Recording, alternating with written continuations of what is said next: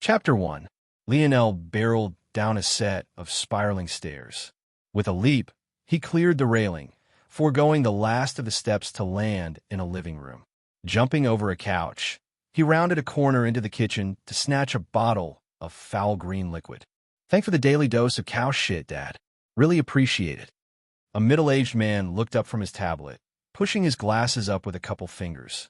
He was lounging behind the large glass doors that opened from the living room into the backyard when his son's usual defamatory statements entered his ears. In another rush toward failure, he'll succeed this time. Instead of launching himself out the front door, Lionel actually made his way back up the set of spiraled stairs. "That's what you said the last over 100 times." Lionel didn't wait for his father's next sarcastic statement. He pushed open the attic doors and swung himself out of the 3-story high triangular windows. His actions looked no different from an attempt at suicide, but his hand just barely caught the ledge, swinging himself upward to latch onto a weakening water drainage pipe. Like a spry monkey, the plastic lid connector of his bottle hanging from his teeth, he climbed to the roof, landing on the angled tiles with a practiced ease. Subject: Lionel Morales. Infraction code 118. 67. 2. Unauthorized scaling of a residential building.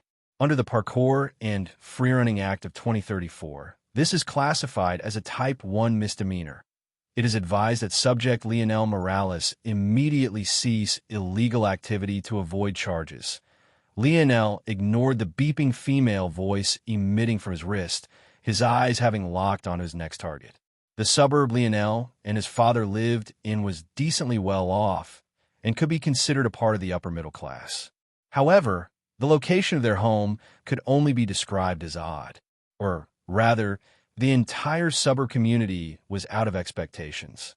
The community existed on a large flying platform that orbited a main city below like the moon did the Earth. These so-called floating paradises acted as a solution to the housing crisis of 2066, effectively fixing the problem by creating more surface area for housing. Nowadays, only the obscenely wealthy could live on the surface. Lionel's destination happened to be this lofty surface world. Though, while most who lived on these floating paradises could only catch a glimpse from time to time, Lionel traveled down almost every day. 17 seconds. Lionel crouched on his home's roof. His and his father's home happened to be at the very edge of the floating paradise. Of course, there were several safety measures taken, but that wouldn't stop Lionel. Despite his vantage point, he couldn't see the backyard his father had been sitting in. In fact, his home looked completely empty from the outside due to a privacy setting. He swung his head back, taking a big swing of his dad's green concoction. In that moment, not only did his tongue seemingly light on fire, but even his lungs burned. One would think he was breathing in a raging fire smoke instead of drinking a smoothie. "Ack, really outdid yourself this time, old man." Lionel suddenly took a leap. At first, it seemed that he wouldn't make it very far. He'd fall 3 stories and come out with a broken leg if he was lucky. However, that was when a sudden gust of wind crashed into his body. If it wasn't for its sturdy straps, the backpack to his back would have been flung off entirely. A fierce whoosh filled Lionel's ears as he was taken into the skies. His arms and legs spread out, a refreshing smile playing his features as though he didn't realize that he looked no different from a madman to any sane observer.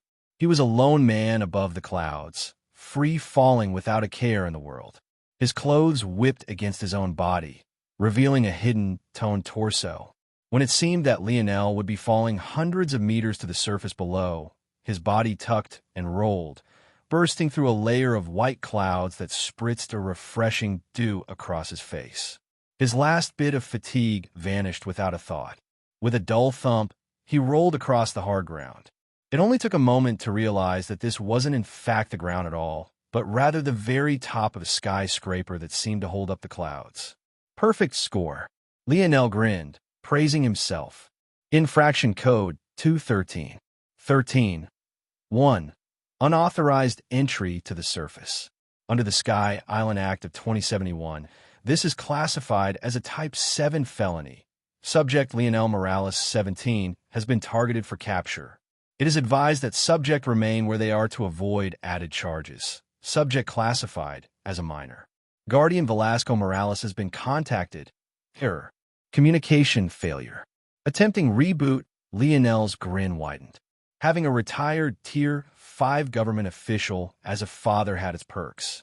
For example, any crimes linked to a retiree of such prestige was directly handled by the Bureau of Intelligence and Protection, or BIP for short. Since Lionel was a minor, all of his crimes were forwarded to his father to be vetted by BIP. With his father's name at his back, small crimes like this were directly ignored. Unfortunately, though, his 18th birthday was coming up soon. Lionel popped up, grabbing a silver-framed bicycle hidden in a corner. He leapt from a building's side, swinging his bike seat between his legs just as he firmly landed on a cylindrical glass structure attached to the side of the skyscraper. Due to the suffocating lack of space and the obscene price per square footage, almost every building on the surface was interconnected in some way. The skies were filled with glass tunnels. Towering structures were sometimes no more than a meter or two apart, and personal vehicles were incredibly rare even for the rich who could afford to live here. Get to school the normal way, boy. Lionel's laughter rang out as though there wasn't a several hundred-meter drop beneath him. Screw off, Lenny. They'll start taking the tube the moment you agree to pay those ridiculous fees for me. My name isn't Lenny. Lionel pedaled away to duck away from the old man's next round of nagging. He still didn't know how the old man always managed to know when he arrived, and also had no idea where his voice was being projected from either, but he could only assume that he was sulking behind one of those one-way viewing windows. Streaking across the high rises of the surface city, Lionel sped through the dense metal forest far faster than many thought possible.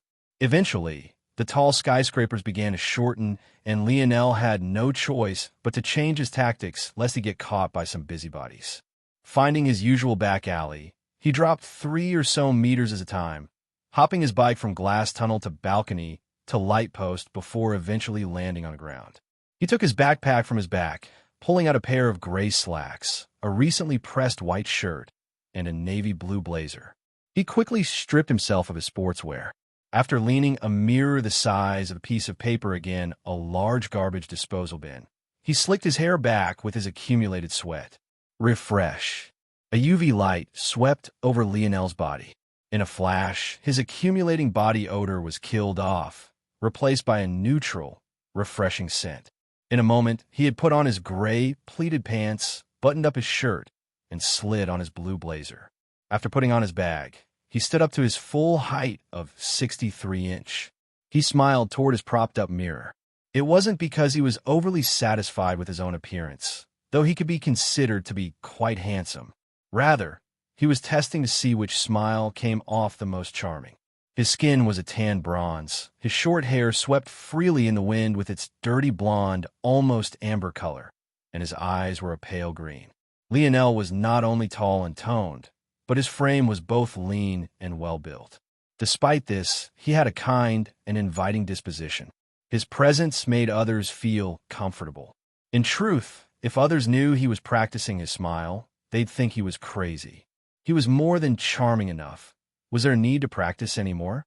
Surprisingly, almost an hour ticked by before Lionel's watch beeped once more. Realizing he would be running late if he wasted any more time, he hopped on his bike. But his pace was much slower this time, not wanting to ruin his effort by sweating once more. He didn't have long to go. The streets leading to his school were nothing like the congested communities he had passed through before. It was like entering a whole new world. There was greenery all around, ancient trees vibrantly recovering from the winter months, and winding paths that led to beautiful architectural feats. This place was the third-ranked academy on Earth, a prestigious place only for the elites of the younger generation. Royal Blue Academy. Leo, good luck. We have bets on you succeeding this time. Lionel grinned as he passed by a few groups of students preparing to head to their classes, waving in acknowledgement. Soon, Lionel's gaze landed on a massive, dome-like building. It stretched hundreds of meters in every direction and had several entrances just from the front. Even among Royal Blue Academy students, there were different separations. To be able to step into this building, only the highest-ranked seniors could do so. However, even with such a masterpiece before him, Lionel's view was completely filled with the sight of just one young lady standing near the top of a wide set of white marble stairs. She looked like a dainty fairy descended from the skies. Her long, flowing black hair gently waved in the wind, only resting at the small of her back every so often. Her eyes were a warm amber that bordered on gold, making her seem like a goddess separated from the world. A small group of friends stood around her. Their banter caused her to smile a shy smile that gripped Lionel's heart and refused to let go. When she looked up and met Lionel's gaze, he felt that the entire world aside from her had turned various shades of white. Her delicate tanned, yet fair skin, the small slope of her nose, the way the wind gently caressed her thigh-length dress, revealing the curve she so modestly hid.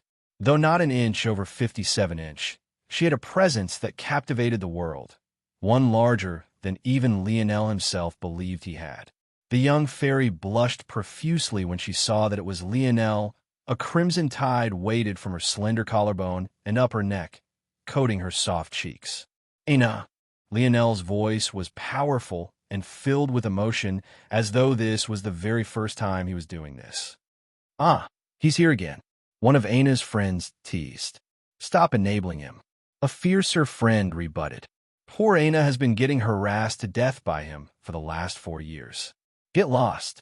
Lionel seemed used to this good cop, bad cop routine, but the truth was he couldn't even see or hear them. His senses were incomparably focused. "I won't stop until I have a real answer from you." Lionel's gaze burned. In that moment, his pale green eyes seemed to gain a new light, becoming a green more vibrant than even the trees around him. "I must be your man. Will you have me?"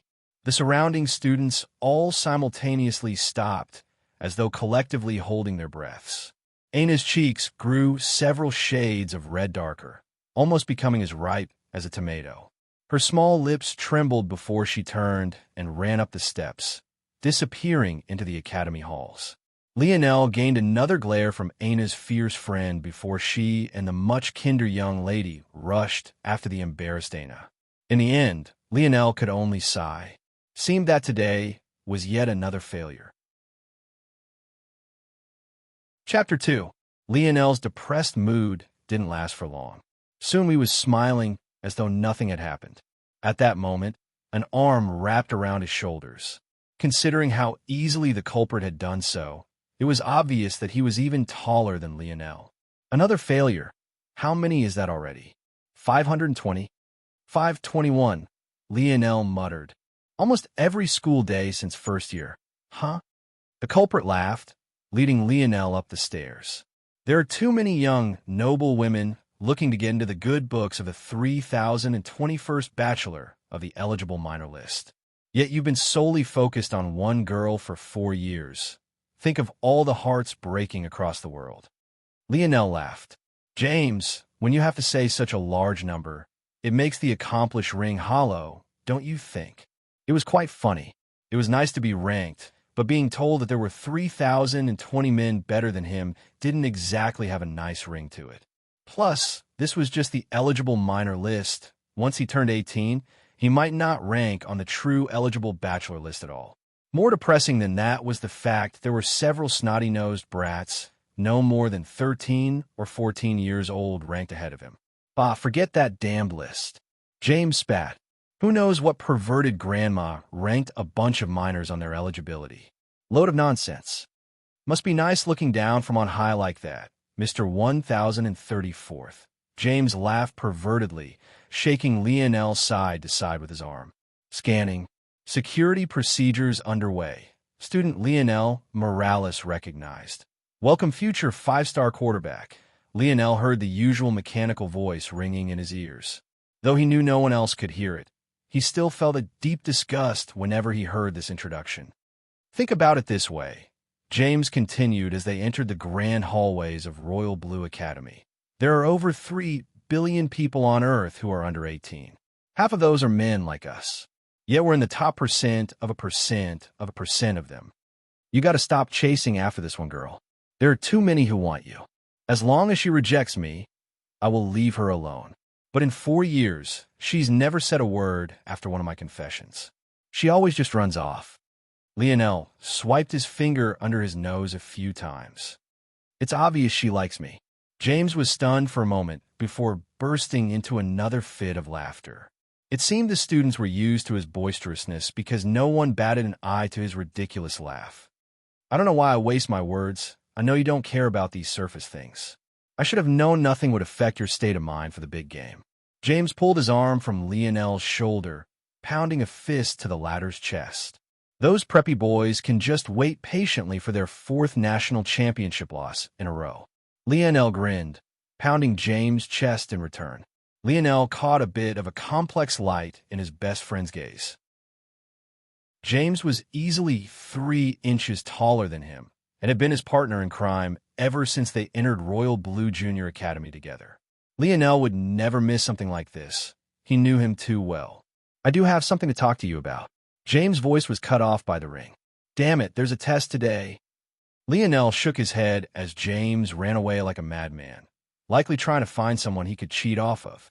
Without thinking much, he pulled out a binder from his backpack to cram for his own test while he walked to class. Unfortunately, he and James weren't in the same class.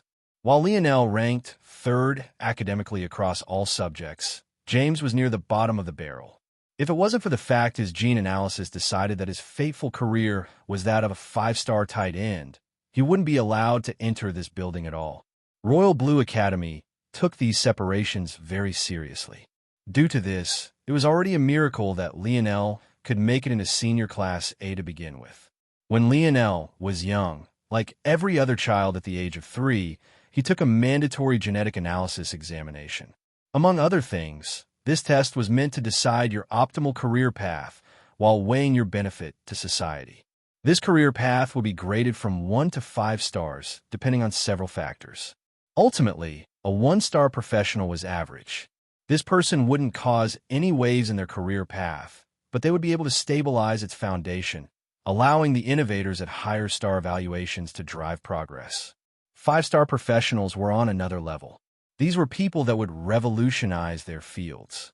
In a single generation, there wouldn't be more than 100 children with this level of evaluation, and not every profession was guaranteed to birth one either. It should have been great that Lionel had such an evaluation. He too was a 5-star professional. The trouble was that he had no interest in joining the National American Football League and becoming a Hall of Fame quarterback. People like him were categorized as entertainers. He would be rich and live a great life, but he would never be taken seriously outside of his sport. This was part of the reason he was ranked so lowly on the eligible minor list. Many ranked above him were only worth 3 stars to their professions, but they were still more valued. Of course, this wasn't the full reason, or else James wouldn't be ranked so much higher than he was since he too was an entertainer. Lionel walked into class just on time. He smiled lightly to greet a few people before burying his head back in his binder of notes. Though many liked to socialize with Lionel, they could only shake their heads when they noticed their school's star quarterback cramming, as he usually did. His personality was really too odd. He had just been confessing his undying love to Aina, yet now he sat right behind her in class as though he didn't know who she was.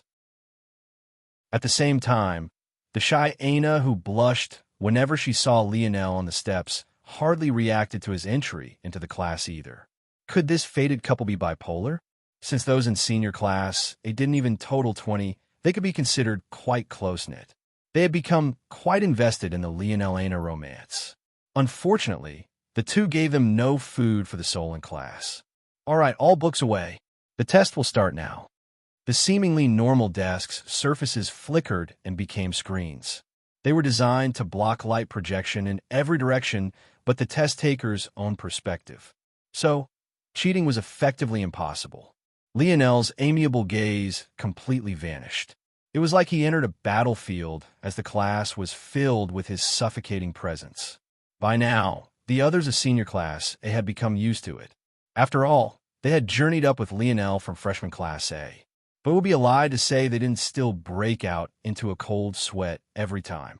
It was just a test. Was there a need to take it so seriously? They really couldn't understand how Lionel was evaluated as a 5-star quarterback instead of a 5-star general. Even if he was evaluated as a 4-star general like his father, it would have been a much better use of his talents. As usual, Lionel finished with blazing speed, only taking half an hour to complete a 2-hour test. Without a choice, he pushed up from his desk, grabbing his bag and slinging it over his shoulder. The rest of the class breathed a sigh of relief. Now they could start taking the test on their own. Sorry, Teach.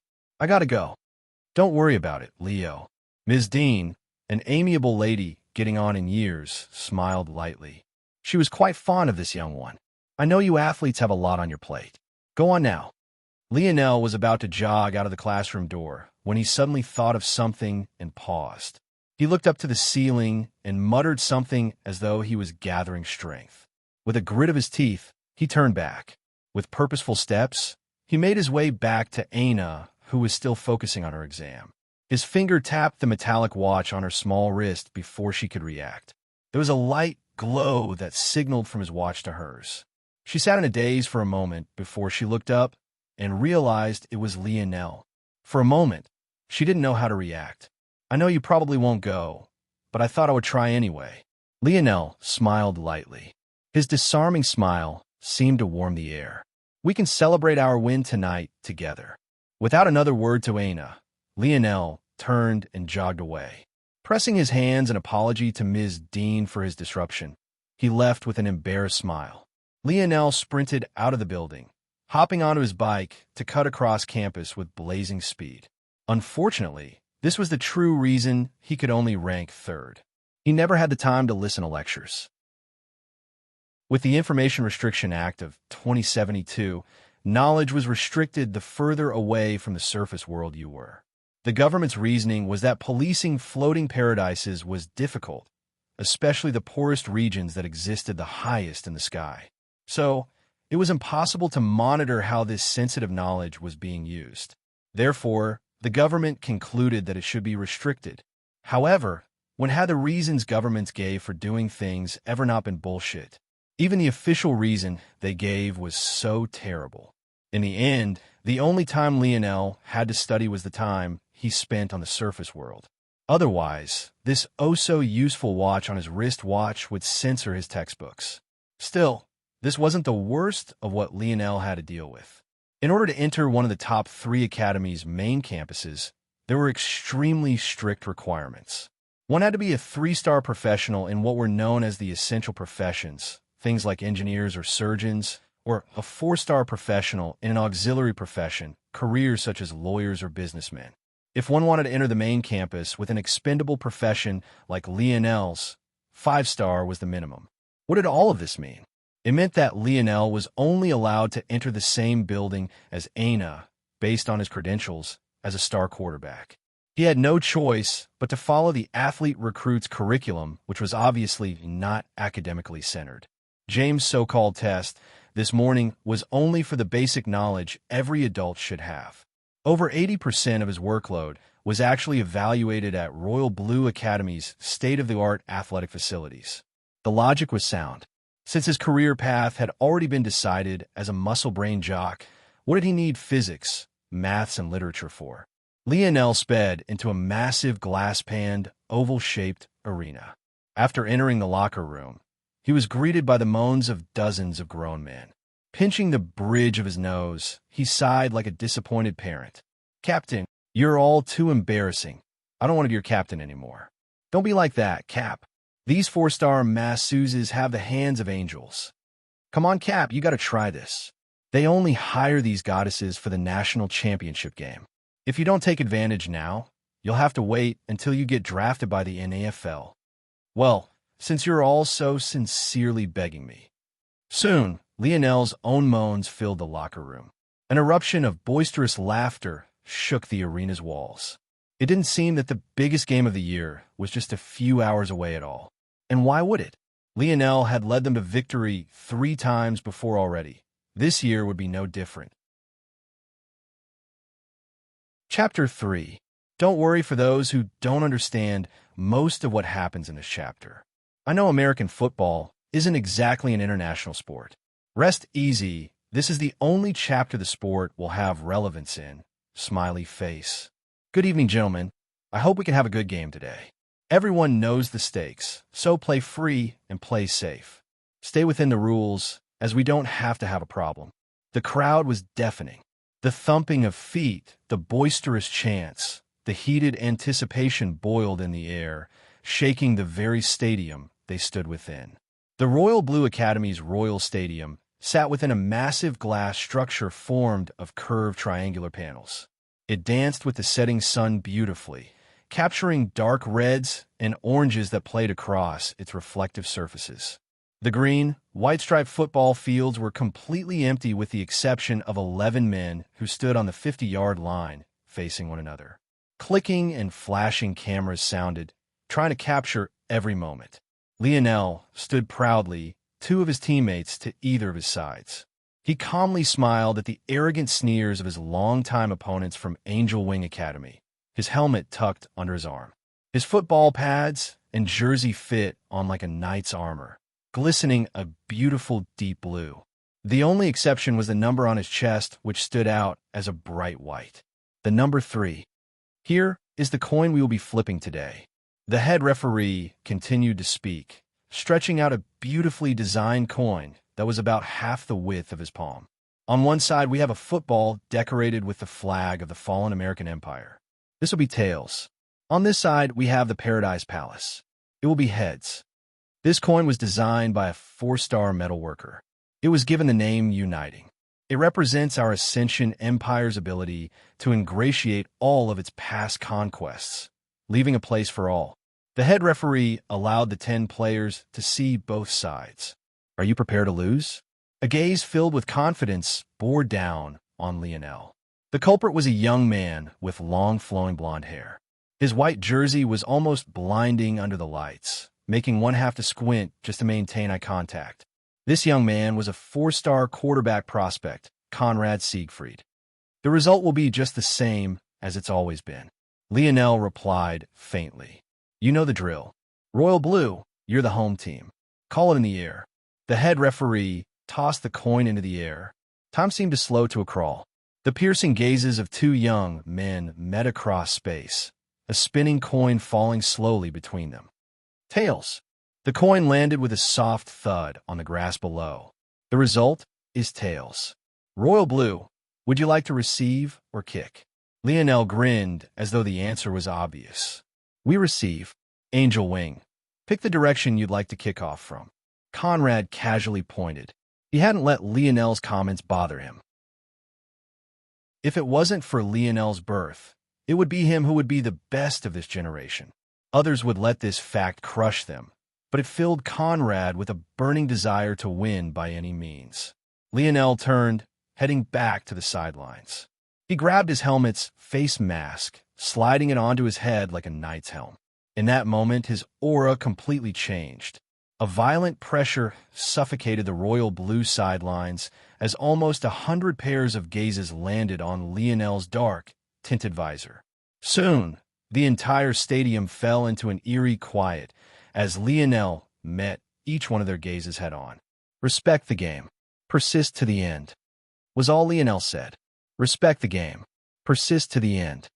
Royal Blue repeated these words as one. The crowd joined in, a torrent of momentum climbing to infinity. A rush of emotion filled the air, a wild cheering shaking the very ground once more. Let's go, and here we go again. The 4th year and the 4th national championship appearance for 5-star quarterback Lionel Morales and his Royal Blues. Will it be another victory? Or would the star quarterback end his tenure with the only blemish on his resume? I think we all know the answer to that, Phil. In case you've all forgotten, let me remind you. This is the greatest quarterback prospect to ever be birthed. This young man was throwing darts in his diapers. He could sleepwalk through this game and still win by 30. Don't think we don't know what you're doing, Rick. You were just hoping your Los Angeles sewer rats trade up to pick him in the 2198 draft. Well, let me break it to you. We have the number 1 overall pick this year. The entertaining commentary of the Phil Rick duo was in full swing, The liveliness was intoxicating. And here it is, the kickoff of the 119th National Championship game. Angel Wing's kicker did a light jog up before unleashing a booming kick that soared through the air, landing out of the back of the end zone for a touchback. With that, the game had truly begun. Here we go, the first play. It seems that Coach Owen is really letting Morales have full reign now. Immediately entering a 5-wide set. Not even using a running back. Morales is all the running back they need. Lionel shifted his gaze from left to right, checking the defense. He could see the vicious gazes of the Angel Wing defensive line. Their middle linebacker's gaze locked onto Lionel's. He was a 4-star professional in his junior year. Unfortunately, much like his quarterback, he had been played to death by Lionel for the last 2 years. His eyes swiftly met James as though in tacit agreement. Blue 80. Blue 80. Set. Hunt. Lionel clapped his hands, his legs slowly raising and setting into position as he accepted the snap ball. He glided backward effortlessly. His back leg had hardly planted before he cocked his arm back and released a laser. A corner blitz. Morales didn't check the play. He actually threw it directly over the corner's head. James dropped the ball. That could have been a 20-yard gain. How unlike him, eh? The loud blowing of a whistle sounded. Unnecessary roughness. Roughing the passer. Number 21. 15-yard penalty. First down. Lionel felt that the wind had been knocked out of him. Having opened up his chest to throw the ball, he had been completely blindsided by the blitzing corner. Of course, he had known it was coming, but he couldn't throw and dodge at the same time. Gonna be a long night, pretty boy. Number 21 grinned down at Lionel just as another whistle blew. Unsportsmanlike conduct. Number 21. 15-yard penalty. First down. The corner raised his hands in mock defeat, swaggering back to his side of the field. You good, Cap? One of Lionel's offensive linemen helped him up. No problem, Lionel said with a cold smile. The team huddled in. Sorry, Leo. You took a hit for no reason. James' gaze was filled with shame. Don't worry about it. It happens. Leo hit his shoulder pads. Head up. Didn't we just gain a free 30 yards anyway? Since they want to play games, let's play games. The play goes, trips right, red under seam, wide out bang. On two. Break. The huddle broke, leaving Lionel to jog to the line. He paused in shotgun, waiting for his team to get set. Usually, he would scan the defense. But this time his head turned to the right, his gaze piercing toward just one side of the field. He raised a finger pointing at number 21. He had never seen this player before, so he must have been a freshman. Considering his cockiness, he was most definitely at least a 4-star recruit. It seemed Lionel would have to teach him to be more obedient. Oh, he's done it now. Blue 21. Blue 21. Down set. Hunt. The whistle blew. Offside. Number 21. 5-yard penalty. First down. He's toying with the rookie now. You think the little guy thought Lionel would just try to force the ball toward his side of the field? He's too naive. Football is a game of the mind. Excellent use of the hard count to deal with an over-aggressive rusher. What is Angel Wing thinking, sending a corner blitz twice in a row? From now on, Morales is in control. And in control he was. The first drive was no less than a masterclass in timing, accuracy, and precision. In just 12 plays and 7:36 minutes, the Royal Blues found the end zone.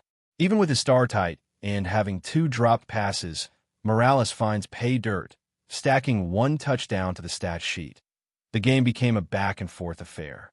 Though Royal Blue had Lionel and James, not only did James seem to be having a bad game, but Angel Wing had far more 4-star recruits than they did. Aside from the dynamic duo, Royal Blue was mostly constructed of 3-star prospects. After all, they were only ranked 3rd of the academies, while Angel Wing was ranked 2nd. However, Lionel pulled the team from the depths of despair time and time again. What a bullet over the middle. Morales is really carrying the load of the offense, but he's taken a lot of hits this game. You have to wonder if it's worth it. He has nothing left to prove at this level of football. That's just part of his charm. Would he really be Lionel Morales if he pulled himself out of this game? Time ticked, and the 4th quarter came around. a score of 35-31 in favor of the Angel Wings hanging on the scoreboard. "What the hell are you doing out there, Bennett?" Coach Owen grabbed James' chest pads, fury billowing through his thick mustache. "You choose the biggest game of the year to shit the bed." James' head hung low. "I get it." Coach Owen took a step back. "You've already won 3 times. This game is probably meaningless to you already. But think of your juniors. This may very well be their only opportunity in their lifetimes." "Coach, that's—" James wanted to defend himself, his gaze flickering with a complex light. He simply couldn't find the courage to do so. He already had 5 drop passes this game alone. That may be as many as his whole academy career from the start to now. He really was playing out a character. Lionel came over with a smile. In truth, if one ignored the happy expression on his face, it would be easy to see the kind of sorry state he was in. He had already been forced to tape up his ribs at halftime after yet another late hit. "Come on, coach. You know he'll step up when it really counts." If we didn't keep this game a bit close, wouldn't the crowd be too bored? The sound of a whistle came from the field. The Angel Wings kicked off, leaving the ball in their possession for a final drive. 1:15 sitting on the clock. "Isn't this what we live for?" Lionel's grin sent a wave of calm through the sidelines. "Let's go win this." Lionel slid on his helmet. Like a general leading his army, he stepped out onto the field, his mind incomparably focused. "And here we go. Scoot up to the edge of your seats, everyone. This is the final drive to decide it all." A nice and easy run on first down. It's clear the Royal Blues are taking their time, settling the pace, looking to end it on their own terms. Excellent timing on that out route. 87's been a key piece with Bennett's down game. He may only be a 3-star prospect, but he stepped up big today. 0:47 on the clock, and the Royal Blues are already at midfield. Morales has them running like a finely tuned engine. Oh no. 56 whiffs on a block, letting a rusher free. Morales spins out of the tackle, rushing to his right. A work of art, nothing less. A slight flick of the wrist to send the flying 40 yards right between the numbers. 87 tiptoes out of bounds at the opponent's 6. 0:03 on the clock. My blood is boiling. Can they do it? Can they seal their dynasty with a victory? This is it, boys. Leave it all out there.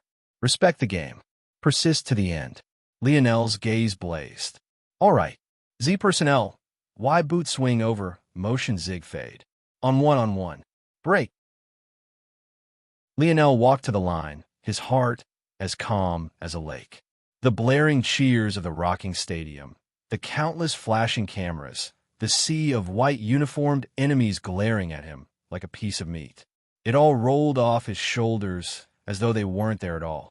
With a light smile, Lionel turned his head to the right of the field, his arms slowly raising to point at a familiar freshman. It can't be. Morales is doing it again. Aha! This is the spirit of the game. To call out your opponent on the final play, what guts, what imposing grandeur. Blue 21. Down set. Hunt. The ball spiraled through the Royal Blues center's legs, hitting Lionel's palms perfectly. It's a design boot to the right. The Royal Blues really are targeting the rookie this time. The rookie slipped up. He thought Morales was going to hit him with a hard count again and got caught flat-footed. There goes Bennett, sliding past him for the corner fade. Morales sees him. This is it. Bennett is wide open. Lionel rolled to the side, the football between both his hands. The Royal Blues hadn't run a single design boot all game. The defense was caught completely off guard. By the time they realized what was happening, Lionel was practically alone on the right side of the field. The only others with him were the rookie, 21, and James, who had faded to the corner of the end zone. The rookie was caught in no man's land. He had no idea whether he should rush after James or if he should try to get a hit in on Lionel, ending the game. In the end, he rushed forward. He knew it was already too late to catch up to James, but maybe he had a chance at Lionel, who was rushing toward him. Unfortunately, Lionel smirked. With a flick of his wrist, the ball soared over 21's head, landing right in James' hands. Morales does it again. Royal Blues W. The deafening crowd fell into an eerie silence as the ball slipped through James' hands and the clock hit triple zeros. Chapter 4. James grabbed his helmet with both hands, dropping to his knees in despair. At a time like this, Lionel could only sigh. However, under the silence of the arena, a resounding boom of two clashing bodies sounded.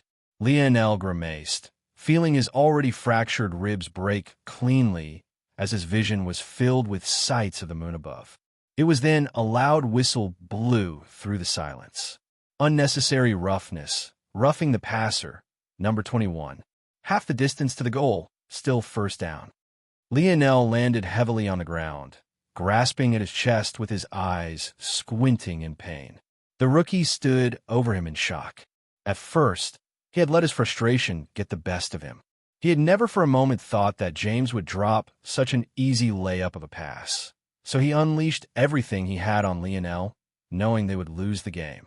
Never did he think that his actions would give the Royal Blues another chance with 0 seconds on the clock. The medics rushed onto the field. Despite the Royal Blues gaining new life, the stadium still remained silent. The sight of Lionel writhing in pain made many send furious gazes toward the rookie and James. "Bennett, get the hell off the field. Rook, you're in." Coach Owen coldly benched his 5-star prospect. He didn't know what was wrong with James today, but he was clearly in his own head too much. It was impossible to use him for this final play. The medics quickly lifted Lionel's jersey, undoing the bandage wraps from the first half to reveal ghastly purple and green bruises. It was simply impossible for a bruise to spread so quickly. The only explanation was that Lionel had suffered this injury very early on in the game. "Don't!" Lionel grabbed the hand of the middle-aged male medic who tried to take his pads off. "There's just one play left. I got it." Coach Owen, who had rushed onto the field, frowned deeply, his arms crossed over his well-built chest and his mustache billowing. The team stood around Lionel's slowly rising figure, solemn expressions on their faces. They knew that everyone made mistakes, but at the moment, they were having a really hard time forgiving James. "What are you all pouting for? An injury timeout doesn't last forever. Let's do this. Line up." Seeing Lionel's resolute attitude, the medics and Coach Owen had no choice but to jog off the field under the silence of the crowd. In those moments, the heavy breathing of the players who stood on their last legs was all that remained hanging in the air. Lionel's fiery gaze lit a fire under them all, filling them with a strength they didn't know they had. On the sidelines, Conrad looked on with a gloomy expression. Victory had been in his grasp, yet it slipped away just like that. Lionel slapped his hands together, standing behind his offensive line as though he wasn't injured at all. "Blue 80. Blue 80. Down set. HUT." Lionel sat in the locker room, breathing heavily. The sounds of celebration surrounded him, causing a light smile to play his handsome features. Who knew how they did it, but the guys managed to get their hands on a few dozen champagne bottles. Their wristwatches were probably beeping away with talks of the underage drinking code. Unfortunately, he couldn't take part too actively, though he could forcibly ignore his pain if need be, as he did on the final game-winning play. It was probably best he didn't move too actively, lest his ribs puncture his lungs. "Stop moaning and groaning, Cap. You're not getting out of partying tonight." One of Lionel's O-linemen, 3-star center Milan Inga, slapped his shoulder without regard for his grimace. He swung back a flask of vodka, his massive fat cover body somehow appearing ripped of muscle at the same time. "Oof, I already promised I'd come. No need to kill me first." The guys laughed, hopping into showers one after another. Lionel gingerly took off his sweaty pads and undergarments, taking his time. He planned on hopping into the showers last. Although he was pretty certain that Aina wouldn't come, he still had to put his best foot forward just in case. Luckily, he had already prepared a decent outfit. It wasn't as flashy as what those rich boys could bring out, but he was still happy with it. "He'll probably have to have one of the medics re-bandage this for me," Lionel thought to himself. Hearing a sudden plop by his side, Lionel turned from his locker to see his coach half dozing off, a strong scent of alcohol leaking from his mouth. Lionel laughed. "Coach, you're going to get yourself fired going around like this." "Bah, fuck those preppy pricks. Coach Owen tipped his flask up as though mockingly toasting the very people he insulted. Lionel almost didn't understand his slurring words. Look at you. How embarrassing. You get like this every year. What's it to you? You're gone after this time anyway, off to the bright lights of the NAFL. This old man will just stay in his little town. PFT. Lionel couldn't hold back his laugh. You are the coach of the best academy football program on Union Continent. Your salary is enough to retire now and live a life of luxury until you finish putting that other foot in the grave. Usually, Coach Owen's mustache would blow and he'd have another witty comeback waiting for Lionel. But this time, his response was completely unexpected. Thanks for choosing Royal Blue, kid. Lionel was stunned silent for a moment. He very well could have chosen Angel Wing, allowing him to attend the second-ranked academy. But he chose Royal Blue because he liked Coach Owen's straightforward personality. As for the first-ranked academy, they didn't have a football program, seeing the entertainment path as something beneath them. In the end, Lionel smiled lightly. Don't thank me. Thank that dead rat on your lip. If not for how fun it is to poke fun at it, I would have never come here. Coach Owen laughed uproariously, slapping Lionel's back even harder than Milan had. Finish drinking that green vomit your old man gave you, kid.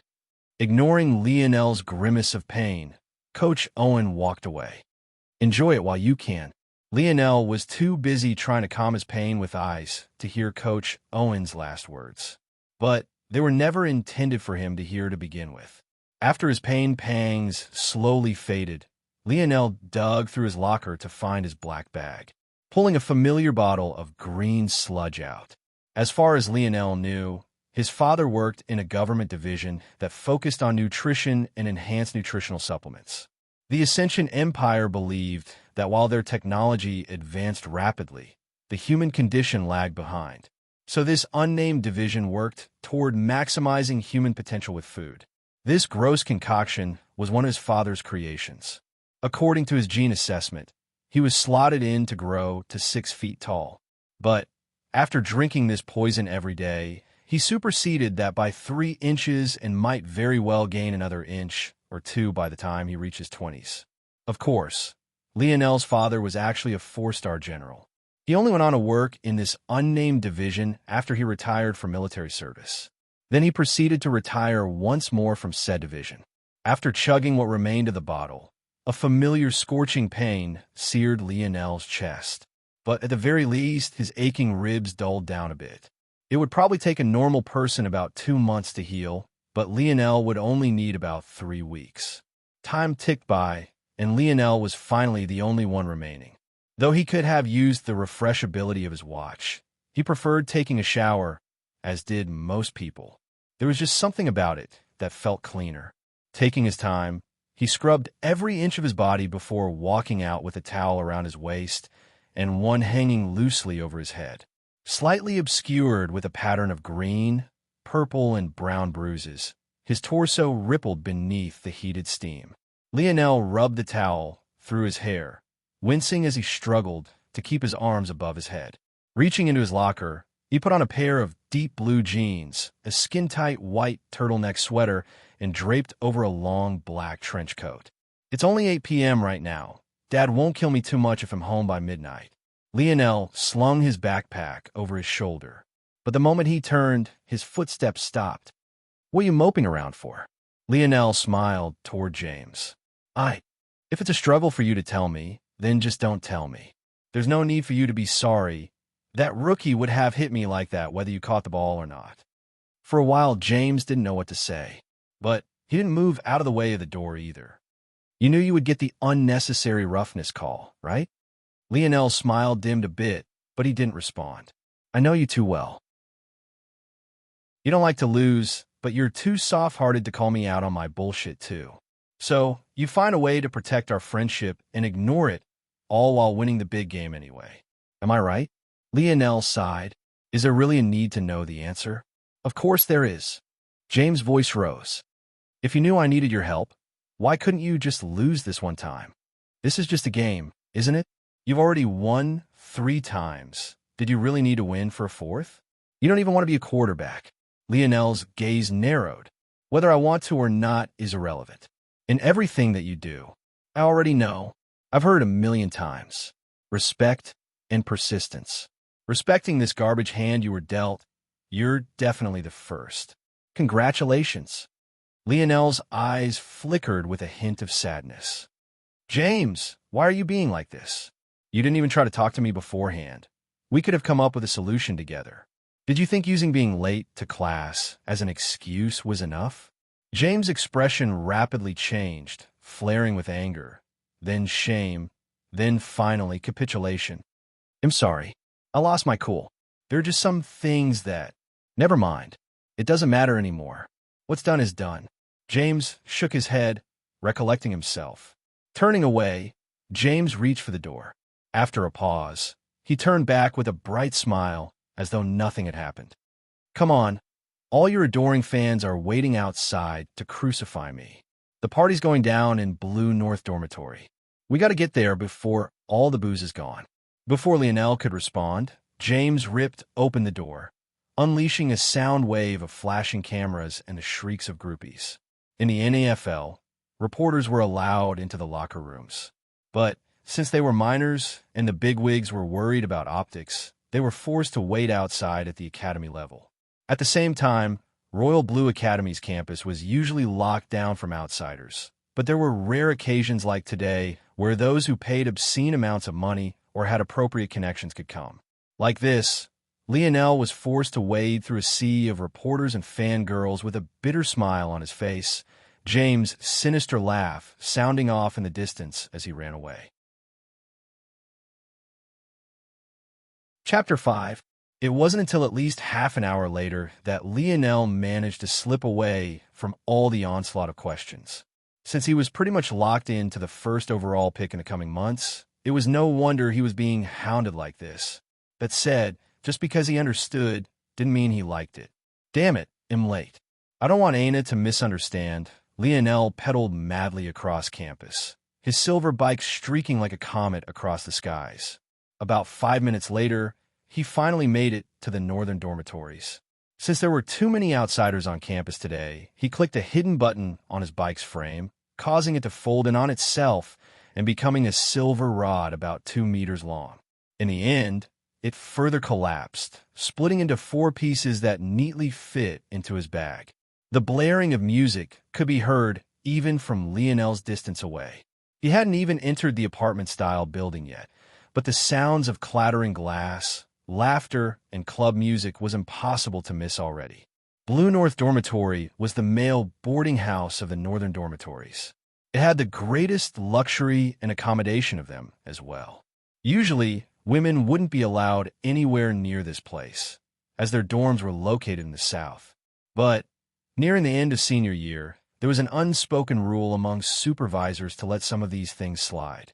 At the very least, Lionel could see many of these blooming beauties through the windows and even strewn around outside, sneaking away with their lovers. Seeing these sights, Lionel sighed. Would Aina really come to such a place? Maybe he was asking for too much. Thinking to this point, his footsteps couldn't help pause. These were some of his last chances to capture Aina's heart. If he failed now, who knew when he would see her again? Aina was a 5-star professional. Lionel didn't know of what profession due to certain protections. In order to protect students from being poached and harassed by conglomerates and distracting them from their schooling, this information was usually sealed.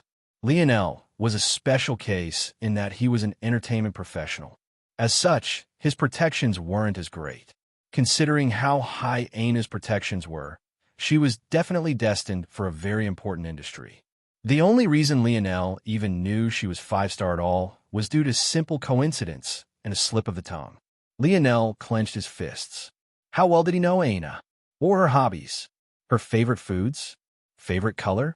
Lionel didn't know the answers to any of these questions. However, he was enamored. There were other women just as beautiful as Aina, some of whom had even tried to deliver themselves into his arms. But there was something about this woman in his heart that overshadowed them all.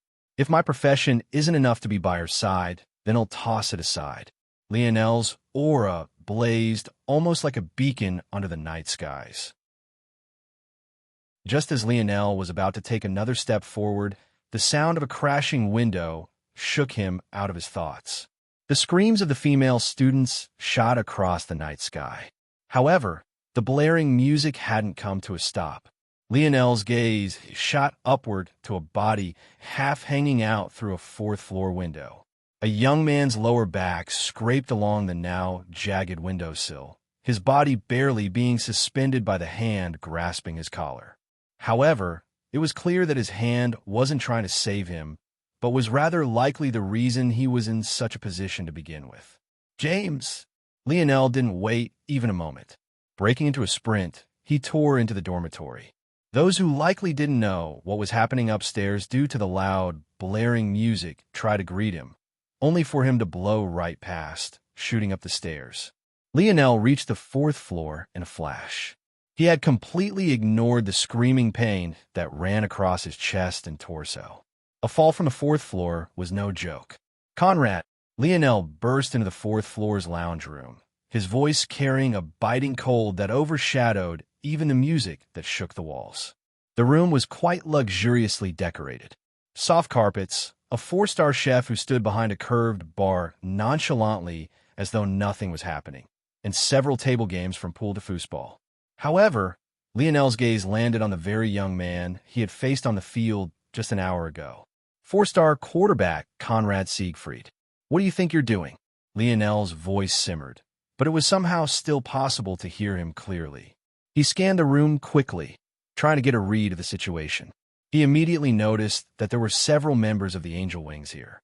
This in and of itself wasn't a problem, but he had never heard of a losing team joining the winning sides after a party like this. What could they be here to do, if not cause trouble? It was then Lionel froze. Aina? He was stunned. He had really been fully prepared for her not to come, yet she really was here. Not only that, but it seemed like her and her two friends are somehow involved in this scuffle.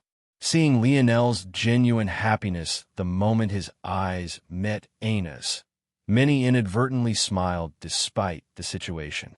Aina herself blushed and looked away, trying not to meet Lionel's gaze. "Oh, so she's yours?" It's no wonder why this guard dog reacted so furiously to my casual words. Hearing Conrad's words, Lionel's expression once more became cold. He was smart enough to understand what must have happened.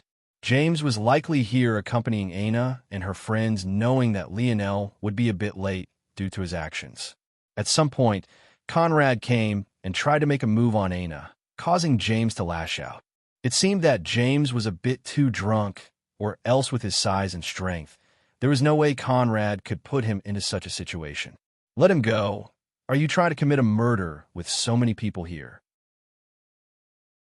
It was unknown who exactly, but the surround sound system of the fourth floor was turned down to the point only the music from the other floors reverberated through the walls. The members of the Royal Blues gathered around Lionel without him saying a word. With their leader here, there was nothing that needed to be said. No matter what, the Angel Wings were outnumbered here. Lionel didn't know what was going on the other floors, but there were 12 members of his team here, and only 7 of them. "So what if I do? Do you think I would be punished for it?" He asked his question teasingly, as though he really wanted Lionel's genuine opinion. Conrad's response caught Lionel completely off guard. He considered himself to be an intelligent person, but he was completely blindsided. After considering for a moment, he finally understood. Hadn't he committed a felony just this morning? And that was just with his father's retired status.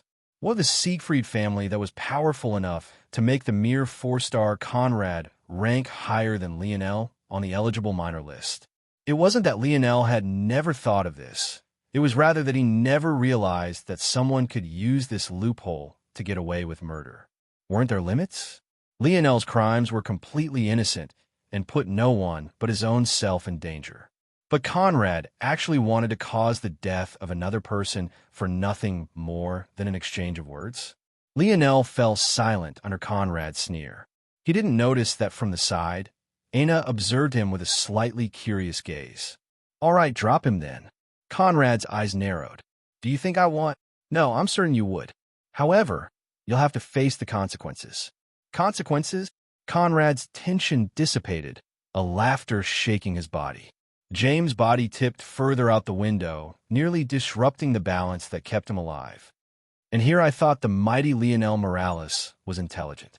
It seems that you're just a fool. Lionel expressionlessly watched on as Conrad laughed. Several seconds ticked by before an uncomfortable feeling started to well in the latter's heart. Soon, even the remaining 6 Angel Wing players felt too stifled to laugh. Yes, consequences, Lionel replied plainly. If you drop my partner from that window, you 7 will follow him right after. Conrad choked on his own breath. Lionel's biting cold gaze pierced through his heart. Do you really think you can say such a thing? Do you know who I am? For just this threat alone, the consequences you speak of are far beyond your wildest imaginations. As though on cue, a voice once more sounded in Lionel's ear. Infraction Code 2231. 4. Murderous intent detected. Under the Speech Moderation Act of 2034, all manners of hate speech and threats are classified as a Type 9 misdemeanor. It is advised that subject Lionel Morales rethink his coming actions.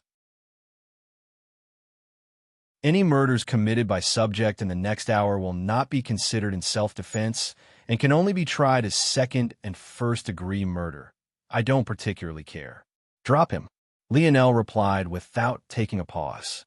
Everyone could see the flashing lights of his wrist through the black coat that slightly covered it. The warning red lights only appeared as a warning to bystanders who may get caught up in the coming actions. He really meant it. Conrad finally froze. I may go to prison for the rest of my life. I may be placed on death row even as a minor. But you 7 will be dead, so what chance are you going to get to gloat? Those who weren't involved in this sudden clash suddenly felt that their whole worlds were taken over by the sight of Lionel's silhouette. Lionel was maybe the person with the lowest standing of their Royal Blue Academy. There were others who entered only by their own merits, but none shined as brightly as he did. Yet, in such an elitist society, he had made friends with them all. There hadn't been an occurrence of Lionel being bullied for his background in a very long time. He was a peer they respected, one who made them forget about how powerful their mothers, fathers, and families were simply to enjoy his company. Seeing him stick out his neck in this way for a friend, regardless of the consequences, it made their eyes redden. Incredibly moved, several more individuals stepped forward. There were no words spoken, but Conrad went from facing just 12 to feeling the emotional tidal wave brought forth by almost 30. At this moment, Conrad was caught between a rock and a hard place. If he took a step back, he would look weak. But if he continued along this path, he might really lose his life. It was then that it happened. Centuries from now, historians would come to know this event as the dimensional descent. It was the day that Earth evolved and their plane of existence morphed. It was the day they ceased to be the top of the food chain. A loud blaring noise cut through their silence and the wall-shaking music of the other floors. The expressions of everyone present changed, their wrist watches vibrating with several continuous warnings. Warning, warning, we have entered a code red, Class 9 state. Warning, warning, we have entered a code red, Class 9 state. Everyone present knew exactly what this meant. Code black. It was the lowest and most normal state. Class 1 was a normal day, while Class 9 was used in situations like the spread of a minor virus. At most, the worst death totals would be in the few thousands to tens of thousands. Code blue. It was a medium state of alertness. It was usually used during rebellion by one of the Paradise Islands or the satellite moon societies. The worst death totals would number in the hundreds of thousands, potentially millions. Code red. This was a cataclysmic event. It was a situation where the Ascension Empire's efforts had to be focused on solving the problem as opposed to protecting its citizens. As a result, there would be very few individuals in position to help them. The death totals would be within the billions. And Class 9 was the highest of them all. A sudden blinding light streaked across the skies. For a moment, it seemed it was day rather than night. Everything trembled. The ground, the air, even their bodies, as though an inexplicable pressure was bearing down on them. Gravity seemed to increase by at least 10%. The air grew heavier, a lack of oxygen making those around feel stifled. At the same time, their gazes grew foggy as a dizziness overwhelmed them. It felt as though they had entered an elevator that decelerated far too quickly.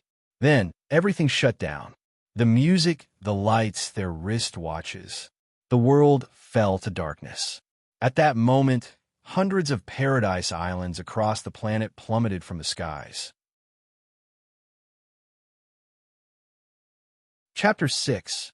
While everyone was distracted, Lionel had already moved, making it to Conrad and James in a few steps and grabbing a side of the ladder's collar himself. Another person might have chosen to fight off Conrad first, but Lionel was well aware how foolish such a choice was. No matter what just happened, securing James' safety came first. No matter what happened between them, James was still his best friend. And, luckily, he had the now darkened lights on his side. As expected, Conrad wasn't able to react. Seeing that Lionel now had a firm grip on James himself, he could only let go, allowing Lionel to pull James up. "Leo?" James' words slurred. It was only now that Lionel realized James had actually been unconscious. It was likely his head that had smashed the window apart. It wouldn't be surprising if he was diagnosed with a concussion. Coupling that with the fact he was drunk, and it was a recipe for disaster. "Hey, Mon, you're late. My sister-in-law was waiting on you." Lionel sucked in a cold breath through his teeth when James heavily leaned on him. He was really in no shape to be taking on such a burden, but he still carried him out, letting him sit on the couch. "Chef, do you have any gas burners back there? We need some light," Lionel called out. The four-star chef, who had not said a word, even when James' life was on the line, finally looked a bit shaken. He didn't seem to know what was going on. "Yes, we use a blowtorch for the finishing touches of certain dishes." He absent-mindedly fumbled through the dark, pulling out the drawer of a hidden compartment to take the torch he was speaking of. But before he could think to hand it to Lionel, it happened. In that few minutes, it felt that the planet would collapse. A cacophony of booms, so loud Lionel had no choice but to cover his ears, sounded. The earth beneath their feet trembled fiercer, the buildings swaying wildly from left to right. It was then that Lionel froze. He didn't need to think to know what was causing this, the Paradise Islands. "Dad!" A bout of worry seized Lionel's chest. No Paradise Islands were allowed to have routes that crossed over important landmarks. The top 10 academies, government buildings, and historical landmarks all fit this description. So they were safe, for better or worse. However, Lionel didn't care about his own safety. He was worried about his father. Higher-class Paradise Islands like the ones him and his father lived on had several safety features in case an event just like this one happened. However, they weren't perfect by any stretch of the imagination. This was especially so considering the scope of this power outage. The only slight hope was that Lionel and his father lived on a Paradise Island very close to the surface. The closest they could get, in fact. If their island crashed into some of the high-rise skyscrapers first, it could slow its descent enough to save his father's life. These skyscrapers were exactly the very last line of defense for these disasters. They were built with this potential cataclysm in mind. In the end, Lionel could only force his worry down. If it was a normal power outage caused by some sort of system-wide failure, he would immediately run out of here, even leaving Aina behind. However, before everything happened, their wristwatches had warned of a Class 9 code red. It was very obvious that there was nothing normal about this event. Setting his jaw, Lionel weathered the shaking earth with his hands firmly clasped over his ears. It was lucky that their buildings were built with the highest earthquake technology, or there was no way it would have lasted this long. The atmosphere became gloomy. Students who could go here didn't think often of the Paradise Islands above their heads. They would occasionally obscure the sun, but no more invasively than the clouds do. However, this time, with each crashing boom, they became more and more aware that each represented the deaths of countless innocent people. Completely unprovoked, several began to heave and vomit. A putrid smell filled the fourth-floor lobby along with mute sobs, almost completely obscured by the vicious torrent of sounds. Whatever catastrophe the Ascension Empire warned of had yet to even begin, yet billions had already died. What kind of sick joke was this? A few who managed to keep their bearings looked toward Lionel with unconcealed pity. Even though he had closed his eyes and clenched his jaw, keeping his visage expressionless as he covered his ears, they knew well what he must be feeling. Some of them were in the same boat. Even if their families were affluent enough to have a home on the surface, not all of them were able to have a home in those protected zones. Their families might very well die by being crushed by those falling paradise islands. Over 10 minutes later, the booms finally stopped, the earth still swaying beneath their feet. Maybe it was only now that they had become aware of just how many of those islands hovered above their heads, of just how many lives they hadn't even cared for to now. When they did, Lionel began to work as though nothing had happened. He carefully took James' shirt off, being mindful to support his head. As expected, not only did James have a concussion, but the remnant shards of glass on the bottom ledge of the windowsill had left deep gashes to his lower back. Accepting the blowtorch from the 4-star chef, Lionel borrowed a few scented candles from a resident of the dorm and lit them, finally giving them a semblance of light. Lionel wasn't a medic, but he had taken a few first aid classes. He was unsure if the medics they had on standby for the game were still here, or if they had left to their homes. After all, it had been over an hour, approaching 2, since the game ended. He didn't have the luxury of looking for them. Cleaning out James' wounds to his lower back as best he could, he slowly removed pieces of glass stuck in his flesh. Finally, he wrapped them after disinfecting with some cooking wine he got from the chef. "Love you, man." James' drunk voice faded, only to be replaced by his light, snoring soon after. Those here couldn't help but think he was the luckiest one of them all. Even if they tried to sleep now, they had no doubt that they'd fail. Lionel smiled and shook his head, his gaze turning empty for a moment. What should he do now? In truth, he knew that the best answer was to stay put. Everyone else knew as well. As one of the protected zones, they could obviously be among the first to receive government assistance. But what was this code red? Was it just a worldwide power outage? Lionel had a feeling that it was more, but he had to admit to himself that he had no real evidence for this being the case. It was just that, how could the mighty Ascension Empire, which unified Earth, not be ready for such a thing? It made Lionel think that there was something that caused this outage actively. It wasn't a mistake, but rather an event even their empire had no means of stopping. The good news is that we have room and board. The Academy also stockpiles several years' worth of food in an abundance of caution thanks to previous rebellion and hostage situations. The bad is that the campus is current above its usual carrying capacity due to the game and the afterparty. Also, without power, the large freezers will slowly lose their heat. ITLL be even faster if people are constantly opening and closing their doors. It would be possible to take preemptive action and cure what we can. But not many will listen to my words. They'll believe I'm being overly paranoid. The food here is enough to last a month easily before they start to go bad. No one would think that the Empire would be unable to recover in that time, so they wouldn't be willing to make sacrifices. Lionel's thoughts spun quickly.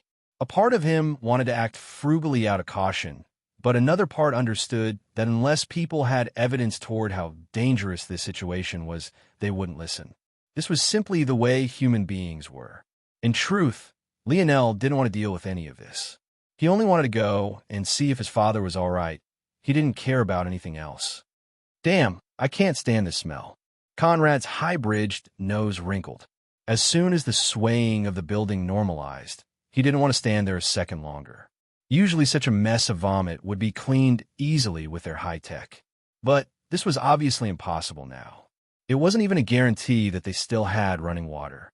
Lionel didn't stop Conrad from walking away. And why would he? Unfortunately, it seemed that Conrad wasn't destined to get very far. The building quaked once more. For a moment, Lionel thought that the foundation was too shaken by the previous earthquakes and that the dormitory was collapsing. But in the next instant, he saw something he would never forget in his life. It was a spatial tear. Lionel was absolutely certain. He had never seen one, nor had he ever read the description of one. But he had a vivid enough imagination to know that if there ever was a spatial tear, it would look exactly like this. Maybe the only thing that deviated from his fanciful image was the fact it lit up the night sky as though it was day. Other than that, everything else was the same. The abrupt cognitive dissonance, its black, starry innards, the way it seemed to have no, and simultaneously endless, depth. Lionel's expression changed as it watched it through the shattered window. It's expanding. We can't stay here. Milan. Lionel reacted quickly. Understanding what he meant, Lionel's big offensive lineman strung James over his shoulder. Lionel would have done himself, but his ribs were in no state to be taking on such a load.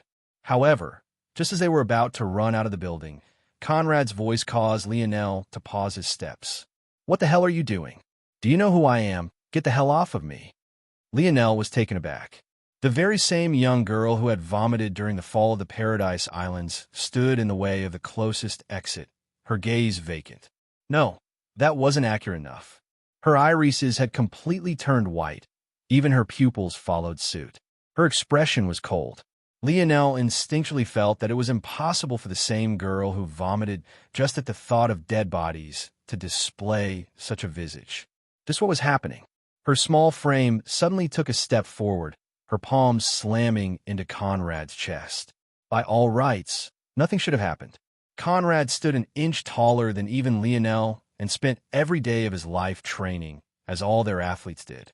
In addition, he hadn't been injured in the game like Lionel had.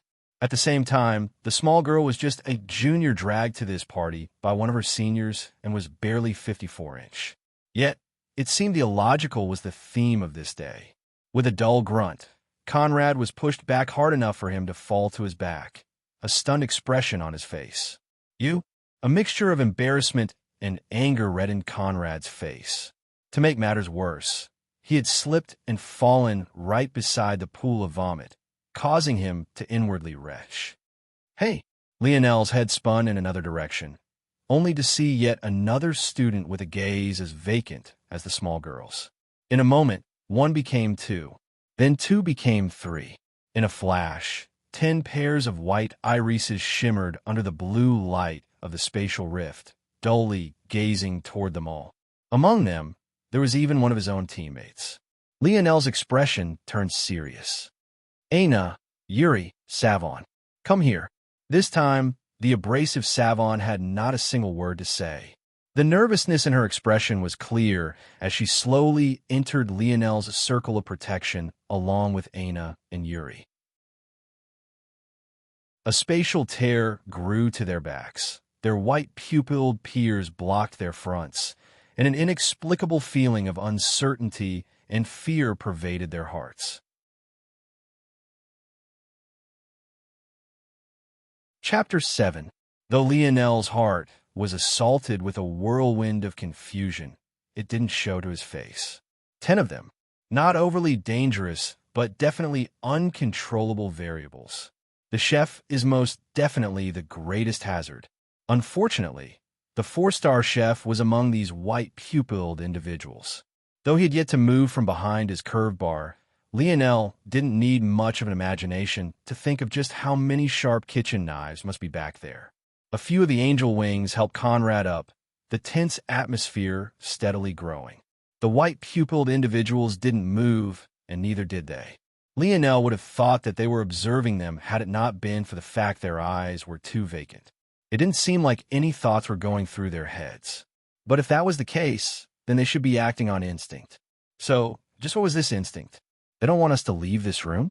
The steadily growing spatial rift to their back waned and growled. Lionel's eyes widened.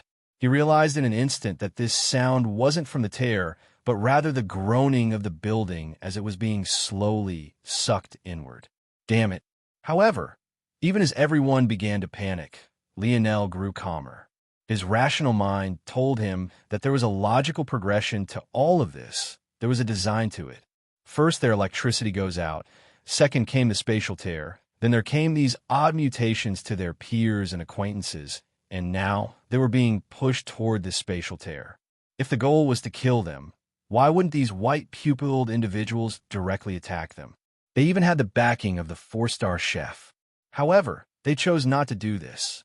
Just when Lionel was going to resolve him to hop into the spatial tear, a shard of glass flew from the windowsill James had just hung from.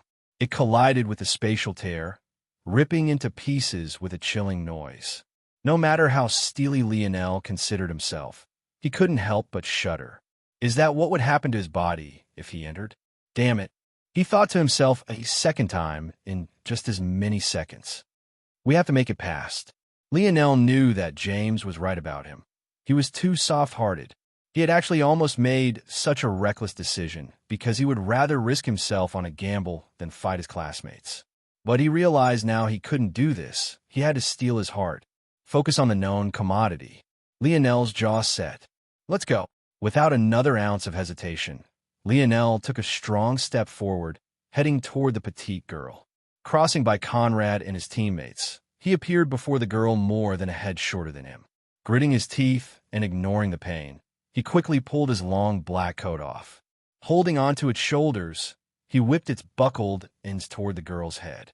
He didn't know how intelligent these white-pupiled people were, but he emphasized his speed and cunning.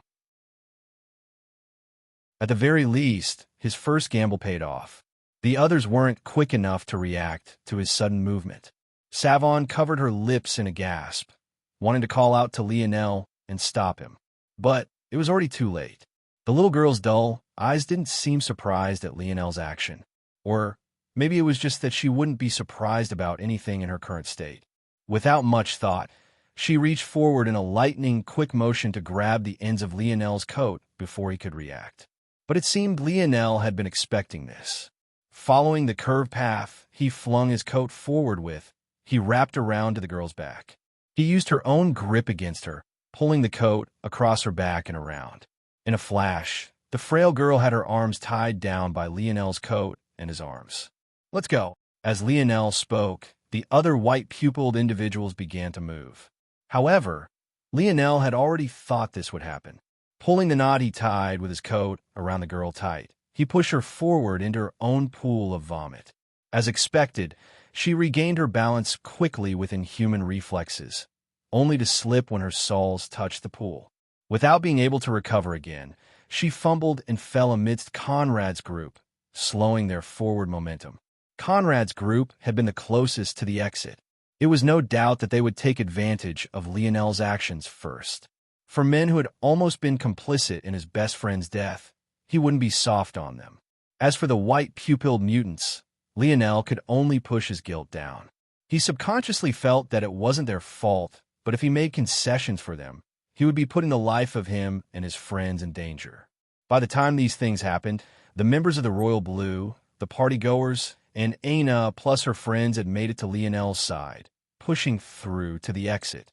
Lionel signaled Milan, who still had James over his shoulder with his eyes. The big guy reacted immediately, kicking the couch James had been laying on over and creating another barrier. Lionel, Conrad's enraged roar tore through the commotion, his gaze reddening with rage. Unfortunately for him, Lionel had already turned away, causing Conrad's heart to go cold. He suddenly regretted his previous actions. However, what he regretted wasn't the fact he threatened James' life, but rather that he hadn't taken control of the white-pupilled girl before Lionel got to her. He had been the closest initially. Why was he always lagging one step behind him? Lionel didn't have time to worry about Conrad's thoughts. The white-pupilled individuals were just an afterthought. What really shook him to his core was the spatial tear. He hadn't felt that death was this close since the first time he skydived from his paradise island. But Lionel had made a mistake. In all his calculations, he had forgotten one important fact. They were on the 4th floor. Damn it, they're everywhere. Xavier, a 3-star safety of the Royal Blues, shouted from a staircase. His words were like the whisper of the Grim Reaper to Lionel's ears. Lionel hadn't taken into account that if such odd occurrences were happening on his floor, how could they not be occurring on others? Rushing into the stairway and slamming the door shut behind him, Lionel looked forward with a grim expression. The problem was worse than he had first believed. On the stairway, 3 pairs of white pupils were waiting. The lights were far dimmer here due to a lack of windows and the fact the power was still out, so they almost looked like floating orbs in the night, sending a shiver down Lionel's spine. Milan stood to Lionel's right, his back against the door, just like him. Before them, the three girls were already halfway down the flight of stairs, while Xavier and a few others were ahead of them and steadily backing away from the three mutants. Lionel bit his lip, almost drawing blood. It was one thing to put some bruises and broken bones on the line on the football field, but it was another thing entirely to have death looming over his head like this. He still didn't know if his father was alive. He still hadn't shed the stigma of his profession. He still hadn't heard Aina's answer. Lionel's gaze shifted to her back. Even in the dim light, she had an alluring charm. Her figure held a steady maturity to it. Aina had always been like this. She was shy in the face of his naked adoration, but she was the only one who seemed capable of continuing to write her exams under his presence. The leaning of the building grew fiercer. By now, Lionel knew it was already too late. A banging on the door came from behind him. With each passing moment, it grew fiercer before it suddenly stopped entirely. Lionel sighed. Conrad and his group had probably been sucked in first due to the open window. There were no large windows in the stairway, nor were any of them broken open, but it was still only a matter of time. He faintly hoped that in their last moments, even if he couldn't see his father, that Aina might say the words that could put a smile on his face even now. But her small frame seemed to have no intention of turning. Maybe I was wrong. I guess she doesn't like me. These were Lionel's last thoughts before the building gave way, snapping off from its foundation and flying into the spatial tear. There was yet another thing Lionel was wrong about, though. The spatial rift didn't take everything. The moment those with white pupils touched its surface, they were safely rebounded away. The grotesque sounded of shearing metal, brick and foundation sounded through the air in an odd way, almost sounded like chewing, as though the spatial tear was having a good meal as it smacked its lips. All around Earth, similar events occurred. Many shared the same thoughts of agony and despair Lionel had. Many more had suffered terrible acts of revenge, guilt, and sometimes even both in just those spare few minutes. The world was changing in a completely unprecedented way. There were some who managed to escape the tears, but it was impossible to tell if their situations were any better. In a world filled with white-eyed mutants, normal humans had suddenly become the minority. The odd mutations continued, even transcending the human race and affecting the other animal kingdoms. However, even as their population grew, they did nothing. They stood silently, their pale eyes gazing vacantly toward empty space. Even those who stood just a few steps from another of their kind didn't speak, as though they were all collectively waiting for something. The so-called government response never came. Ascension Empire's Paradise Palace stood majestically, spanning hundreds of meters to the left and right, but it too was silent. Only the slight whipping of its high-masted flag, moving with the wind, could be heard for several kilometers. If one wanted to speak of the death of a world, it seemed that such a description could be any better. However, the world hadn't ended. Not just yet, anyway. Lionel and his group lay unconscious on a bed of eroded limestone. Around them, half-broken pillars stood, etched with ancient runes impossible to decipher. An odd energy swirled around them. At first glance, it seemed to be much more like fog than anything else. However, it behaved completely unlike fog. Instead, it moved and almost breathed like a living entity.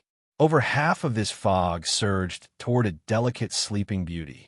Compared to the disheveled appearances of the others, she looked as though she was doing nothing more than taking a sweet nap. Her visage made many want to scramble to protect her, the light smile on her pink lips causing a twitch in the hearts of those lucky enough to see it.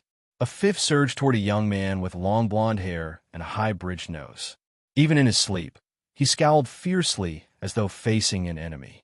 The disdain was almost painted onto his lofty cheekbones. Another fifth descended toward a tall young man with bandages wrapped around his torso.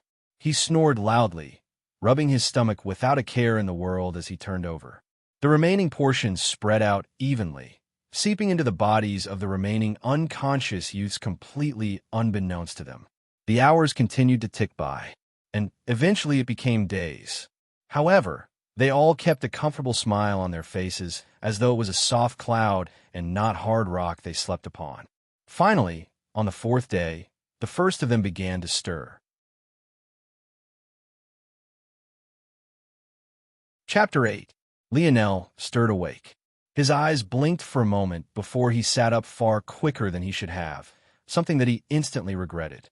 However, the sharp pain he expected from his ribs never came, causing him to look down at himself in confusion. My injuries are healed? Wait, where am I? Lionel was bombarded with a sudden wave of sensory information. The limestone beneath his butt and hands, the odd wind that gently blew against his exposed skin, even the ancient smell in that hung in the air, almost reminiscent of a copy room with a slight mustiness to it. The feeling made Lionel keel over, vomiting out the contents of his stomach. It was just that his belly happened to be quite empty at the moment, so he could only dry heave. By the time his body finally stopped convulsing, Lionel was left with a bitter feeling of confusion. Everything seemed too loud, too bright, too textured, all at the same time. No matter how much Lionel willed it away, it didn't seem intent on disappearing. He sat there for hours, feeling sicker than he had in all his life. The world had suddenly become too detailed for him to take in. It was as though he was staring at an optical illusion puzzle, one that if you gazed at long enough, it would appear to be moving. Yet, this wasn't an optical illusion. It had become his reality. Half a day later, Lionel felt his throat burning. He felt a thirst he had never felt before in his life. But there was simply no water here. There was nothing but ancient ruins and the unconscious bodies of his friends. He would go look for water if he could, but every time he tried to stand, his head would spin. Not only did the world give him more detail than he could handle, but his body did as well.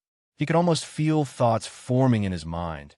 He could feel the electrical pulses going from his brain to his limbs. He could feel the powering of every cell as they contracted. Just simple movements felt worse than even observing the world around him. Out of desperation, Lionel slowly slung his backpack off of his shoulder. Luckily, when he had been forced to use his coat to bind that girl, he had taken his backpack off and hung it from one arm. If not for this, he didn't think he could manage to do even this simple task.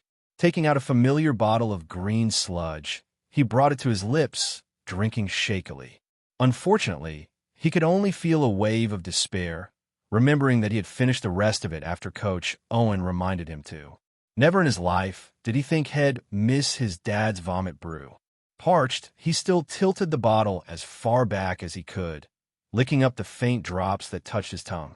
He didn't know if it was because of this sickness that had taken hold of him, or the stress of the past day. Or maybe it was just pure frustration, but Lionel's chest welled up with rage, his eyes watering. Dad, I miss you. Why was any of this happening? Why did the world suddenly collapse? Why was it that his friends wouldn't wake up no matter how hard he shook them? Lionel laughed self-deprecatingly. How pathetic of him. He didn't know how long he had been out for, but as for how long he had been awake, it was not even a full day, yet he was already breaking down like a fragile baby. At that moment, something fell from Lionel's tipped bottle and left a paper cut on his nose, causing him to wince. That was nice to know. Apparently his pain was amplified several times over too. A little micro cut, and he felt worse than when his ribs had cracked. With slow movements, Lionel once again lowered his arm, delicately picking up what had fallen. It seemed like a rolled-up piece of flexible fabric. Wait, is this paper? Lionel was stunned. Paper had been made obsolete a long time ago. In fact, it was all but illegal. Though paper itself wasn't banned, the use of trees and other plant life to manufacture products had been heavily restricted in the Nature Protection Act of 2046. How had his dad gotten his hands on something like this? In truth, Lionel wouldn't even recognize it had it not been for his robust education. If others knew he had this, both him and his dad would be in a lot of trouble. However, thinking about the state the world was likely in right now, Lionel couldn't be bothered to care. His wristwatch also no longer had any ability to monitor him. Using delicate movements, he unfurled the roll of paper, wiping the bits of green sludge that stuck to it away. By the time you read this, it'll already be gone. Lionel's heart stopped beating. Dad, you probably thought I meant I died, right? Be honest, you started crying, right? Lionel's mouth hung open for a moment before he started gritting his teeth. Damned old man. Don't let me catch you. For a moment, Lionel forgot about his odd sickness. He scolded his father relentlessly, but the smile of relief that hung from his lips was clear. Don't worry, there's no one on earth who can threaten me. Those folks haven't dared to bother me for a long time already. Lionel raised an eyebrow, but he could only keep reading. There's not much I can tell you here. I was tempted to make like a father in anime and disappear without a word, but I thought you were too much of a crybaby to survive through that. Lionel opened his mouth to refute, but remembering the mental breakdown he almost just had, he swallowed his words. In the end, he just laughed, his poor mood dissipating completely. His dad had always been a big anime fan. They often watched all the oldies together. Still, only he would make such a joke during a time as serious as this. So I will be quick. First, don't bother trying to wake up your friends. You've likely woken up long before them, and they won't wake up for at least several months.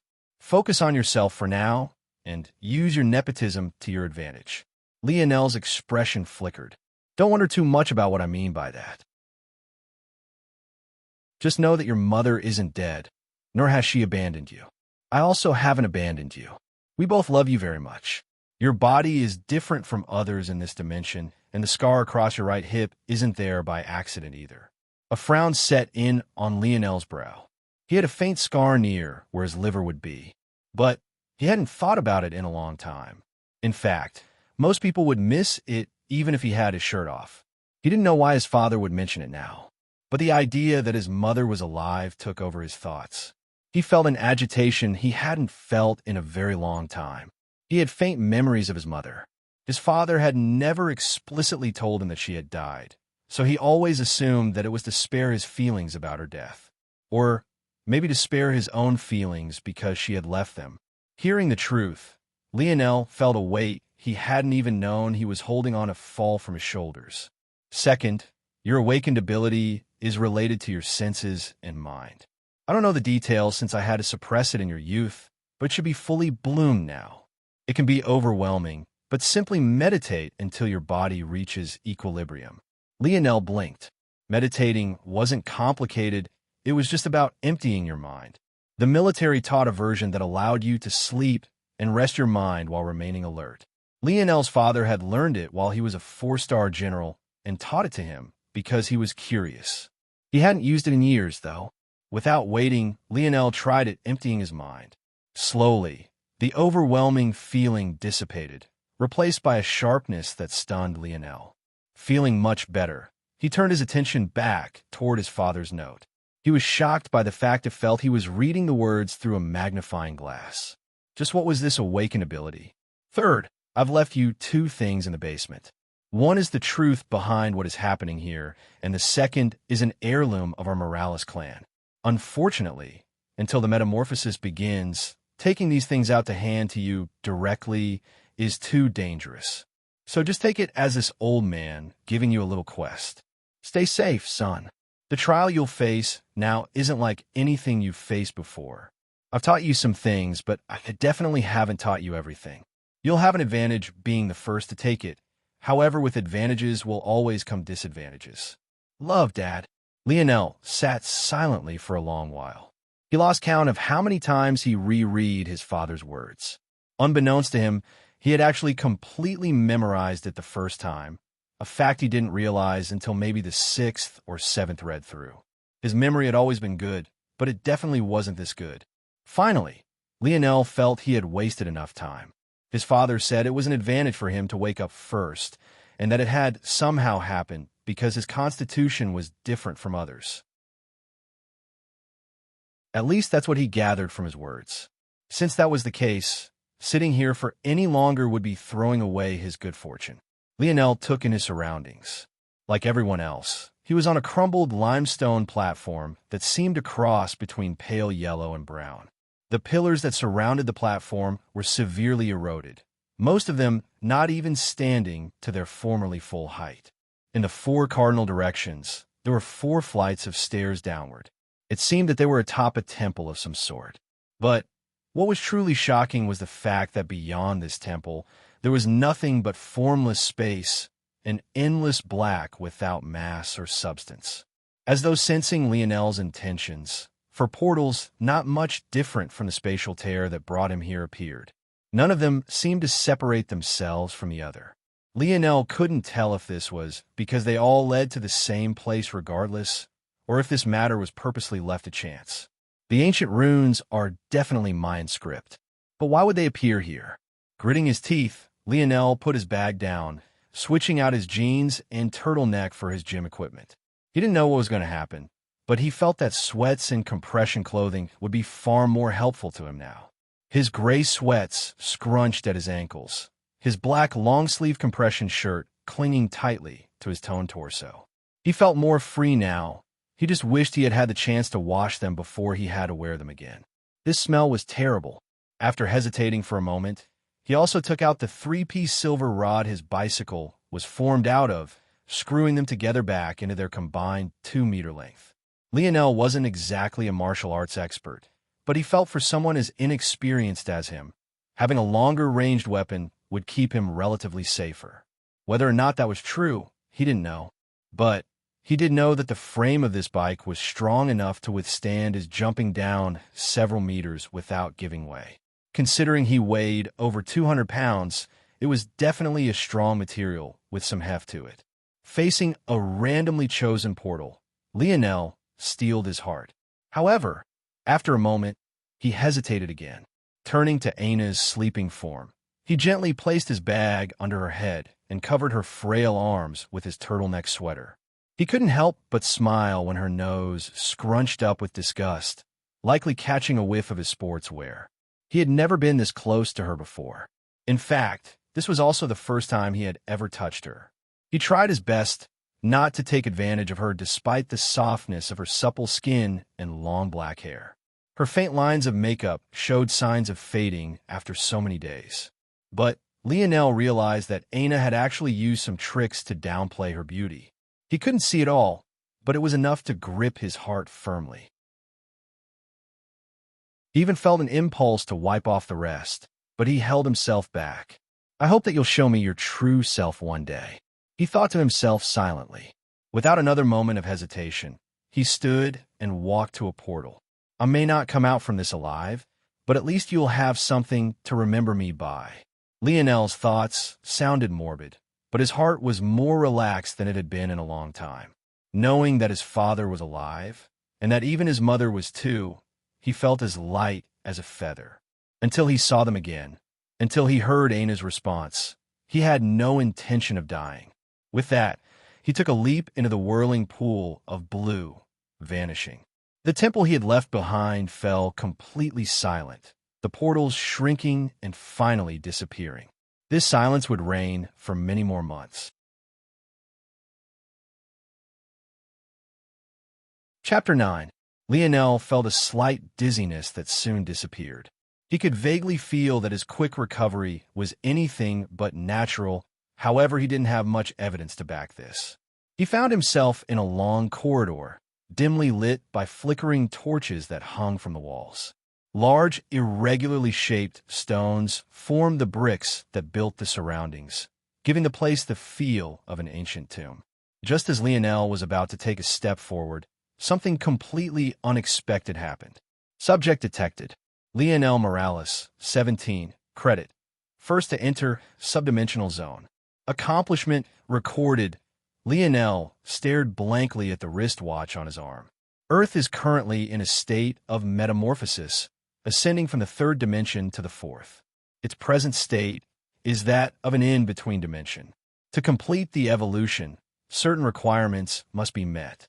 The Ascension Empire will rely on its citizens more than it ever has before. Godspeed. To someone else, maybe these words would have had a calming effect.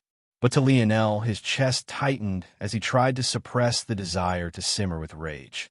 Lionel didn't know what was going on, but what he did know was that whatever metamorphosis was happening didn't account for this oh-so-helpful aid on his wrist.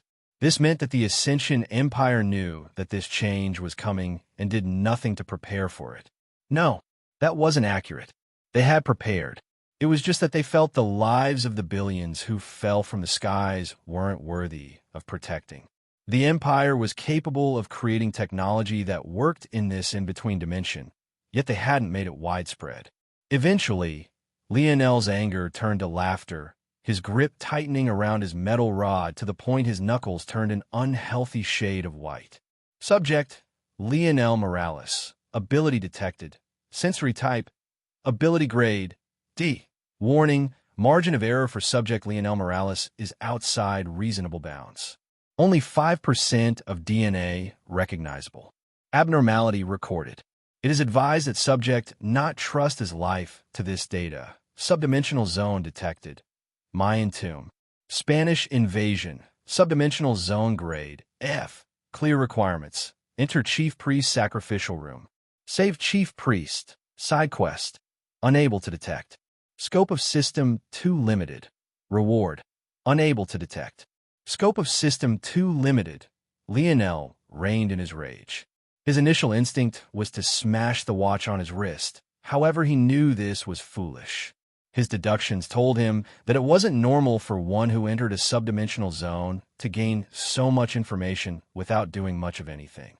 If this is a process of a world evolving from the third to fourth dimension, I have a hard time believing that this is the first time such a thing has ever happened. Something about this is too systematic, too planned. It doesn't have the erratic nature one would expect from organic evolution. Just how many instances of trial, error, and failure were there in the evolution of species? Too many to count. But something like being teleported into a new subdimension and having quests to clear sounded too phony. Lionel would die before believing this wasn't created by someone. And he also had a feeling that said someone wouldn't expect its new batch of evolutionaries to have technology capable of doing such a thing. So, Lionel concluded 3 things. First, the things that appeared in his mind from his wristwatch were just guesses. They likely wouldn't be 100% accurate, but there was a good chance they would be mostly correct. Second, if his watch was already struggling with what it deemed an F-grade subdimensional zone, then it likely wouldn't be useful for very long. Maybe by the time it got to the D grade, it would be completely unable to tell Lionel much of anything. And third, since his watch was so limited, the likelihood of these changes being caused by the Ascension Empire were incredibly low. But that didn't stop Lionel from keeping in mind the possibility that the empire he had grown up in had saved the best systems for those they deemed the most worthy. In such a case, Lionel took a deep breath. Good, then I'll let you stay for now. Once you stop being useful, I won't hesitate to destroy you. Monitoring my movements and giving me nothing in return? I'm not so cheap. In the past, destroying this watch was as difficult as ascending to the top of the world. However, Lionel had a feeling that with these changes, the Ascension Empire's control was just that much weaker. Maybe they themselves knew this as well, or why else would they allow so many to die? Maybe they wanted a more manageable population. The sound of footsteps suddenly shook Lionel out of his thoughts. What was he doing? He was in the middle of a hostile environment with his life on the line. It was then Lionel remembered something even more horrid. The Spanish had guns. Damn it. Without hesitation, Lionel sprinted forward, his mind oddly clear. Every time he passed by a torch, he unceremoniously put out its fire. First important point. Temples are always built with many false turns and dead-end pathways. Second important point, guns from this time period can only fire once as long as I don't give them time to reload. Third important point, my ability is a sensory type. It'll do better in the dark than they can. As though greeting Lionel's thoughts with open arms, the echoing footsteps and the sounds of armor clanging bounced off the walls and into Lionel's ears. It was a magical feeling. Lionel could almost draw a perfect map of the trajectory the sounds followed, etching a path from his position to that of the Spanish with a line of 3 turns. It was as though he had gained a sonar ability, but it was much more complex than this because the sound wasn't coming from him at all. Compared to the heavy armor the Spanish wore, Lionel's sneakers were almost completely silent. They just split apart good. One group is headed toward me. There are 3 of them. Lionel's heart beat wildly. He hadn't felt this way since the very first time he stepped onto a football field. The way his sweaty hands slid across his silver rod, the butterflies that flew through his stomach, how his heart seemed to want to burst from his ribcage. Lionel slammed his back against a wall at the edge of a corner, holding his rod tightly to his body with both hands. The path he was on was the horizontal line of AT, while the Spaniards were walking toward him along the vertical line. He had managed to put out all the torches through the horizontal path, but had only made it halfway through the vertical portion before he was forced to run and hide here. Luckily, he was correct about his sensory abilities. Making his way through the dark wasn't an issue at all. Words Lionel couldn't understand entered his ears, causing him to inwardly curse. He knew how to speak 3 languages: English, French, and Latin. He had a choice to learn Spanish, but because Aina chose Latin, he hadn't. Plus, he thought French was the language of love, so he had to learn it, right? Who knew his hormones would come back to bite him like this? Throwing these thoughts to the back of his mind, Lionel focused with all his might, steadying his breathing. He heard the sound of metal scraping on metal, but it was much different from the sound of armor he had heard before. Following this, the distinct sound of a sword being unsheathed followed. That first sound should have been one of them pulling out a torch from the wall. Lionel's jaw clenched. A faint part of him had hoped they'd be too stupid to think of this solution, but he knew that was asking for too much. Still, this put him in a better position. It wasn't possible to aim a musket if you only had one hand, let alone reload it. That was one less gunman he had to worry about. Come on, turn right, and of course they turned left. However, Lionel was ready. As expected, the one holding the torch was in the lead. Without hesitation, Lionel swung down his rod fiercely, aiming for the hand that held the torch. A swarm of words Lionel didn't understand entered his ears, but he didn't need to be intelligent to know the torch-wielding Spaniard was alerting the other 2. In order to properly wield their guns, the Spanish wore a armor that combined aesthetics of the medieval era and leather guards. Of course, these leather guards were on their hands and wrists. With Lionel's rod weighing just a bit over 30 pounds, did the soldier's wrist even stand a chance? The barbarians are scuttling around like rats. Ack! The torch fell to the ground. Lionel kicked it away as far as he could without hesitation, collapsing the T-shaped pathways into darkness once more. Though Lionel's actions were smooth and without pause, waves were inwardly flooding his heart. He was certain of it. He was several times stronger than he had been in the past. But his ability wasn't related to the strength of his body. So what was going on? Lionel didn't have more time to think. The sound of sharply whistling wind rang out in his senses like a blaring horn. Without hesitation, he dove backward. The feeling of a blade just barely tearing his compression shirt and into his skin played in his head in slow motion. Sparks flew as the sword hit against hard limestone. Another cry of pain sounded. They were normal humans, after all. If a mortal man swung a weapon full force at a stone wall, what do you think would happen? The sword clanged, dropping to the floor. It wouldn't be a surprise if the Spaniard who had attacked broke his wrist just like his companion. But what choice had he had? With them descending into darkness, his only chance was to swing where he had seen Lionel last. 2 injured, 1 in full health. Can't let them retreat to the light. With a roar, Lionel didn't retreat at all. Raising his rod far above his head, he swung down as hard as he could, bashing it against the head of the Spaniard who had held the torch originally. Every muscle of Lionel's body flexed to its utmost limit. He squeezed so hard that the line of blood that ran across his chest spurted out like a waterfall. The sickening feeling of the metal helm bending under his rod made Lionel shudder. For a moment, he froze completely, his hands trembling. He hadn't thought about it before. But were these people real? Lionel wanted to retch, but he simply didn't have the luxury. As one Spaniard crumpled to the ground, The shifting sound of leather sliding across metal caught Lionel's attention. That's the sound of a musket strap being pulled across chest armor. Lionel's mind had completely memorized the appearance of the Spaniards in the split second the torch had lit them up. He remembered instantly that they had all had their rifles strapped to their backs. It was the only thing he could associate this sound with. I can't sweep my rod from left to right. It'll end up hitting the wall first. Lionel immediately dropped to the ground. He choked up his grip on his silver rod, sweeping it upward through a pair of legs and turning it like a corkscrew.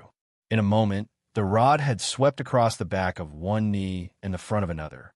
As the Spaniard that broke their wrist against the wall tumbled forward into the ground, the last Spaniard turned to the sound of the noise, blasting their single round. Unfortunately for him, both his partner and Lionel were on the ground, causing him to miss completely. However, the instant flash of light had allowed him to lock onto Lionel one more time. His legs swung forward, hitting the kneeling Lionel across the chin. Lionel's mind spun. It didn't need to be said. The feeling of a metal-covered shoe kicking you anywhere wasn't very nice, but this was especially so for the face. The sound of a sword being unsheathed snapped Lionel out of his stupor. Maybe it was due to the fear of death being too great, but Lionel felt it was something else. When he was transported here, hadn't he recovered from the dizziness incredibly quickly as well? Lionel's mind worked quickly.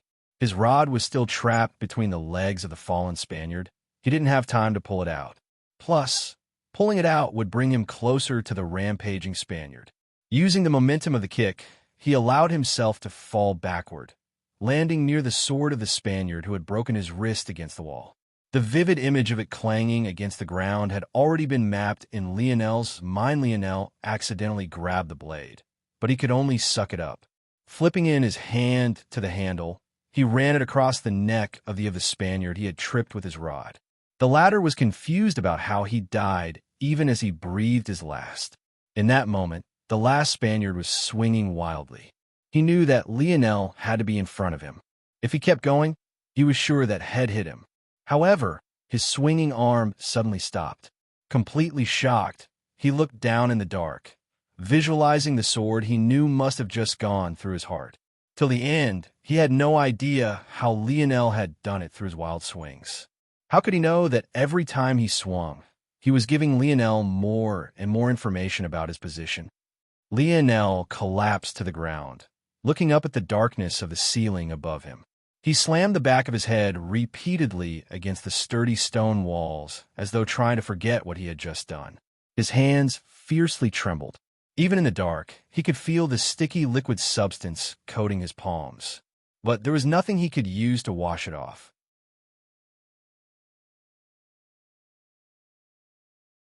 Chapter 10.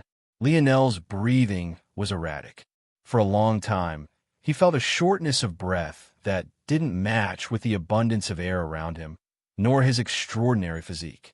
He could run a mile with a sub-5-minute time, yet this single exchange left him in shambles.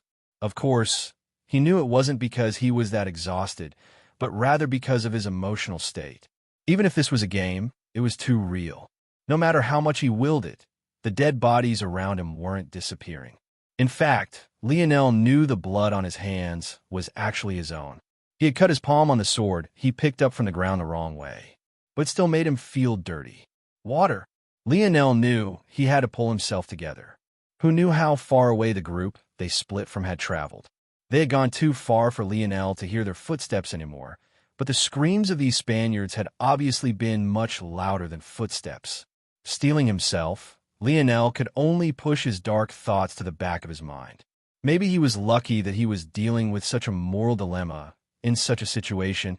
At least he didn't have the luxury to sit and sulk. After making up his mind, he jogged over to the torch he had kicked away during the fight and brought it over. Rummaging through the bodies, Lionel found 3 flat, circular-shaped containers of water. Without hesitation, he drained 2 completely before strapping the third to his waist.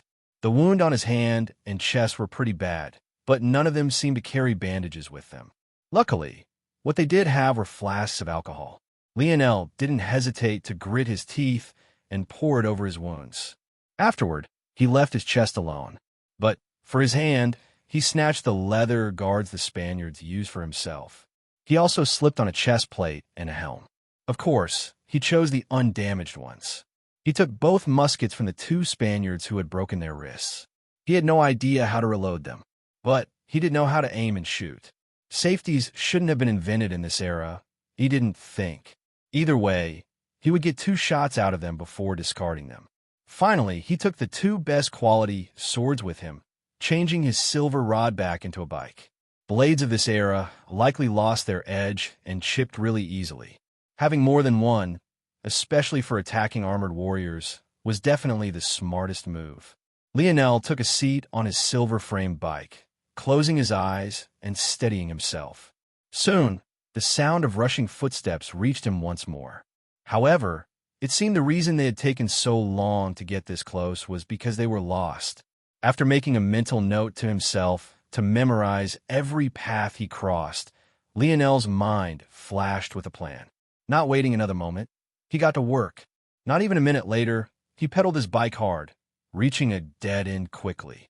At that moment, the next group of 3 appeared.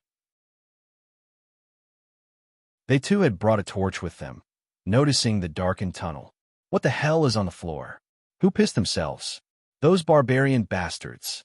It seemed the Spaniards had finally noticed the corpses of their companions. Over there, one of the Spaniards pointed toward Lionel, who was sitting on his bike in the distance. But the reason he had noticed Lionel in the dark at all was precisely because Lionel was holding the same torch he had kicked away in the previous battle. Unfortunately, by the time they realized what was happening, it was already too late. A line of fire raced across the stone floors, swallowing the line of alcohol Lionel had drawn and reaching the 3 Spaniards and the 3 corpses in a flash. There was no time to react. A harsh explosion sounded, burying the screams. Using the flames as a light, Lionel brought a musket forward to aim, his hands trembling. However, he knew he had no choice but to shoot. There was no better opportunity to test the range and accuracy of these weapons. The flames had engulfed all 3 of them, but it likely wouldn't kill them in a short time. Steadying his sights as best he could, Lionel fired. The recoil wasn't as bad as he predicted. In fact, he had overcompensated for it far too much. Still, his aim was terrible. There was little he could do about his trembling arms. Lionel could actually see the round bullet fly through the air. It was moving at speeds far beyond the limits of humans, but he could inexplicably track it. He didn't even need for it to land to know he had missed. But that was when the unexpected happened. In their agitated pain, one of the Spaniards fell right into the bullet's path, allowing it to travel directly through his throat. Even as he crumpled to the ground, Lionel bit his lips so hard he drew blood. Come on, Lionel, you're better than this. Maybe this is why that gene assessment slotted you in to spend the rest of your life throwing balls. That sort of safe profession is just right for someone as pathetic as you. Even as Lionel was berating himself, he still raised his second musket. This time he learned his lesson. His brain did calculations he wasn't even consciously aware of. When aiming, you had to not only account for where your target was, but also where said target would be. With his second shot, the bullet stayed true, flying right through the eye of second flame-covered Spaniard. Throwing the rifles aside, Lionel gripped the handle of one of his swords. He pedaled down the path lit with flames, not worried that his tires would melt. His bike was far more resilient than that. Like a horseman holding a lance from his steed, he sped toward the final Spaniard with a speed nearing 25 miles per hour. However, even as he did so, he knew he wasn't ready to experience that feeling again. He couldn't stand the disgust he felt as a life dissipated under his own hand. So, in an act of madness, he threw his sword forward with all his strength. It perfectly arched in the air, spinning several times before its sharp edge entered the mouth of the screaming soldier. Like that, the hall fell into silence once more. Except this time, Lionel didn't have the luxury of darkness. He could only dully skid his bike to a stop, looking toward the pile of 6 corpses blankly.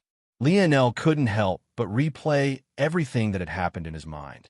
The moment he remembered the fat guns of this era needed to be loaded with gunpowder during every reload, the rest was simple. Everything from the alcohol flask to his use of the torch was perfectly calculated. But once again, his actions had taken away more lives. It was fine to plan something like this out in your mind, but actually seeing the results painted a picture of something other than success for Lionel. His throw in the end was something that really surprised him. He had subconsciously felt that he could count the number of turns his sword would take in the air and exactly where it would land before it even left his hand. A part of this probably had to do with his years of playing quarterback, but the much larger reason was definitely as a result of his new awakened abilities. He now knew he had great talent for throwing weapons. If he recalled correctly, the Mayans were well known for their throwing spears. If he could find their weaponry, it would be of great help to him. Lionel knew he had to slowly adapt to reaping the lives of others. If he didn't get over his apprehension and fear, he was doomed to die one day. The world outside was no longer the world he had come to know, and the Ascension Empire wouldn't protect him. After yet another deep breath, Lionel took his musket straps off, tossing them to the side. They were no longer useful since he had no idea how to reload them. He would rather not have gunpowder blow his arm off. Withstanding the scorching heat, he pulled his sword from the Spaniard's throat. Then, he pushed his bike backward to gain some distance before building up momentum to leap over the 6 bodies. Only taking a single glance backward, Lionel didn't look again, pedaling down a new corridor to blow out a new line of flaming torches. The cycle continued. Lionel never attacked a group of more than 3, always waiting for them to split down different corridors before he made his move. Eventually, he found a group of Spaniards who carried small hand axes with them, which inevitably replaced his throwing swords. Though he could be accurate with either, the hand axes were more convenient. They were lighter and were better weighted, easing the pressure on Lionel's throwing arm. Aside from this, there also came a point where Lionel carried no less than 5 or 6 rifles on his back. His look would have been quite comical had it not been for his pale face. He had hoped that the longer he spent in this subdimensional zone, the more accustomed he would become. But the reality was that his guilt only grew. Finally, on the 3rd day, carrying bloodshot eyes, Lionel descended a flight of stairs far too narrow for his broad shoulders and found the weaponry he was looking for. Unfortunately, it was flooded with Spaniards. Lionel counted at least 12. To make matters worse, there was no way he could use his normal darkness tactic here. However, there was good news. The narrow stairway he was on was purposely made this way to act as a hidden path. It seemed the Spaniards had yet to notice that the meter-tall stone that covered its exit was a false wall. From here, Lionel was able to peek through the gaps to get a read on the numbers he was facing. After a moment, he gingerly turned, careful not to make any noise as he made his way back up. Though his sneakers were still silent, he had too many things on him now. It was lucky that the Spaniards were laughing it up and having a great time, likely comparing how many barbarians they had killed, or someone would have already noticed the odd scraping sounds. Lionel reached the top of the stairs, re-entering the floor he believed he had cleared. There was nothing but darkness and the stench of blood in this place. Taking out a water jug, he emptied it before tossing it aside. Then, he carefully placed the stone that hid the top of the stairs back into place. He wanted to rest after not sleeping for an entire 3 days, but doing so in that narrow corridor was foolish. If anyone found it, he was finished. So, Lionel backed away, rounding a few corners to sit in the dark corner of a dead end. His nerves were still tight, but at some point, he grew too tired to avoid sleep any longer. Luckily, he managed to enter the meditative sleep state his father taught him before his consciousness slipped away. The way he looked now, even if a Spaniard somehow managed to stumble upon him, they'd likely believe he was another of their fallen comrades. Blood coated Lionel's face and armor, numerous burn marks, bruises and cuts running along what small part of his skin were exposed. His sweatpants were in tatters, suffering several cuts through to his thighs and calves due to his lack of experience and recklessness. Lionel had no idea that this subdimensional zone wasn't meant to be cleared alone. There was a reason 4 portals had appeared. He could only cling onto his last bit of sanity as he slept in the darkness.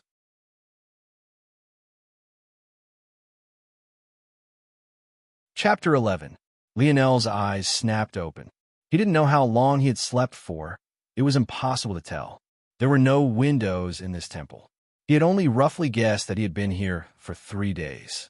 Using his silver rod to stand, he stood to loosen his stiffening limbs.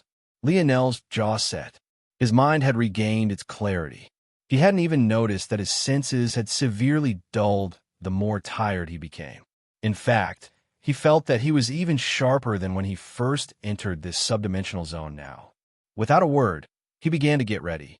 He took his 6 rifles, strapping through across his left shoulder, then the remaining 3 across his right. 2 days ago, he had almost lost his life because he trusted that these muskets were always loaded. He ended up aiming and firing one without a bullet, a mistake he could thank for the deep gash in his thigh. Since then, he learned to tell whether the rifle was loaded or not first. His method seemed simple, but maybe he was the only one on Earth who could do it. There's a very slight weight difference, maybe fractions of a gram, between a loaded and unloaded gun. If a gun was too light, he didn't keep it. Once the 6 muskets laid organized on his back, he accounted for the 8 hand axes around his waist and finally clutched his silver rod. With a deep breath, he slowly made his way back toward the hidden path. It seemed that during his sleep, others entered this floor once more through the main stairway. Lionel could only clear them out first in order to avoid any untoward variables. Though his heart was still heavy, he managed to control his trembling hands this time. Without having to account for his wavering aim, his efficiency reached a new level, his throwing ability especially. Half a day later, Lionel felt that he had emptied the floor once more. With how many Spaniards he had taken it was definitely only a matter of time before their leaders realized that something was wrong. As expected, when Lionel went to peek on the weaponry, the 12 number he had counted before had increased to 18. The weaponry was the largest space Lionel had come across to now. It was a rounded room with a single exit. All around, weapons hung from the walls. But compared to the Spaniards, they were incredibly crude. The Spaniards turned their noses up at these weapons. Not even a single one had been touched. But who could blame them? It was obvious that Spanish weapon technology was more than a single level higher. They had set up camp in this space for only 2 reasons. One was to stop the Mayans from regrouping and recouping strength, and second was to set up camp.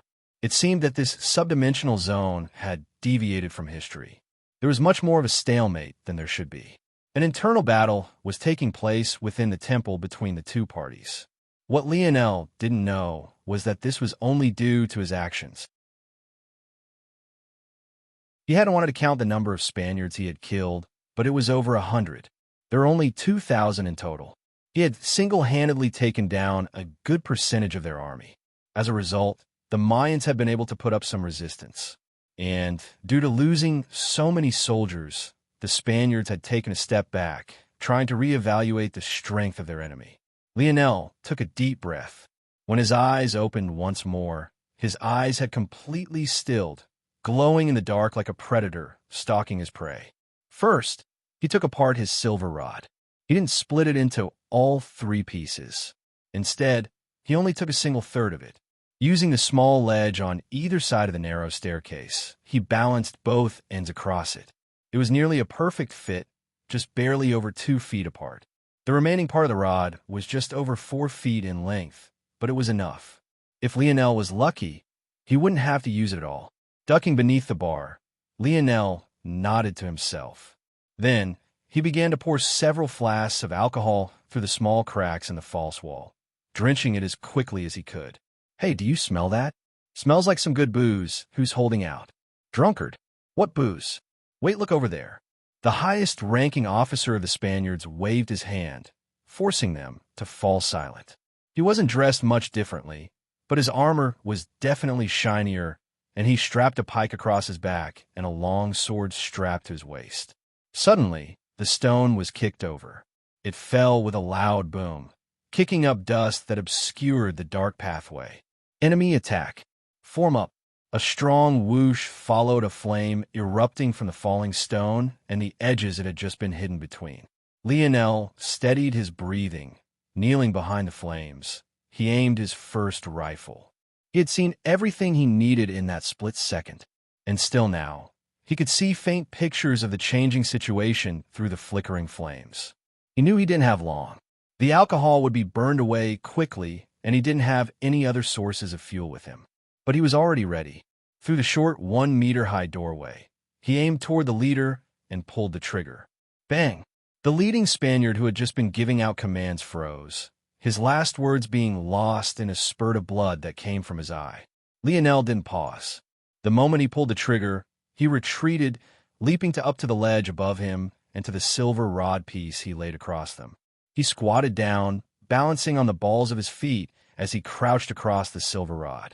As expected, a rain of bullets sounded an instant later, ricocheting off of the steps below Lionel. 1, 2, 5, 7, 10, 11, 16, 17. No way that barbarian bastard survived that. The moment the Lionel locked onto the 17th fired gun, Lionel jumped from his perch, charging through the wall of already waning fire. He would have put his rod back together, but he simply didn't have the time. He swung the second rifle from his back, aiming it with a single arm. Bang! He tossed the musket aside, even as a Spaniard fell. Without hesitation, he pulled out the third rifle. Bang! With every breath and step, Lionel pulled out another rifle, and another Spaniard fell. 5 steps, 5 breaths, 5 rifles, 5 deaths. Lionel dove across the room the moment he dropped his final musket, making it to the side of the leader he had killed. With inhuman strength, he ripped the rifle from his corpse, his lip twitching when he realized it was too light. How could the leader be the only one without a loaded rifle? However, the other Spaniards didn't know this. Lionel couldn't allow himself to be surrounded, so he aimed the gun toward the closest soldier, causing him to retreat with fear coloring the eyes hidden behind his helm. Without hesitation, Lionel tossed the musket aside without bothering to fire, reaching with his now free hand into his belt and pulling out a hand axe. His back drew tight and his arm cocked back, his hand drawing a silver light across the air as he rocketed the axe forward. The very same Spaniard who had retreated had his face destroyed in the blink of an eye, falling to the ground lifeless. Lionel worked quickly. His quick movements hid the dread that loomed over his heart with every life he took. In a flash, there were only 4 left. Lionel picked up the leader's long sword from his corpse, holding it in one hand and his silver rod in the other. With quick steps, he retreated to the secret passageway. The fear Lionel's marksmanship put into the Spaniards was profound. Several of them thought of running, but the punishment for retreat was too severe.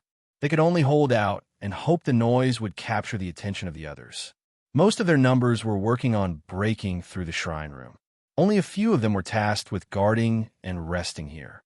However, when they saw that Lionel had run out of things to throw, they could only steel themselves and charge.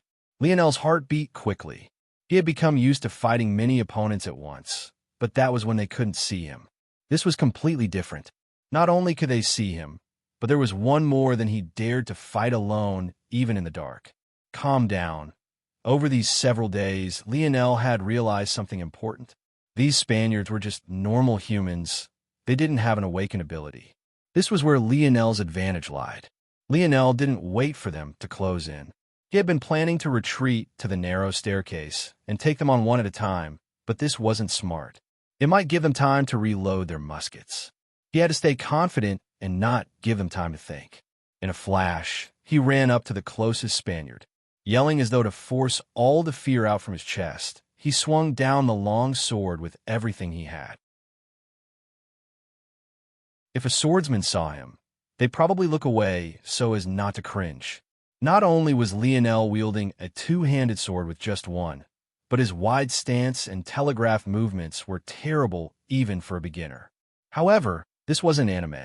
No matter how good a mortal swordsman was, there was a limit to how well they could respond to wild movements, especially when their attacker was so much stronger than them. A scream of agony escaped the Spaniard. His arms hadn't been able to block Lionel's strike.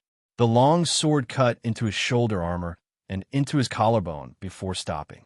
Such an injury left a normal human completely crippled. His death was only a matter of time. Lionel ignored the aching in his wrist, pulling the short sword from the fallen Spaniard.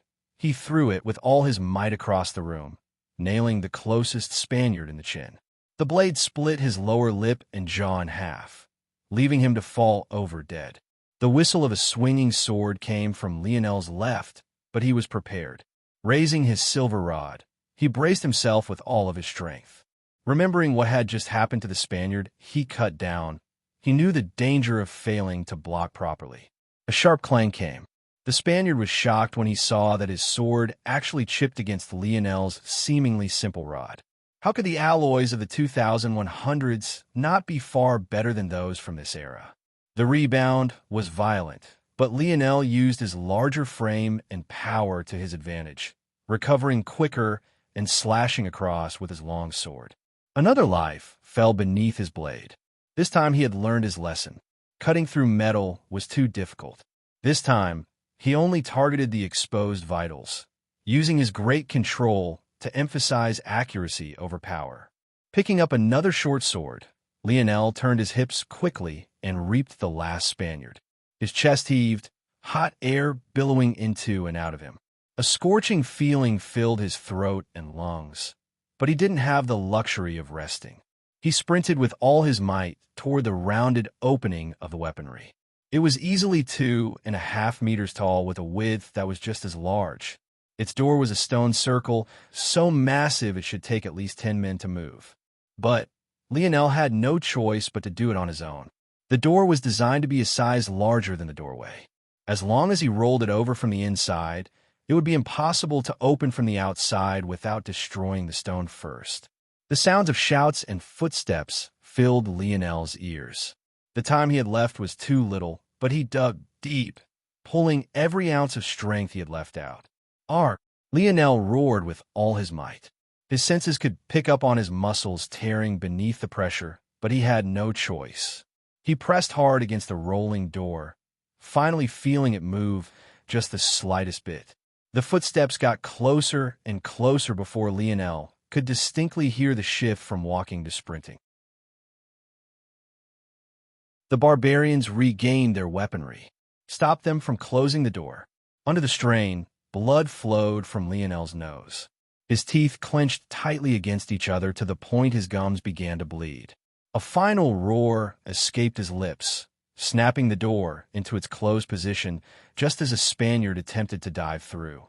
The ghastly sight of a man being cut in half was the last sight Lionel saw before he blacked out.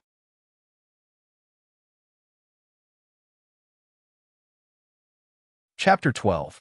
Lionel awoke with his body on fire, the slight whiff of something catching his attention. The smell made his stomach growl furiously, his mouth almost dripping with water despite how dry it felt. Lionel didn't know how his friends were being sustained, but he did know that he hadn't felt the need for water until he woke up. And now that it had been over 4 days since the last time he ate, he finally couldn't suppress his hunger anymore. It was only then that Lionel realized that the Spaniards had been roasting a full pig when he initially entered. He must have not smelt anything before, because it had just started to cook. Lionel struggled to pull himself up, peeling all the heavy armor he wore from his body. He hadn't felt this light in a very long time. Luckily, since there was no one to tend to the fire, the embers had died off while Lionel slept, sparing the pig from being overcooked. It was inevitable that it was still burnt in some places, especially since no one had been there to turn it, but Lionel could hardly bother to care. He ripped off a leg, devouring the meat madly. Initially, he had believed that a leg or two would be enough. But before he realized what was happening, he had already cleaned away half of the pig. Lionel had always been a big eater, but it was always within reason.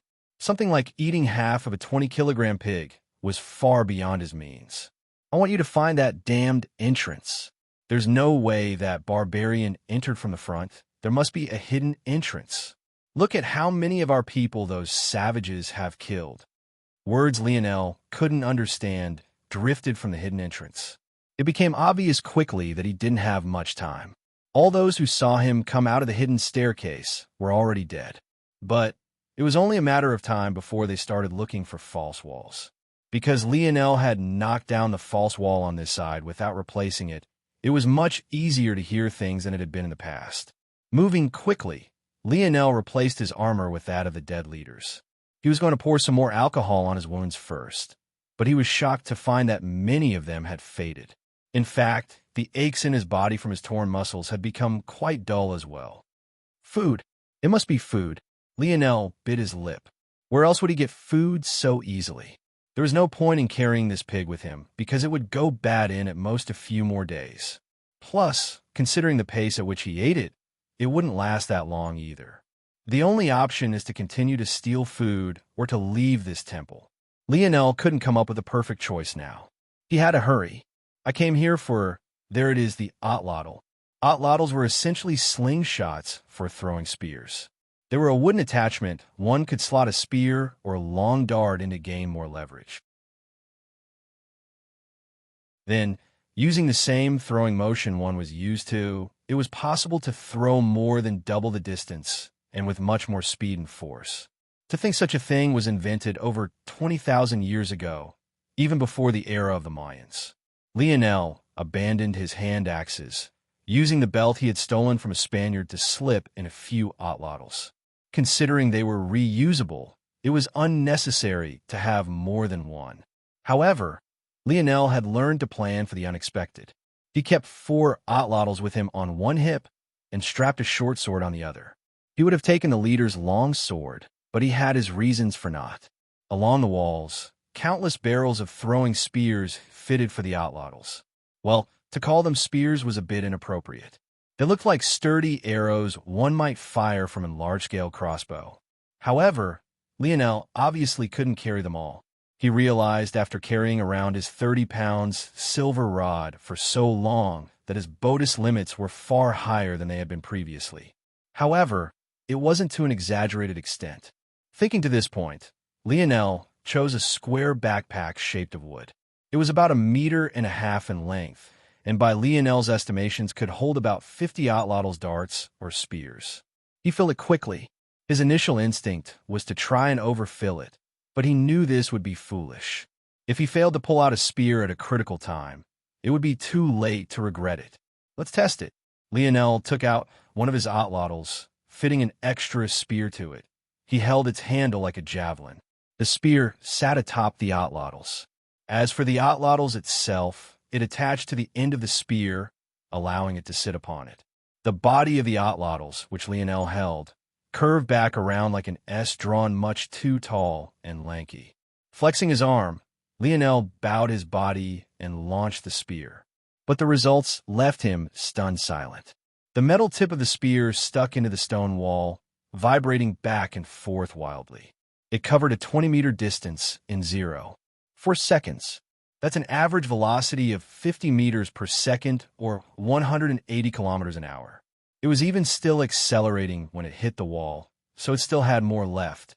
The effective range is easily anything within 200 meters. Lionel sucked in a cold breath. First, he was surprised at his sharp calculations, but he was even more surprised at just how much the otlotls improved his throwing ability. Such a simple technology, yet so effective. Snapping out of his stupor, Lionel ripped the 1.5 meter long dart from the wall and hid it within the barrels of spears. In case the Spaniards made it to this room again, he didn't want them to be able to figure out his limits. After that, he dug deep and lifted the stone that covered the hidden entrance back up and into its place. This way they wouldn't be able to tell which path he came from. Of course, he only did this after retrieving the last third of his silver rod. That was right. Lionel had already found another hidden entrance in this very room. In fact, he counted a total of 5. It could only be said that the Spanish were too negligent. Either that, or his senses were simply too sharp. Following this, Lionel left through the hidden pathway with the least activity on the other side, slipping away to unleash hell on the Spaniards. In the following weeks, he mapped every floor of the temple with the exception of the lowest, which he believed must have housed the sacrificial room. As time passed, Lionel's senses grew sharper. He could hear footsteps from further away, and from those footsteps he could tell everything from the height of the soldier in question to their weight. At the same time, his control over his body reached great heights. He no longer threw his full power every time, only using just enough to maintain his stamina and slay his opponent. About 2 days after he left the weaponry, he did manage to find a path outside. Once he had mapped out the hidden pathways he could use to reach it, he exited frequently, hunting for his own meals before returning. He realized that he simply had no chance fighting the Spaniards from the outside. Without the ability to take advantage of guerrilla tactics, it was a futile effort. Unfortunately, as time passed, the Spaniards grew more and more wary, making it difficult for Lionel to find small groups to attack. As a result, he had no choice but to begin assaults on groups of 4, 5, eventually even groups of 10 were the smallest he could find. However, at the same time, his skill grew more pronounced. His throwing ability was already at a near unconscious level, but it was his combat ability that took the greatest leap forward. He learned to keep his movements reserved, yet firm. Simple, yet potent. He had never been formally taught in any martial arts, but as his mind spun and his deductive abilities deepened with his growing senses, he felt as though it didn't matter. With every encounter, a new possibility was stored in his memory. With this additional data point, he would adjust his fighting style ever so slightly to account for it. Months later, Lionel no longer had to rely on his throwing prowess to gain victory against large groups. Even when battling a group of 10 Spaniards, the combination of his inhuman senses and battle experience was enough to take them on. By this point, Lionel was certain that his wristwatch's assessment of him bordered on fraudulent. He wasn't entirely sure how the grading system worked, but if others had higher grade abilities than what he was already able to accomplish, it would be far too exaggerated. Lionel reached a point where, with a single glance, he was able to categorize his opponent by giving them an athleticism score. He broke down his categories into strength, speed, agility, coordination, and stamina. Strength was simple, just how much power a person could generate. However, with how many different ways strength could be applied, it became incredibly complex. Lionel chose to weigh this category by how much power a person could generate by swinging, throwing, or using their best attack.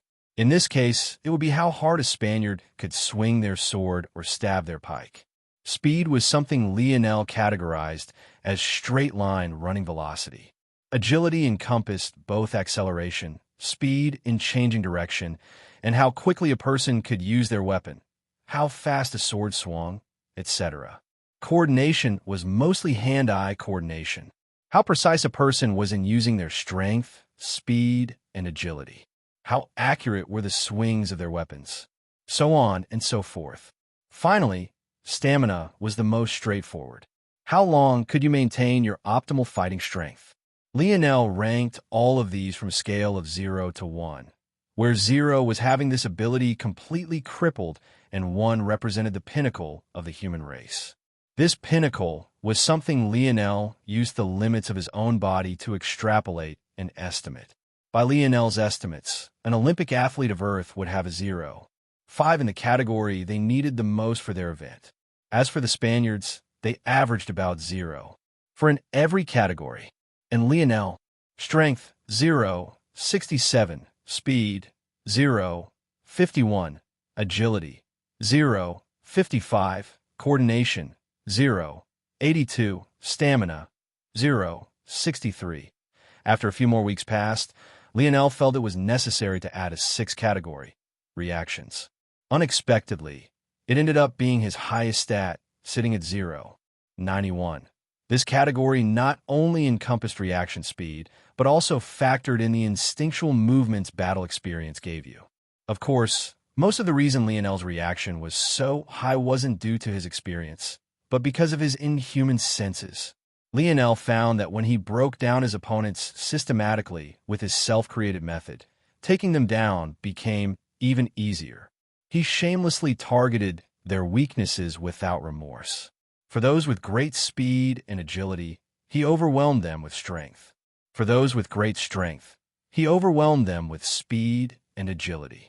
For those with great stamina, he left them to last, allowing them to tire themselves out first before he dealt the finishing blow. Before Lionel realized it, he had grown numb to the slaughter. After breaking down their lives to mere numbers floating in his mind, it suddenly became easier to do what needed to be done. At the very least, it became easier to use the excuse that the Spanish committed terrible atrocities in this era to bury his guilt. Emboldened by his growing strength, Lionel began to assault the Spanish from within the temple and in the camps outside under the cover of dark. Their numbers continued to fall quickly. Lionel had no idea how much time he had spent in this subdimensional zone, but it was enough for the Spaniards to start calling him El Diablo. He might not have known much if any Spanish, but he definitely knew what that meant. It was a name that let his actions over the last months truly set in. His numbness turned to cold. On yet another seemingly monotonous day, a drastic change finally occurred. With the number of Spaniards drastically lowered, the Mayans holed up within the sacrificial room burst out, leading a mighty counterattack of their own. Lionel watched the battle play out from one of the few small windows he had found in the temple. He felt a wave of relief overcome him. Maybe he would be able to head home soon. But that was when another question struck him. Did he have a home to return now? Sighing, Lionel made his way through the network of hidden tunnels. A few had been found by the Spaniards in this time, but many of them were still intact. Slowly but surely, he finally entered the only floor he hadn't. Victory seemed close at hand, but Lionel knew that the chief priest was currently in the greatest danger now. He had led enough football comebacks to know that people were the most vulnerable when they believed victory was at hand. So, Lionel chose to watch silently behind a false wall. He had found this tunnel long ago, but had never exited it. There was no point. He couldn't communicate with the Mayans since he couldn't speak their language, so it was better if he helped from the shadows. But who knew that the first things Lionel would see was an old man with wrinkled brown skin standing over the body of a youthful beauty who seemed to be trying her best not to cry. Her nude form could just barely be seen by Lionel, as could the knife the chief priest held high in the air as he chanted something he couldn't understand. Lionel was so stunned that his face drained of all color.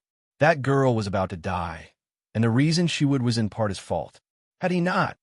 No, that didn't make sense. Wouldn't her fate at the hands of the Spaniards be even worse? Just forget it. They're not real people anyway. Just finish the quest. Protect the chief priest. Just protect the chief priest. Before Lionel knew what he was doing, he had kicked down the false wall in a maddened rage.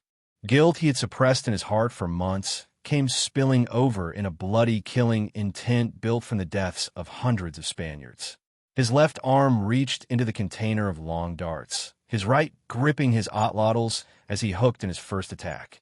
Dying. This was the first time in Lionel's life he truly wanted to kill. Even with Conrad, his intent hadn't truly been there. But the result was far beyond his expectations. The chanting priest turned toward him with a stunned expression, but reacted quickly, a barrier of something Lionel couldn't see appearing to block the piercing spear. Lionel stood frozen. Chief priest, strength 0, 12, speed 0, 13, agility 0, 15, coordination 0, 42, stamina 0, 33. Reactions 0, 73. Not only was the priest's reaction the highest Lionel had ever seen aside from his own, it was the highest score Lionel had ever given, period. On top of this, Lionel suddenly felt that he was missing a seventh category. Just what was that wall of energy?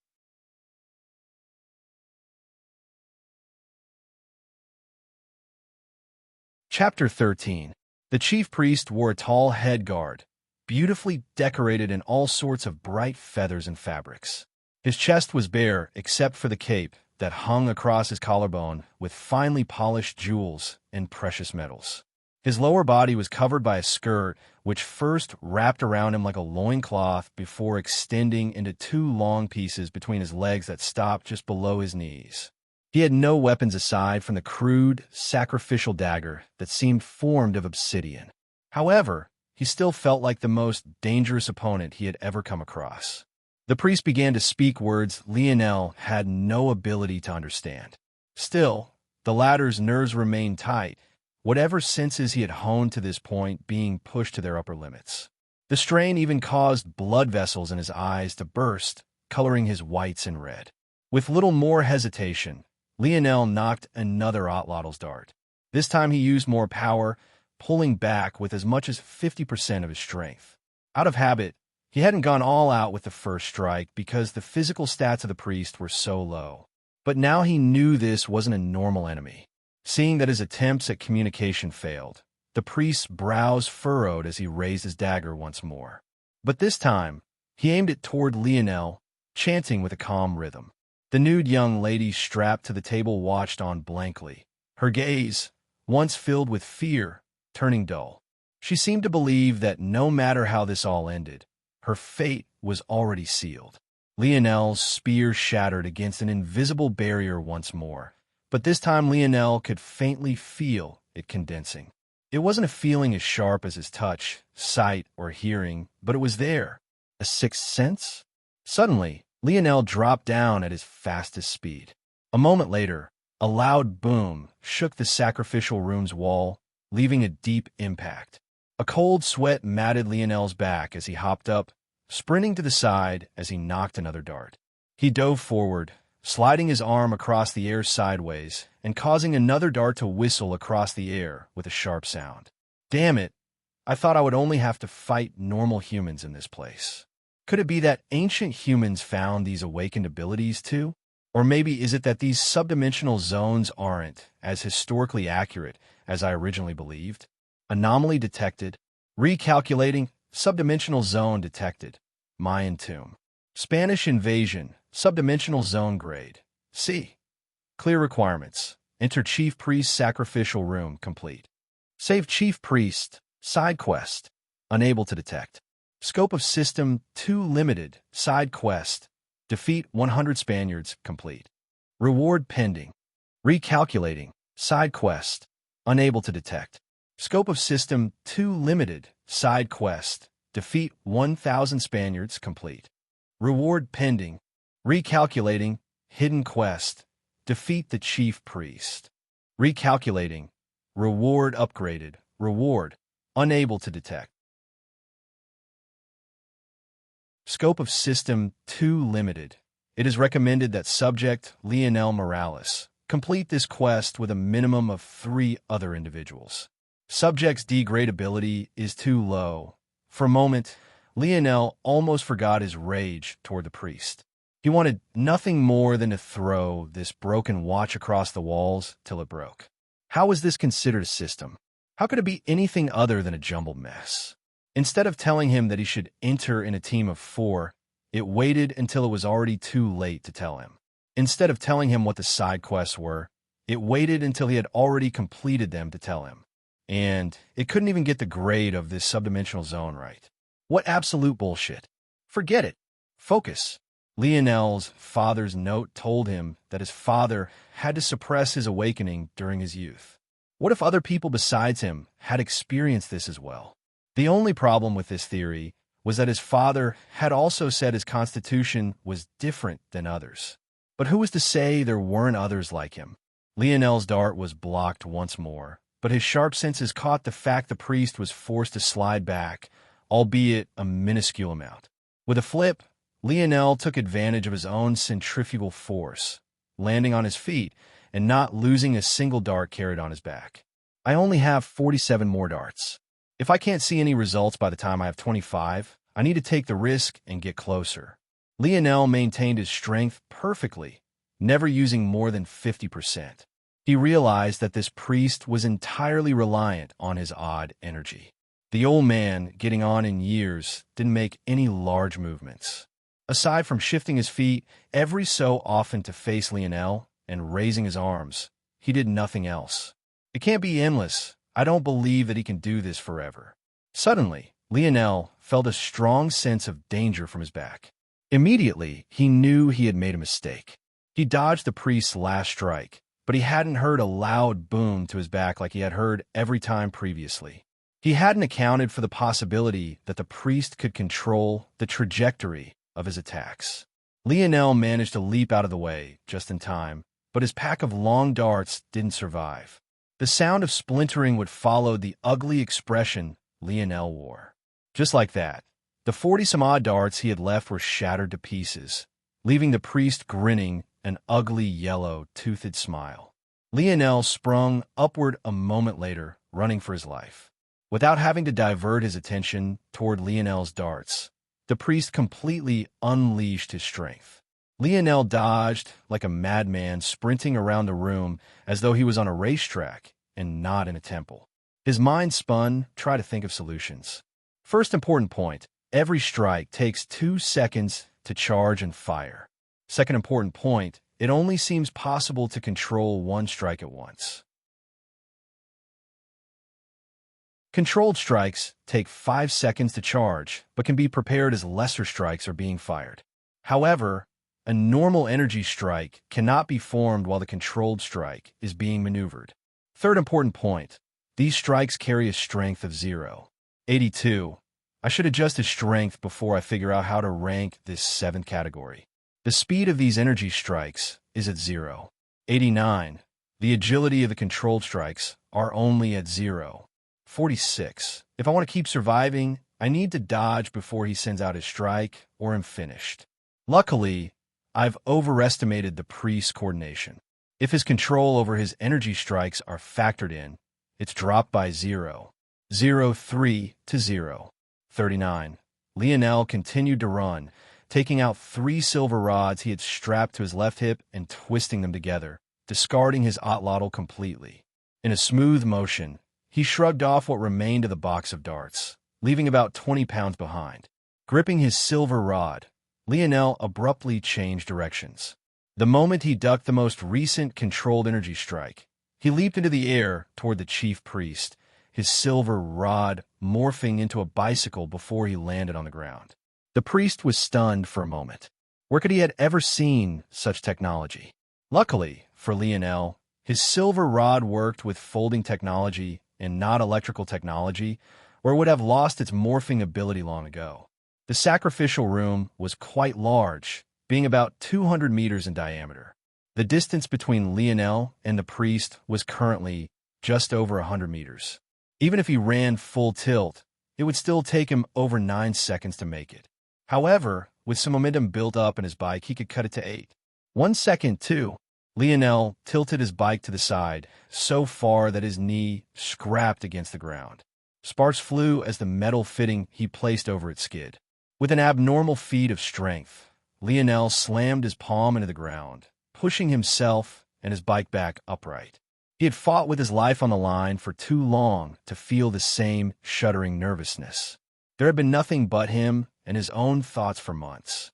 There was no way he was going to lose to the first person he consciously chose to kill. The next strike will very likely target my bike itself, too. Lionel's thighs flexed, his bike hopping just over a meter in the air. His instincts from countless battles kicked in. All things considered, only having to account for just one opponent at a time was marginally easier despite the godlike abilities of this priest. Here it comes. The controlled strike finished charging, shooting toward Lionel like a bullet. Vaguely formed in Lionel's head, he could see the difference almost as though they were vibrant colors of their own. His eyes were slowly gaining the ability to see the shifting energy through the air, the pale fog circulating around the priest. Maybe if this was really a game and not real life, Lionel would get a notification achievement about awakening this level of sight before even gaining mastery over the energy. The energy sped toward him, but this time it was no longer a vague feeling Lionel got. He could see it cutting through the air from his right, curving for his head while slicing down in an arching path. If Lionel jumped, it would destroy his bike. If he ducked, it would take off his head. The priest likely realized that Lionel was previously only able to get a vague sense of where his energy was coming from due to the fact Lionel had taken more drastic actions than what was necessary. Not only did he start taking control of the energy strike before it met Lionel this time, but he also actively dissipated its energy, trying to confuse Lionel about its exact location. Unfortunately, the priest could have never imagined that Lionel's senses would evolve once more at this very moment. Even more unfortunately, Lionel was well aware how low the agility of the controlled energy strike was. Lionel suddenly skidded his bike to a grinding halt, the tail of his back while spinning to the front and whipping around. His maneuver was perfectly timed. The controlled strike sped by his right side across his face and out into the distance toward the left. The priest's eyes widened as he quickly tried to control the energy strike to turn back, but Lionel's bike had already finished its spin and furiously sped forward. Though in a straight line, the energy strike had a speed of 0.89, and Lionel's speed was only 0.51. There were two important factors Lionel had already considered. First, the time it took for the energy strike to slow, turn around, then gain its top speed once more was long due to its low agility. And second, Lionel's speed on his bike obviously just wasn't a mere 0.51 anymore. The priest was too late to realize this. Lionel was already 2 seconds away, and he still hadn't abandoned his controlled energy strike. He didn't have enough time to prepare another strike. In a panic, the priest grabbed the naked girl on the table and threw her toward Lionel, who had just unsheathed a sword.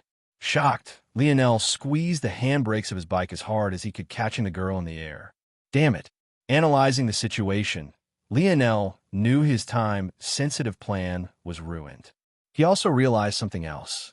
The priest's strength was too low to throw a girl who must have weighed at least 110 pounds across 10 meters to him. That meant the priest had another method of amplifying the strength of his body directly. In that instant, the priest's strength stat rose to 0.97. The priest still doesn't know I attacked him to protect this girl. If he knows this, he'll use it against me. Lionel recovered from his apprehension quickly. Battle instincts he had honed for months kicking in as he apologetically dropped the girl to the ground without hesitation.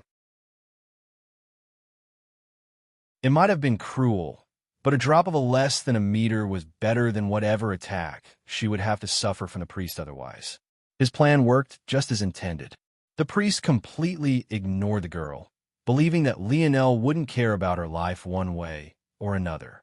However, by now, he had already prepared another strike. Lionel clicked the button on his bike, turning it back into a pole and rolling out of the way. It was already too late to build up momentum with his bike again. He had to cross the last few meters himself.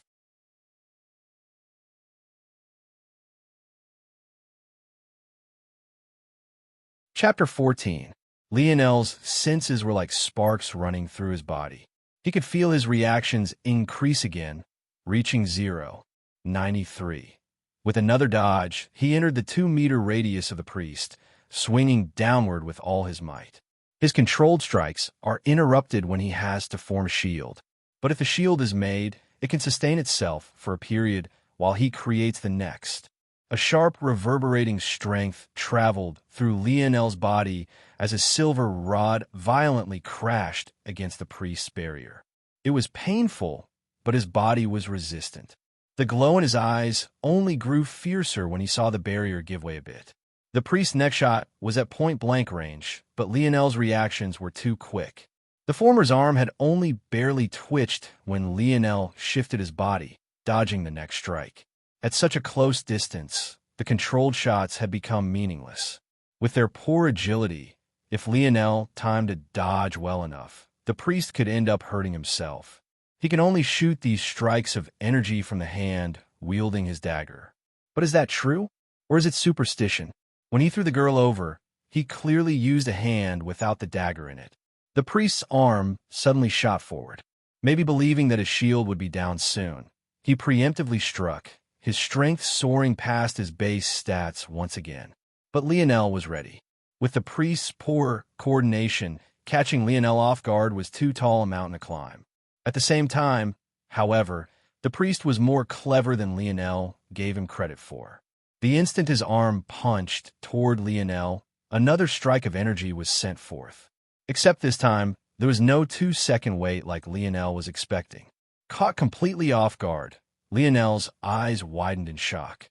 In those split seconds, he managed to tell that the strike was shooting forward at a speed of 0.94, and it was completely impossible for him to dodge.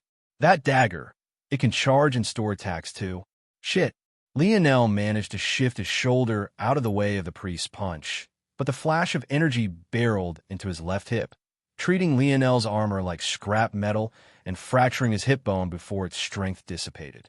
A cold breath rushed through Lionel's teeth as he spun like a top. He had never felt such excruciating pain in his lifetime. He was certain that the him of just a few months ago would black out in an instant. If he has another one, Lionel's heart trembled. But luckily, even with his vision growing foggy, he could sense the priest gathering energy once more. Whether it was because his dagger's ability had a timer, or because he didn't feel it was necessary to use it again, or maybe because he couldn't, it didn't matter. With a wince, Lionel collapsed to the ground, but he had already pulled out another otlotl. All this time, the priest had completely forgotten about his ability to throw. How could he not? Lionel made a big show of throwing his otlotl away as though it was useless to him. Those action made the priest completely miss the fact that Lionel had 3 more to his right hip. And just now, he just so happened to have landed by one of the darts the priest blocked when he first entered this place. As for whether it was by coincidence or not, if someone asked his best friend James, he would emphatically choose not. Lionel took control of his senses, forcefully sealing the pain in his hip from traveling to his brain. Rolling over, he plucked the damaged dart from the ground and fitted it into his otlotl. By the time the priest noticed that something was wrong, it was already too late. He was in the middle of conjuring another energy strike, and he would have to cancel it in order to form a shield. But that singular second was all Lionel needed. With a roar that expelled every drop of energy he had left, Lionel balanced himself on his only good hip and butt, angling his torso up as he finally threw his first full-force spear toward the priest. The speed was blinding. It was as though a line of brown had been drawn from Lionel's arm to the priest's neck. The splintered wood of the dart lodged into the latter's throat, causing a fountain of blood to rain down as the priest collapsed, his dagger falling along with him. Seeing this, the last bit of will that held Lionel together collapsed. He fell back, a familiar pain returning to his left hip that almost made his eyes roll back. He knew he couldn't stay. The Mayans had gone out to fight, but there was no telling when they'd be back. He needed to move. Has the quest ended? Send me out of here.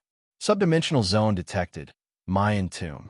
Spanish invasion. Subdimensional zone grade. C. Clear requirements. Enter Chief Priest's sacrificial room. Complete. Save Chief Priest. Failed. Oh, for fuck's sake.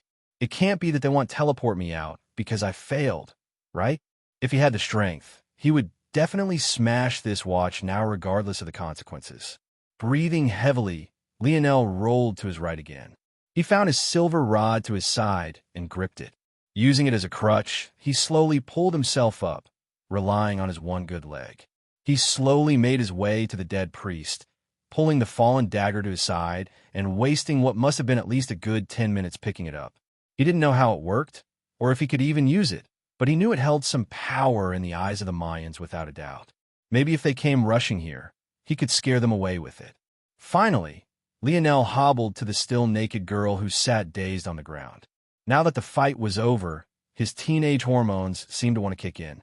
She was truly a beauty with delicate brown skin, though it was now covered in bruises and scrapes.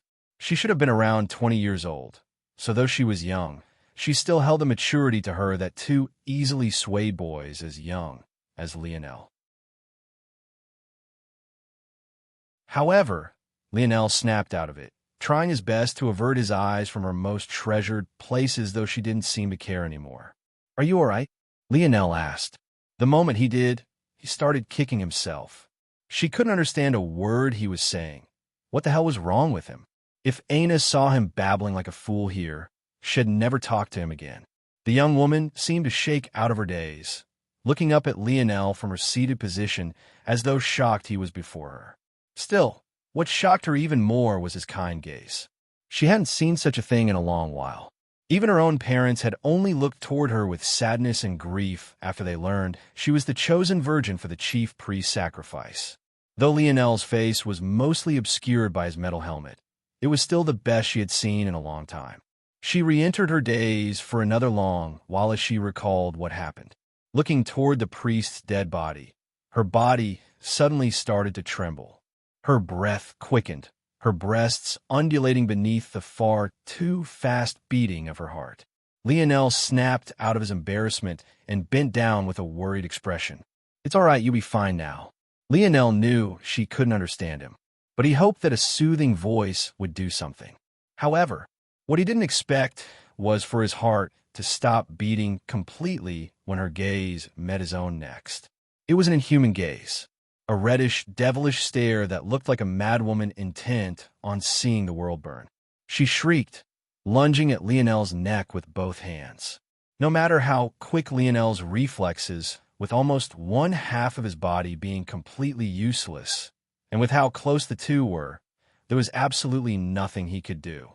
A sharp pain shook Lionel's body as he fell to his back. The breath was knocked out of him as he gasped in shock. But he noticed a second later that he couldn't breathe. His throat was completely sealed by this seemingly frail girl. She was almost like a rabid dog, snarling and screaming as she squeezed with all her might. It was as though the only wish she had in this world was for Lionel to die. Lionel was in shock. Hadn't he just saved her? What was she doing? Even if she didn't thank him, she shouldn't be trying to kill him, right? Lionel's eyes reddened, both due to a lack of oxygen and a slowly building anger. He didn't have to step out and save her life. In fact, his quest didn't ask him to anyway. Because of her, months of toil and pain were completely wasted, yet she was trying to kill him. How dare she? His silver rod and the dagger still gripped in either arm. All Lionel had to do was drive the dagger in her ribcage. Just like that, she would be dead and he could breathe again. His hand raised, his emotions bubbling over, but that was when his gaze met hers again. He could see them, the tears falling from her eyes, the sheer desperation. He could even faintly see the glint of his knife in the corner of her eye, something that made him certain she saw it. All she had to do was drive her knee into his shattered hip, and he would probably lose himself to pain, unable to do much of anything. Yet she did nothing. It was as though she was hoping he would just end her life. Lionel felt his vision blackening, his dagger still raised in the air. His hand trembled. He knew that her delicate skin wouldn't be able to last even a split moment against the sharp edge of the blade, yet he couldn't bring himself to do it. His hand fell back to the ground, his body finally succumbing to his injuries and lack of oxygen. As his consciousness faded, he could only see a sea of black. Maybe this is just what I deserve. Side quest. Defeat 1,000 Spaniards complete. Reward pending. In his last moments, this was what he thought of. Defeat.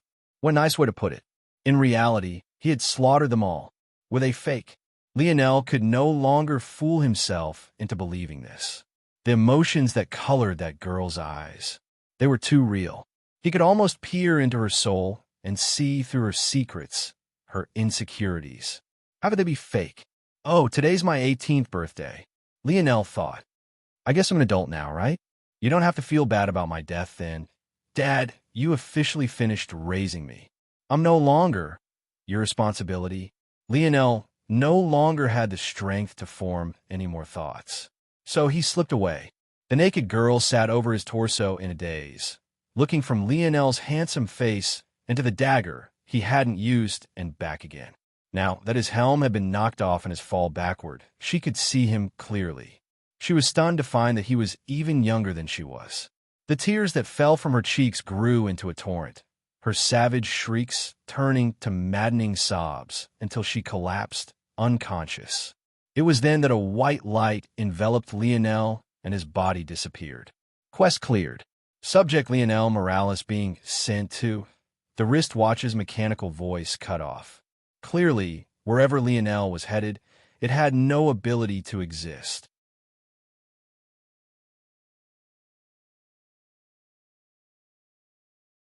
Chapter 15.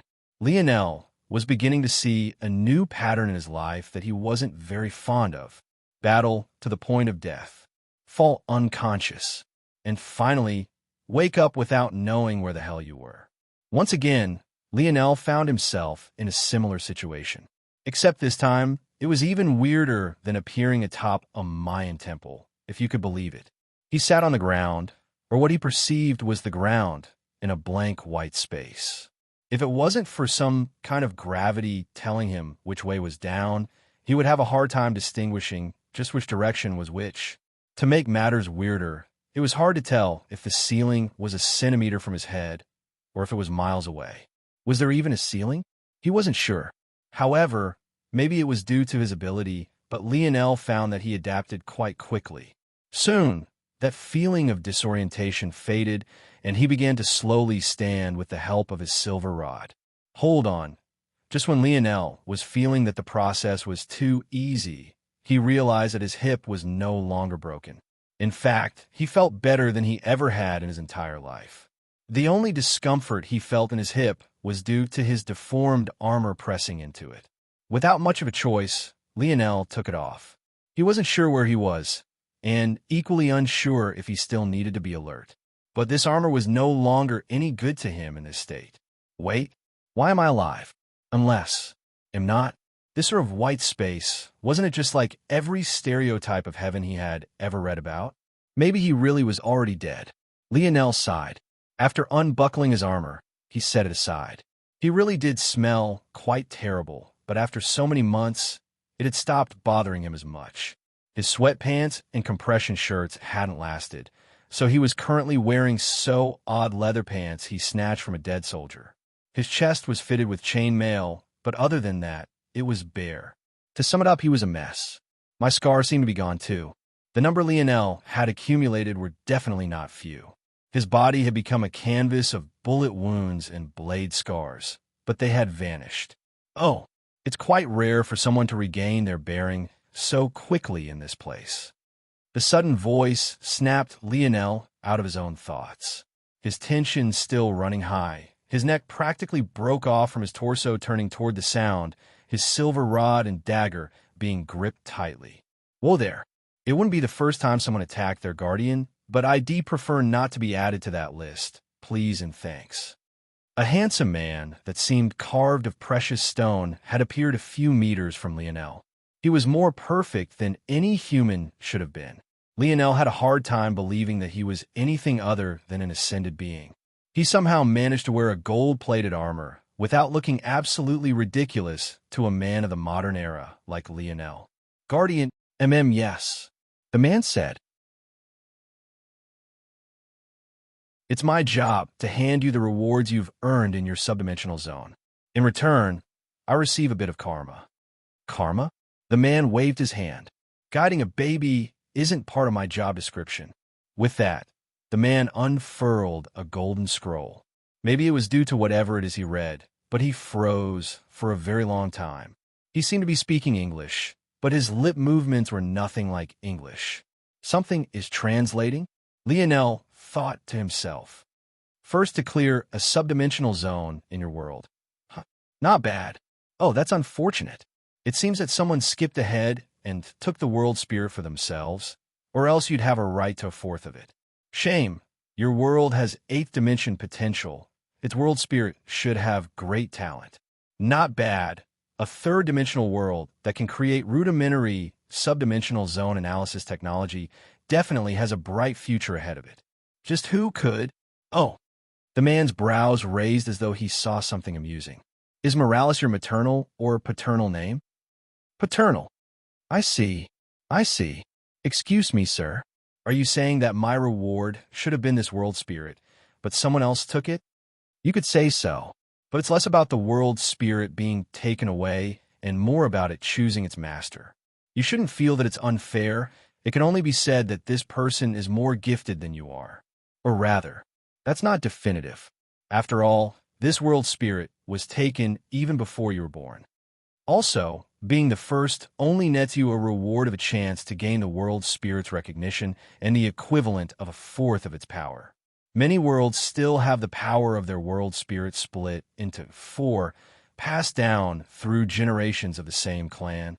Not that that matters much to you now. Oh, I see. Entering a Tier 4 black-ranked subdimensional zone on your own for your first try?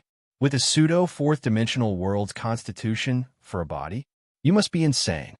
Lionel opened his mouth to answer, but he couldn't make heads or tails of what the man just said. His watch ranked the world he entered a grade C. How did that translate to this man's ranking system? It was a Tier 4 black-ranked zone meant for 4 people?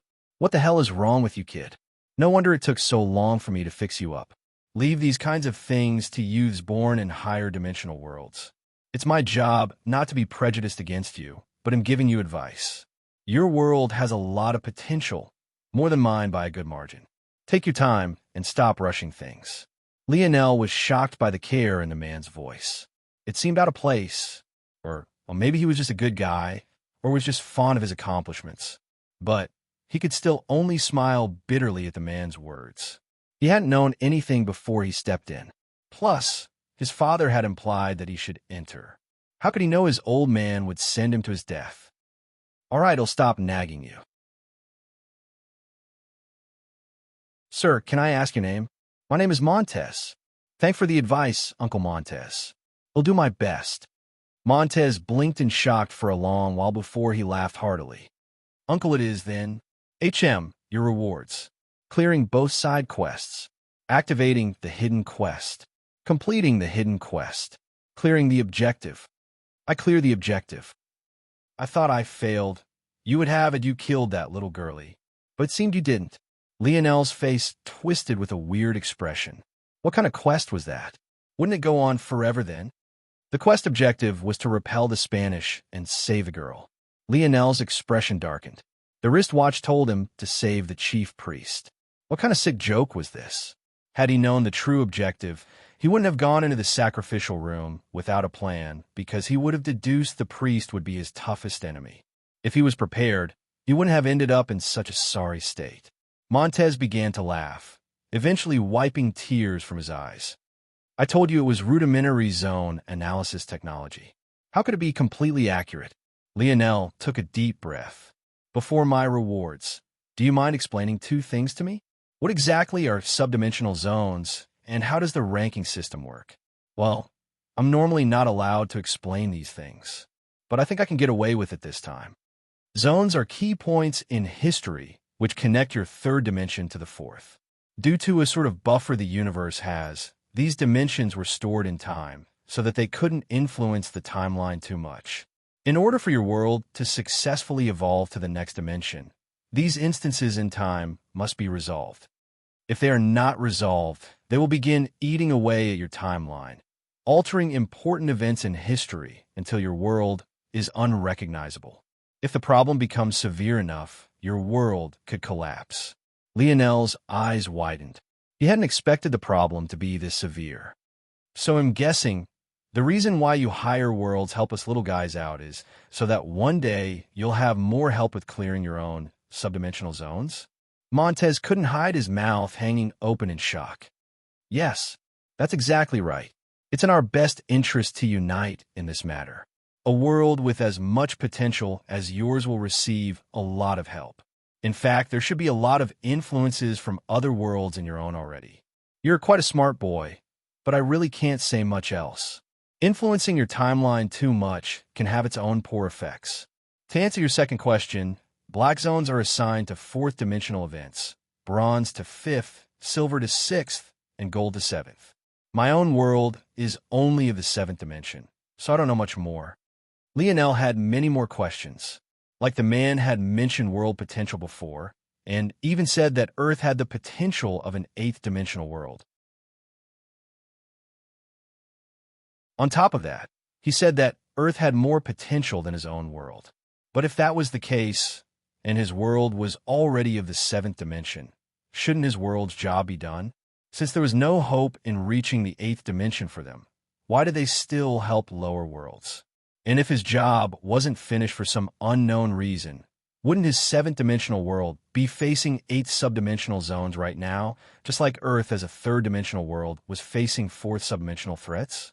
So why did he not know anything about zones above the gold grade? There seemed to be a secret here that was nagging at Lionel's heart, but he knew better than to ask. Each rank of black to gold is divided into 9 levels, 1 being the lowest and 9 being the highest difficulty.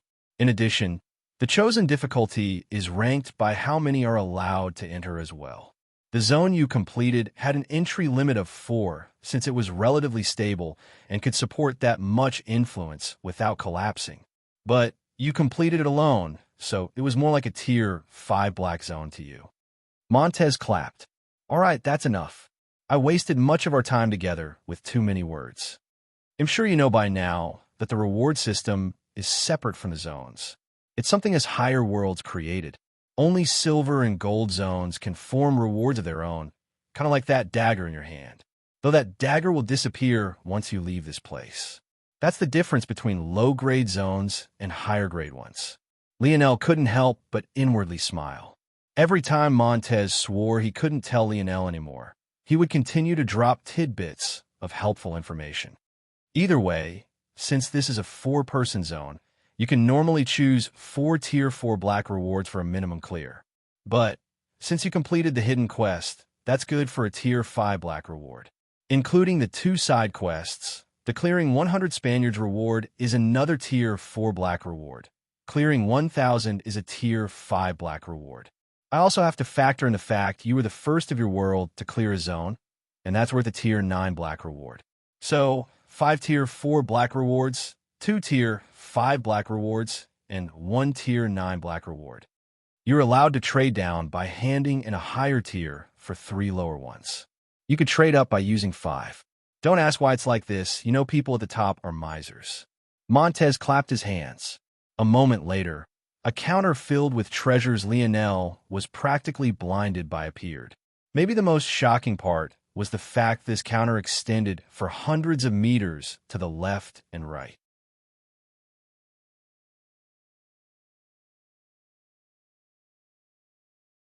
Chapter 16. Lionel was overwhelmed. How could he possibly sift through so many treasures? What do you suggest, Uncle Montez? Montez smiled. First, I don't suggest you trade in your 5 tier 4 black rewards for a tier 5 one. In your current state, you can't afford to be picky. If you have to rely on treasures you pick up in the zones you enter, you won't last very long. In addition, as I said before, the things you picked up from there will disappear once you leave this place. In this present state, not only are zones dangerous, but your world itself is dangerous too. You might have run into the invalids already. Lionel opened his mouth to answer, but only nodded in the end. He had almost forgotten about the weird changes in his white-pupiled peers. So they were called invalids. He didn't have to think much to understand why that was. Unfortunately, he was running out of time, so he knew he couldn't ask Montez about it.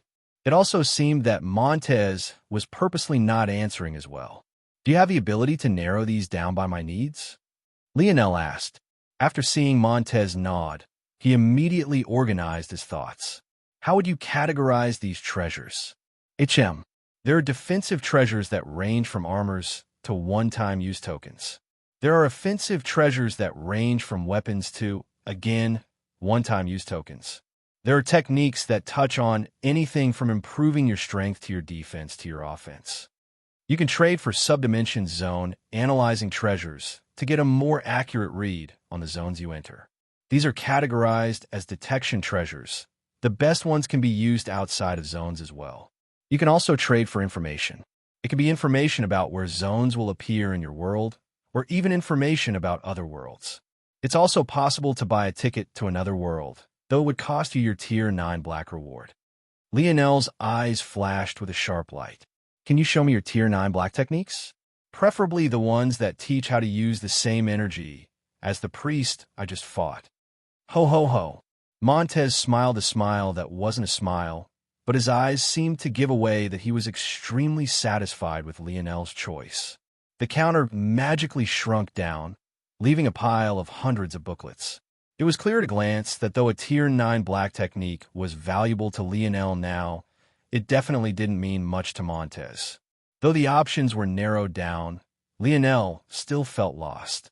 If only his sensory-type abilities were able to seek out what he needed. At this thought, Lionel raised an internal eyebrow. What if it could? He didn't know anything about his abilities currently, and he was actually tempted to ask for a treasure that could tell him about it. But he subconsciously felt that this wasn't the best idea. One thing that was clear to him about these treasures is that none of them were perfect. He most certainly couldn't expect a black-grade treasure to be so. If he found such a helpful treasure, it might lead him down the wrong path. And even if it was correct, it might limit him by boxing in his thinking. Lionel closed his eyes, trying to tap into the same sixth sense he used to battle the priest. Once he locked onto that feeling once more, his eyes flashed open. In that moment, the seemingly ordinary piles of books became a violent storm of raging colors. No, once again, they weren't truly colors. Lionel's mind only interpreted them as such, almost like an odd form of synesthesia.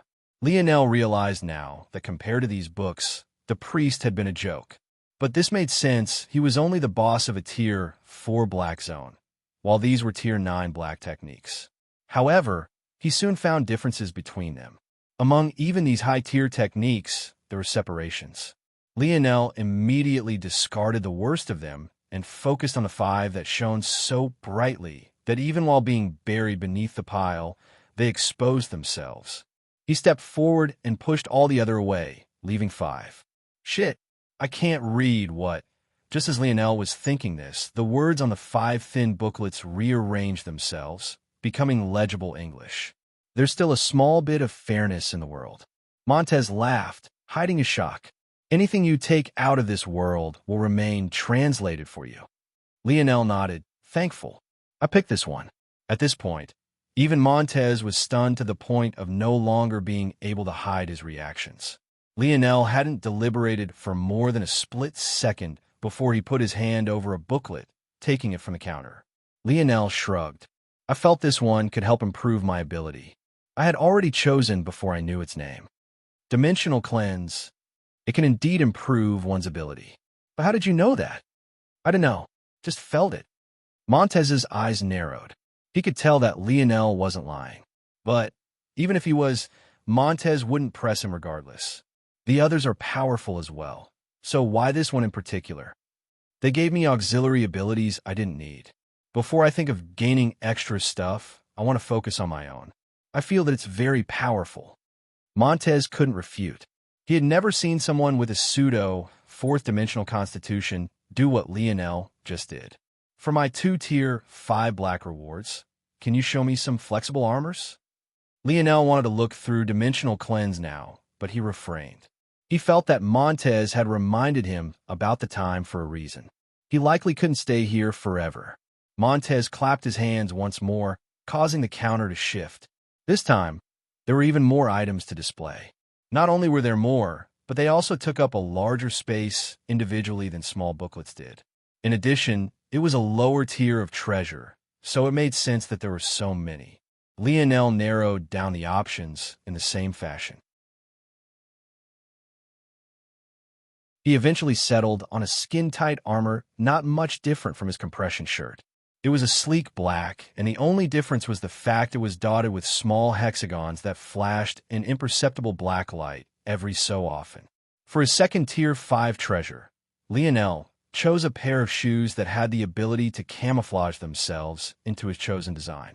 Not only did it have a small bit of defense, but it could increase his speed and agility by 0.1 each. When Lionel got to his Tier 4 treasures, he realized why Montez advised him not to trade them in.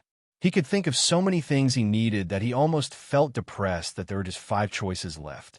First, he chose a container.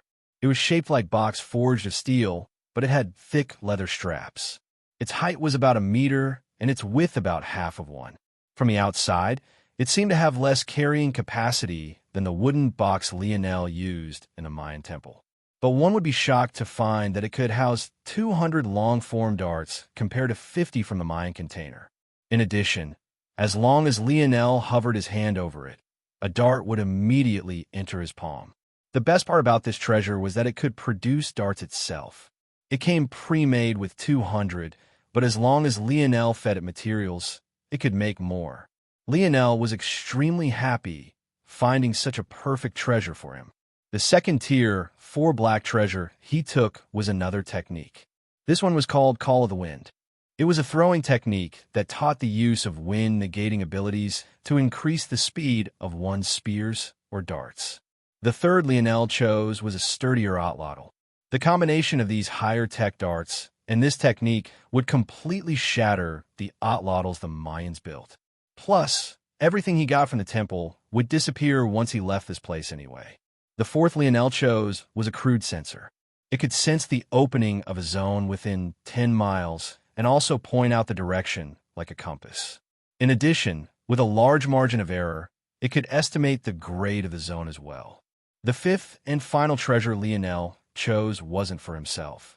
It was a bracelet that acted as a one-time defensive token. Though it was a tier 4 black treasure, since it was only one-time use, it was more powerful than other treasures of its tier. Of course, he had traded for it for the sake of Aina. He may have not known the details of Aina's likes and dislikes, but he knew of her disposition. If he tried to give her too much, Lionel was certain she would reject. But this small token, maybe she just might say yes. Uncle Montez, what are you loitering around for? That was your final pick. Do you maybe have a place I can wash myself in? I can't see her like this. It'll be a disaster. Montez looked blankly at Lionel before almost falling over in laughter. Sure. Whatever. Since you were so quick, you have 15 minutes left.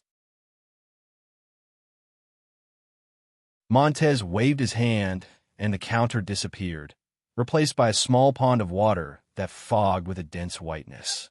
Lionel didn't hesitate. They were all men here anyway. He stripped off all his worn armor and dropped them to the ground, jumping in to scrub himself furiously. He was so obsessed with getting as clean as possible that he completely missed Montez's sharpening gaze at the sight of the faint scar on his right hip. And since he missed that, he also missed the surge of fury. As for Lionel, it wasn't really his fault that he missed this. The pond was much too comfortable. He forgot the joy of cleaning oneself. But, even more curious, this water didn't seem to be normal by any stretch of the imagination. Lionel could even faintly feel his senses sharpening. By the end of 10 minutes, his reactions had increased to 0, 95 before stopping. In addition, his coordination followed suit, stopping at 0, 90. With just 5 minutes left, Lionel hopped out. He slid on his new tier 5 black flexible armor first, allowing it to perfectly adjust to his size and shape. He felt his stamina tick up by 0.05. Then he slipped on his ragged pair of sweatpants that he had luckily cleaned first this time.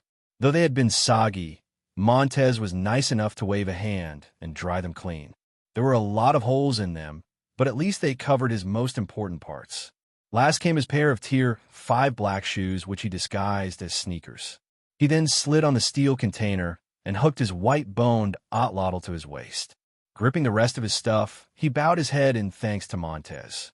"Thank you, Uncle Montez." Montez smiled and waved, sending Lionel out. On the top of the Mayan temple, the situation was completely different to how Lionel had left it.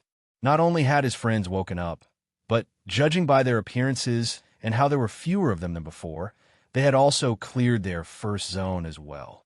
Montez had downplayed how long he took to recover Lionel back to his full state. If Lionel's constitution had been better, he could have healed him in an instant. But due to Lionel's weak body, Montez had to take his time. Like this, though Lionel was the first to clear his zone, he was actually last in place to return. Maybe only the first few people who awoke knew that he had entered first. "What the hell are you trying to do, Conrad?" James stood towering, his injuries from that night clearly healed. But it seemed that he was still in quite a bad state, a reality that would have left Lionel surprised. Why had his guardian healed him, but not James? However, a moment later Lionel would realize that it was because James had been hurt outside of the zone. Conrad sneered. "This isn't the normal world order anymore, James. Just because you were bigger and stronger than me before doesn't mean you are now. I won't need you to be drunk to kill you this time." "You have a lot of nerve puffing your chest out like that after sneak attacking me in my sleep." Sure, it's a new world order, but you're still the same pussy. Conrad's gaze turned crimson, the space around him heating furiously. You want to say that again? Even if it's a new world order, your family still exists on the outside. And don't think I've forgotten what you failed to do during the championship game. James' own gaze turned dangerous. If you died here, who of the Siegfried family would even know or care? If you think I'm just going to let you use the girls of my Royal Blue Academy just to vent your lust, you have another thing coming. Several girls sat cowering to James' back, their eyes filled with fear. They realized that in this world, they didn't have the same protections they once did. Among them, Yuri and Savon were present, but there was no sign of Aina. As though on cue, a portal slowly formed. A delicate beauty with a battle axe twice the size of her body appeared. Her presence was so captivating that it was almost too easy to ignore the weapon on her back and the odd out-of-place black bag in her hand. Aina's steps paused, her gaze sweeping over the surroundings only to stop on Yuri and Savon. Looking at the tears that streaked their faces and their disheveled clothing, her gaze once more shifted to Conrad. At that moment, another portal appeared. Conrad's expression turned ugly when he saw Lionel's smiling face. He was shocked to see how many items Lionel had brought with him. How had he gotten so much? Aina, too, saw Lionel. In fact, her gaze didn't leave Lionel's as she walked to Conrad's back. Her arm shot forward, piercing through to Conrad's chest. The image of a petite girl with an arm covered in blood was an image Lionel would never forget. He had been smiling brightly just a moment ago, his eyes finally landing on the beauty he had been thinking of for so long, only for it to freeze in his shock. Conrad didn't get to speak another word before he slumped to the ground, sliding off of Aina's forearm as though she deliberately slowed him down so that Lionel would capture every moment. Lionel felt that his world had come to a complete grinding halt. All right, guys, this will be the last mass upload for a while. DD's regular upload schedule will be 1 chapter or 2K words a day. However, there are ways to get more chapters for every 10 unique reviews, i.e. by a different person and not spam from the same account. I will add a bonus chapter. We are at 2 reviews right now, 1 review excluding myself. So, when we get to 11 total, I will upload another chapter. This deal is good for up to 101 total reviews. Smiley face. We probably won't get there anytime soon, though. I also plan to implement a Power Stone bonus chapter system, but I'll let you guys know about that at a later date. Anywho, hope you've enjoyed to this point. I'm excited to write more. Smiley face.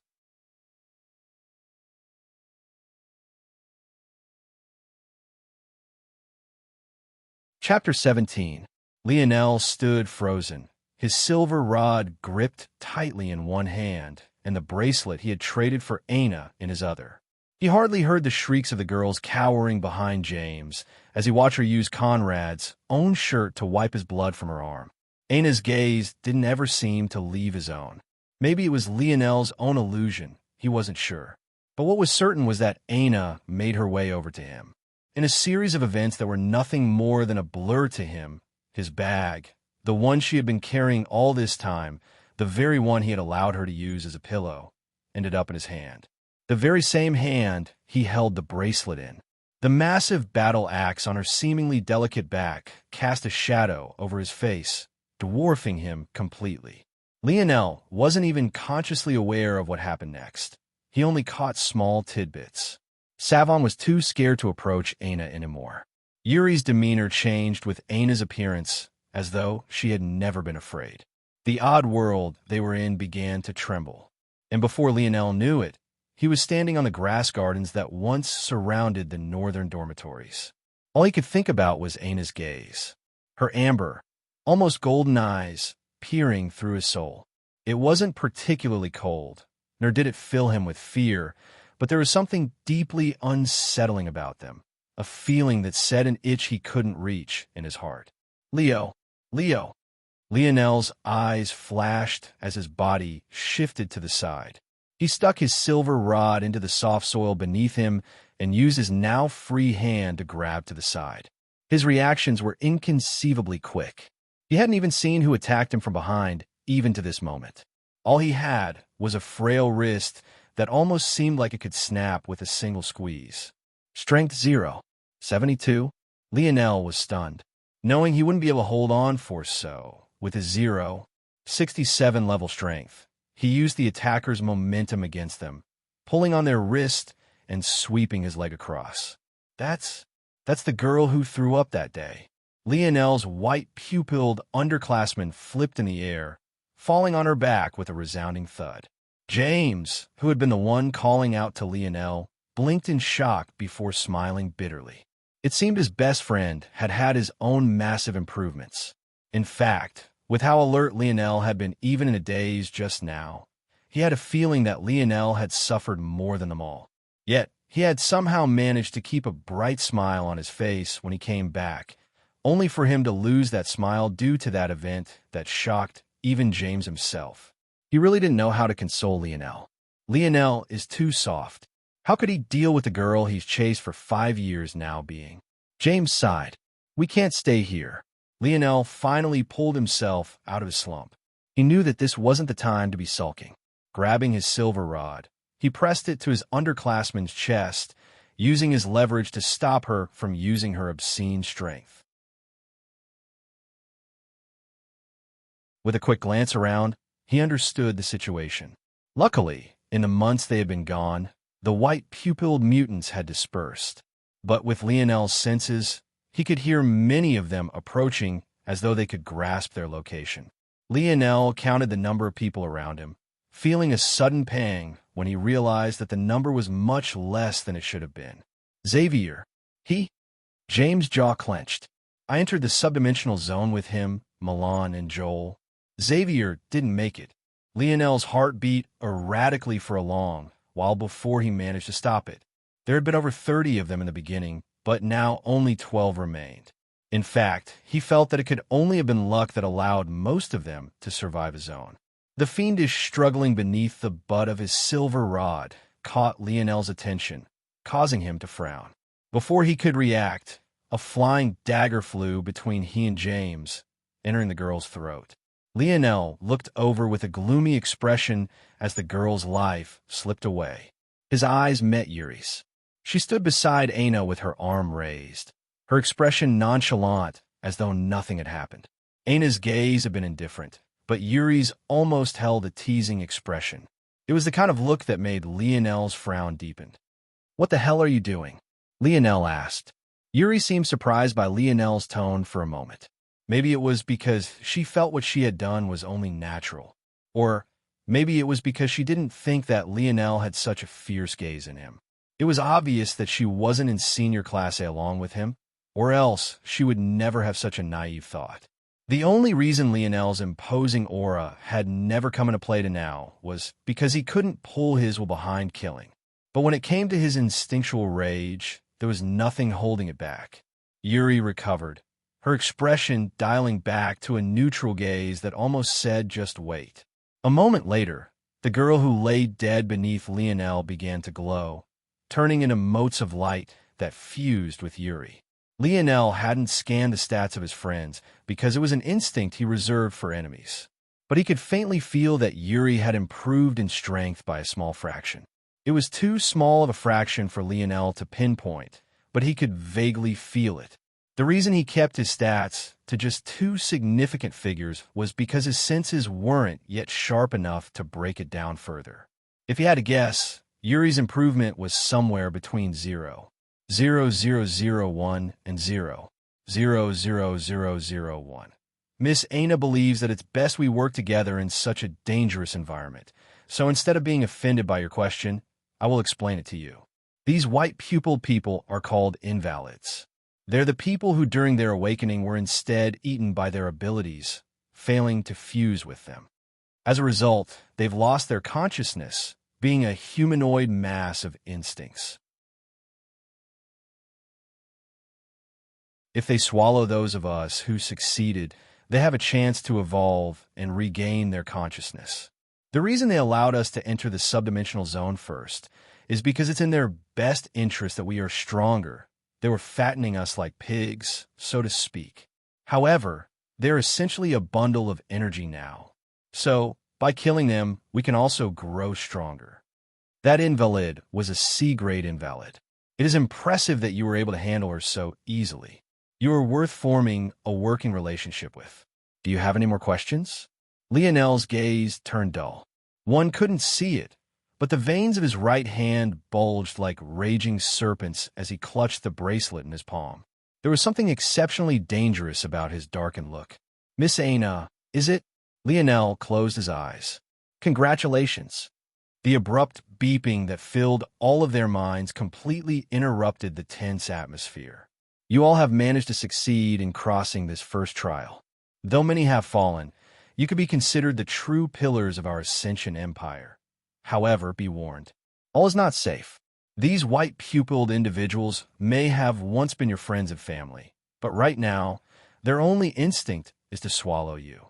They are known as invalids. Though they appear in the same form they once had when they were alive, they are little more than energy with substance now. Invalids follow the same grading system as your subdimensional zones, from the F grade to the SSS grade. Be mindful and stay safe. Right now, the next goal of our empire is to gather you heroes together. Your wristwatches will point you toward the closest center of power in your region. Please head there as quickly and safely as possible so that you can be properly registered. Those who fail to do so will be considered an enemy of the Ascension Empire. The voice was no longer mechanical. In fact, it was distinctly human. Lionel had heard this very voice before. Many times before, actually. It was the Emperor of the Ascension Empire, Emperor Gervais Fox. They want us to register? Why would they need that? Can't they already monitor us? Unless Lionel's eyes flashed open, a sudden realization overcoming him. It seemed the forceful tweaks the Empire made to their technology weren't exactly perfect quite yet. Maybe they still weren't aware that Lionel was the first to enter and clear a zone either. As expected, what their oh-so-noble emperor left them wasn't a true map, but rather simply pointed toward direction, much like the Tier 4 black detector Lionel had for subdimensional zones. The Ascension Empire had always been touchy about distributing maps. Once the announcement was finished, Lionel looked back over toward Yuri and Aina. However, this time, he didn't spare Yuri a glance. If you'd like to work with me, then the orders we follow are mine. Are we clear on this? Yuri frowned and seemed to want to respond, but Aina's delicate hand blocked her. Yes. That isn't a problem. You seem to have strong sensory abilities. It's only right that you lead. Lionel so very rarely heard Aina speak, but her voice was just as angelic as he remembered. He still couldn't wrap his mind around her actions. How could he like a girl who treated lives so casually? He knew well what Conrad had done. Maybe to some he deserved death. But Lionel just had a hard time crossing that line. Maybe he was a hypocrite for it, but it was just how he felt. Hearing these words, Lionel stuffed the bracelet into the ragged pockets of his sweats. He turned his body away, not replying. You all right, Leo? James whispered to his side. I'm fine, Lionel said with a bitter smile. Don't worry about me. I think I've already been through worse. James patted his shoulder and didn't say much more. All right. Lionel raised his voice once more. The invalids aren't far from us already, but I think it's important that I get a read on your abilities before we move out. Mine seem to be categorized as heightened senses, so I'll do my best to lead you out while avoiding as many battles as possible. James, who had almost always been able to read, Lionel, even without a cue, spoke next. Mine and Milan's abilities are very similar. It's how we survived in the zone.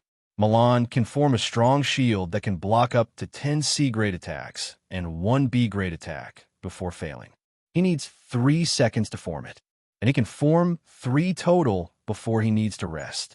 He also has improved strength beyond normal levels.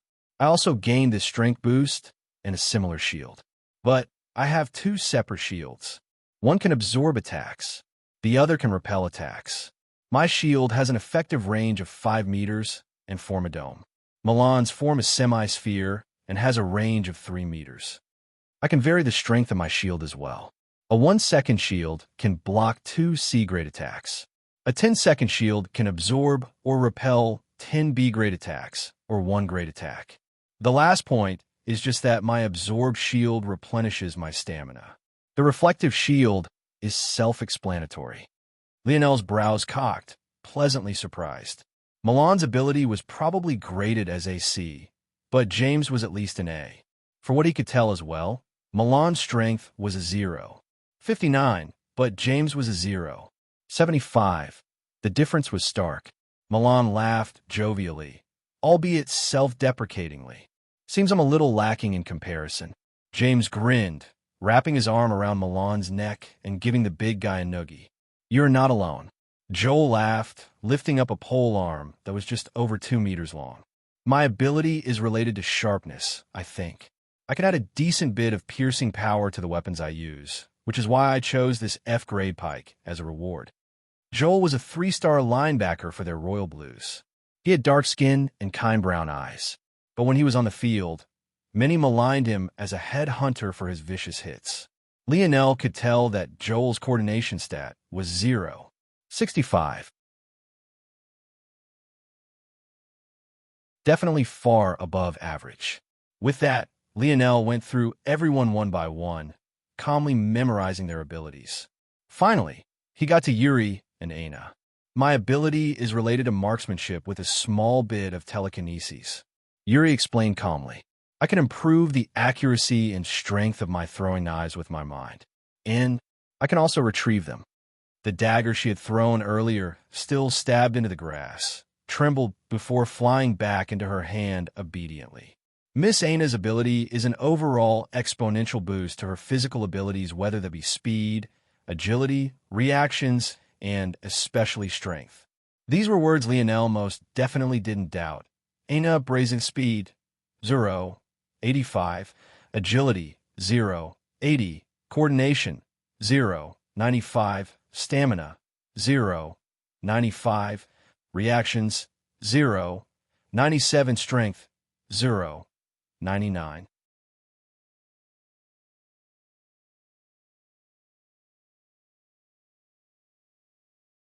Chapter 18. Milan. Hearing Lionel's voice, Milan reacted quickly. He took his tall F-grade tower shield and slammed it forward, ramming the C-grade invalid backward. Joel followed up, his F-grade pike piercing over Milan's shoulder as though the two were one. Just like that, another C-grade invalid fell. It had already been 3 days since they began following Lionel, but even Yuri, who had been the only one who wanted to reject his leadership, had her lips tightly sealed. Not to mention the fact a third of this group was made up of men who shared their lives with him on the football field for 4 years already. Even if this wasn't the case, the results spoke for themselves. They had fought tens of battles in just these 3 days, but not a single person had been injured. On top of this, they never met a group of invalids they couldn't handle. The most dangerous situation they had come across was a group of 10 D-grade invalids, but even it seemed to roll off their shoulders like it was nothing. Over time, the group gained more confidence and relaxed, their tense nerves loosening. Yet, they somehow didn't become complacent either. No, it wasn't a mistake. Joel, Milan, and James always followed Lionel's orders to the finest detail. It was they who set the example for the rest of them. Maybe it was only Yuri and the silent Aina who knew things shouldn't have been this easy.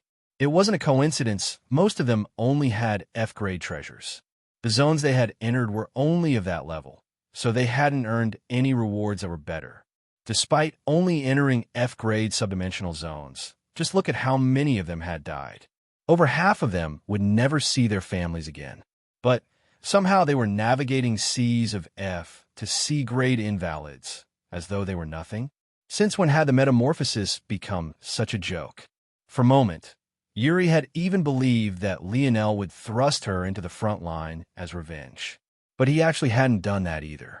Looking toward Lionel, Yuri frowned. Lionel hadn't attacked a single time in these several days. But she was certain that the treasures on him were above the F-grade. And she had learned through deductions of her own that he had actually woken up before Aina, even though her lady had never said a word about it. Just what was going on? Yuri had known Lionel for a long time. She knew he was intelligent. She was also quite fond of his personality. He was kind and respectful, the kind of man she wouldn't mind being with her Mississippi. The The problem was that he was too weak. But was he really weak? She didn't know anymore. Her gaze landed on Lionel's crossed arms. She could see his fingers digging firmly into his own tricep every time another invalid fell. Lionel looked up into the sky. Seeing the sun setting, he made a decision. Let's stop for today. The group was currently in the middle of what they had no choice but to call city ruins. This was the very advanced city that had once surrounded their third-ranked academy. But now, it was practically rubble. After the Paradise Islands fell from the skies, many of them lay the tall skyscrapers to waste. Even those buildings that weren't directly impacted collapsed after the fierce earthquakes. In order to find shelter for the night, the group had to dig through what was left of the buildings to see if they could find any basements that survived the collapse. Before, they were apprehensive. What would happen if they became trapped or worse, crushed to death? But Lionel seemed to be able to tell which were safe and which weren't. Though Lionel never fully explained exactly what his abilities were, everyone gained an almost infallible belief in them in just 3 days. "Aina, if you don't mind," Lionel called out. Without a word, Aina walked to the slab of metal and stone Lionel pointed out and lifted it.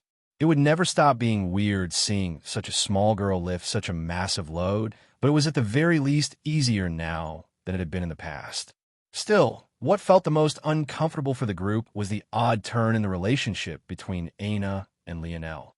They felt that in the past, Lionel would never ask Aina to do such menial work, nor would he speak to her so neutrally. He gave her commands and assignments no differently than he did to anyone else. The group collectively sighed and thanked Aina as they passed by. In the end, Aina slowly lowered the slab, sealing them off from the outside. The underground space they found this time had a decent 10 by 10 meter size. It gave them all more than enough space to themselves. As usual, Yuri brought out an F-grade tent that took up a bit more than half of the space, inviting the women of the group in. It was quite a convenient thing. Lionel had almost chosen a tier 4 black treasure of similar abilities. Well, it would be known as a C-grade treasure by those of Earth, but he chose the bracelet still in his pocket instead. Also, as per usual, Savon hesitated, her steps pausing outside the tent. She glanced back toward Lionel with a complicated gaze before she eventually entered as well. How ironic. Lionel smiled bitterly to himself. In the past, it was Savon who always protected Aina. Despite Lionel's overall good guy persona, she was even protective against him, shielding Aina from all the bad in the world. As a result, she had always been the most abrasive with him in comparison to Yuri. But now their roles had inexplicably flipped, and she was maybe the person who most understood how Lionel was feeling right now. Lionel sat down cross-legged, the metal container on his back clinking slightly against the stone. He closed his eyes, emptying his mind completely. Seeing his present state, James and the rest of the boys decided not to bother him, rolling out the sleeping bags Yuri had given them. They had no need for a scout to stay awake. They knew that Lionel alone would be enough. Yuri had given Lionel a sleeping bag as well, but he had never used it. She usually snorted when she saw him sitting on the cold stone floors every night, believing that his pride was overblown. But she had no idea the truth was that Lionel had simply gotten used to sleeping this way after months in the Mayan temple. Of course, he couldn't be bothered to explain this to her. Lionel sank into his own world. It was a weird state of mind, being empty, yet completely alert at the same time. Everything within a 50-meter radius of his body was entirely in his grasp. Just what is this ability of mine? I don't quite understand it even now. Lionel felt that he learned new facets of his ability every day. After he started practicing Dimensional Cleanse, new doors opened up constantly. There was only one problem with circulating Dimensional Cleanse, though. Whenever he did, invalids would sense their position far easier. During the first night, Lionel was forced to stop and sneak out silently in order to clear them away, something that left him completely sick to his stomach. From that day on, he only circulated dimensional cleanse at less than 1% of his ability. This slowed his progress, but it also allowed him to cultivate peacefully without interruption. With that, Lionel locked down a new stat, Spirit. Lionel Morales, Strength, 0, 72, Speed, 0, 67, plus 0, 1. Agility, 0, 75, plus 0, 1. Coordination, 0, 99. Stamina, 0, 78, plus 0, 05. Reactions, 0, 99. Spirit, 0. 10 Spirit was what Lionel classified as the ability to use that weird energy. Unlike his other stats that were measured by the limit of the human body, Lionel set 1, 0, 0 as the energy density of a Tier 9 black threat. After he categorized it this way, he immediately slotted himself in for 0, 10. However, in 3 days, it hadn't budged a single inch. Or, more accurately, it had, but Lionel couldn't register it sharply enough to put a number to it. Still, there were other outstanding effects. Lionel's reactions and coordination had improved to 0, 99. It was only now he felt that the barrier to 1, 0, 0 was exceptionally thick. Luckily, though his coordination and reactions had slowed to a grinding halt, his other stats had also increased decently.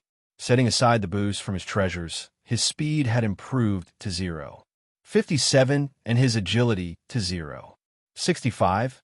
Of course, there was also the leap of 0, 05 in his strength and the increase in his stamina to 0, 73. From what Lionel could tell, these changes most definitely didn't come from dimensional cleanse. He had picked that technique primarily because it increased his spirit. His spirit, by extension, increased his coordination and reactions. In addition, his coordination had a positive impact on his agility.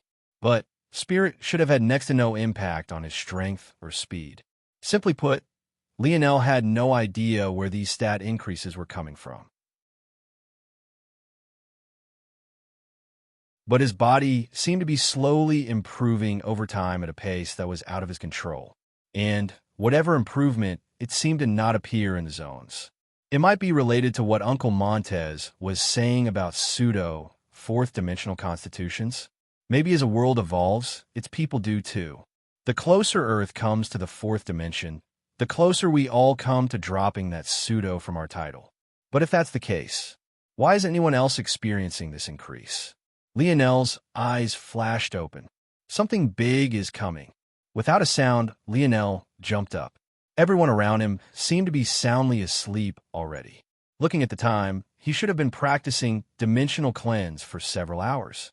Making his way to a smaller second exit, Lionel exerted some strength and quietly left, appearing beneath the night sky and high-raised moonlight. B-grade, Lionel sighed.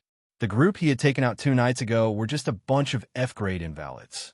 Their boosts to his stats were so minuscule that Lionel knew they couldn't have had an impact on his stat increases.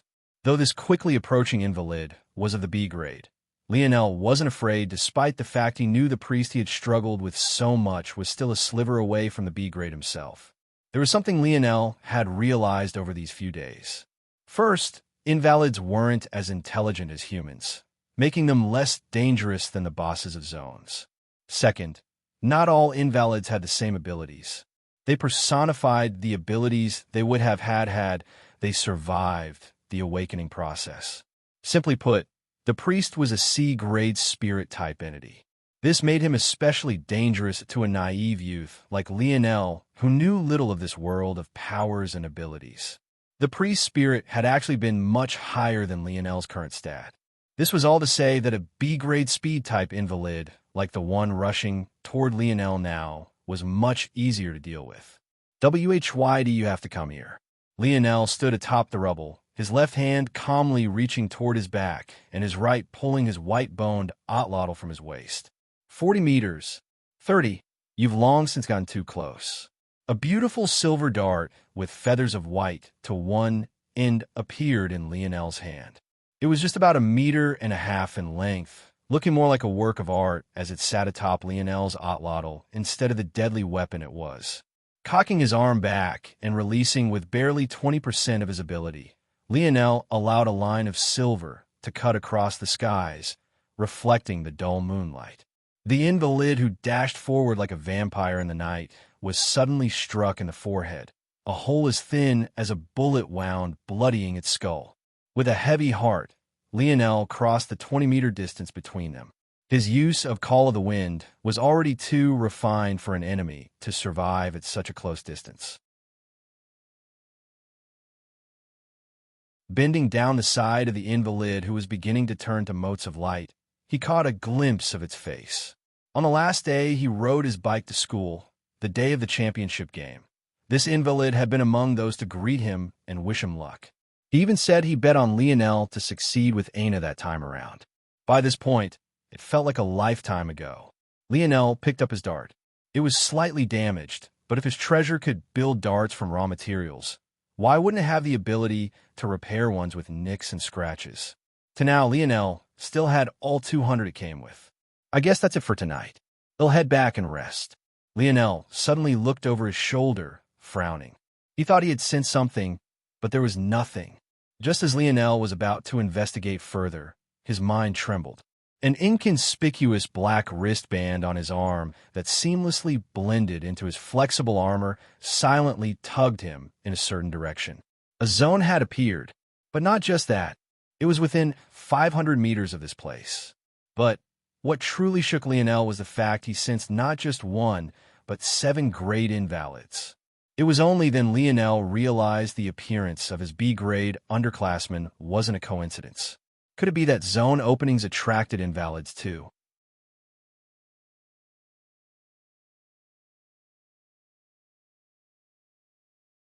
Chapter 19. Lionel closed his eyes, a deep unwillingness sinking into his heart. That day, when the virgin sacrifice almost strangled him to death, he really had resigned himself. He had even said goodbye to his father. Yet he woke up. How was he supposed to feel about that exactly? Was he supposed to think he was forgiven for the 1,000 deaths that lay squarely on his shoulders? Uncle Montez had said it clearly. Subdimensional zones were points in Earth's history where an event that connected to the 4th dimension occurred. In other words, they were real. Every throat he pierced, every head he severed, every life that slipped away, they were all real. Lionel had a hard time dealing with that. The reason he had smiled so brightly when he finally saw Aina again was because he thought that she was his light, the only pure thing remaining in his life. But she shattered that image barely a moment later. In truth, Lionel didn't even know what he was fighting for anymore. He guessed it was just some primal instinct to survive, but he couldn't think of much else. Clearly his parents weren't that much of a motivating factor considering how easily he had given up in the temple. What the hell is wrong with me? Lionel might have just turned 18, but he was just a kid in the end. He knew that he didn't want to be a quarterback for the rest of his life, but he never really thought about what exactly he wanted to do outside of that. Lionel chuckled to himself as 7 grade invalids converged. By now, it wasn't just them anymore, but numerous lower-level invalids who crept forward as well. The most important part of my identity all that time was just liking her. I don't know whether I should be sad or laugh some more. The truth was that Lionel was trying his best to find a reason to fight back, to put his life on the line once again and bloody his hands once more. For his parents? He had already tried that once before. For Aina? He didn't even know if he still felt the same way about her. For his friends? Lionel thought of James, his best friend for as long as he could remember. To this day, he still didn't know why James tried to throw the championship game. He didn't know why he hadn't just let him do it either. They had already won 3 times, and winning a 4th would have been meaningless. I know you too well. You don't like to lose, but you're too soft-hearted to call me out on my bullshit too. So, you'd find a way to protect our friendship and ignore it, all while winning the big game anyway. Am I right? James' words to him reverberated in Lionel's mind. He suddenly felt his hands moving of their own accord, sliding 3 silver bars out and screwing them together. I guess ITLL just have to be that simple then. He didn't like to lose. It was an immature thought, one you would expect from an 18-year-old boy. If Lionel thought any more deeply about it, he too would find it ridiculous that he was trading what he thought was his moral code for a will to win. But the reality was that Lionel was looking for something, for anything, to give him a reason to keep going. The reason never mattered at all. Lionel clicked the hidden button on his silver rod. The moment his bike fully formed, he jumped onto it, riding up the side of a massive slab of broken wall and jumping 5 meters into the air. In that instant of time he spent in the air, his gaze captured everything. Two are within 100 meters. 4 are between 100 and 300. The last one is further than 400 meters away. It wasn't that Lionel's gaze landed on them all. Rather, it was that he found it easier to feel out the fluctuating energies without so many buildings in the way. Lionel had run across great invalids before in the last 3 days. That is, he knew how sensitive they were to humans. It took a lot of effort to shake just one off. If these 7 caught sight of their base, Lionel would no longer be able to guarantee everyone's safety. Even James' 10-second shield could only block a single grade attack. The higher the grade, the exponentially more difficult the invalid was to handle. Their stats not only became more well-rounded, but their intelligence wasn't so easy to fool anymore either. Lionel's knees bent as he landed on the ground, expertly using his high coordination to balance on the rubble before shooting forward once more. He controlled his bike with a single handle and used the other to grab a dart, shifting it around in his fingers until he could both grab his otlotl and fit it to it at the same time. In a flash, Lionel rounded the corner of a building that seemed just an inch away from falling completely over. Half of its top was completely shaved off, having fallen to the other side of the street. He made eye contact with those cold, emotionless white pupils. They locked onto Lionel with a concealed murderous intent, as though it was still slinking in the shadows. The invalid was long and lanky, having a back so arched that the back of its hands almost dragged along the ground. Despite its lazy appearance, it dodged Lionel's first dart with ease despite being just 20 meters away. Its lanky body curled at an impossible angle, its head arching back so far that its skull nearly cracked against the ground. Coordination of 0. 87. Its host body should have an ability related to disconnecting and reconnecting bones, making it an expert of close combat. It has good speed, strength, and reactions. As far as Lionel could tell, F-grade beings had stats between 0. 50 and 0. 60. D-grade entered the up to 0. 70 realm. C-grade was usually up to 0. 8. B-grade was below 0. 85 with grade being below 0. 90. Lionel wasn't certain about the S, SS, and SSS grades. In addition, the spirit stat seemed to work a lot differently. The priest had only been a 0. 0.5 on Lionel's scale, but he was most definitely a C-grade threat. Of course, these were only averages. Some could cross barriers by having less stats, but being more well-rounded. This grade invalid happened to have more of its stats in coordination and reactions, though its strength and speed were still above 0. 60. How unfortunate. Without hesitation, he pedaled into a 10-meter radius in a flash, jumping into the air and turning his bike back into a silver rod. Your strengths happen to be my strengths, but I'm a level better. Lionel clashed with the grade invalid. His movements were wild and almost without reason. Anyone could see with a glance that he had never been formally trained. And yet, those very same wild movements seemed simple and precise to the point of suffocation. After a moment, you would realize that it wasn't that Lionel's style of battle was usually this wild.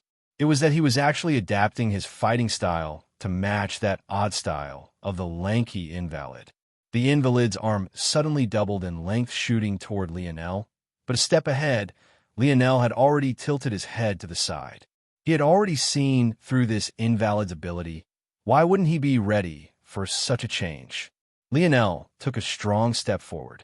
His silver rod spun in his hand, its but rounding in a beautiful semicircular arc and crushing the invalid's windpipe. He released his rod with a hand.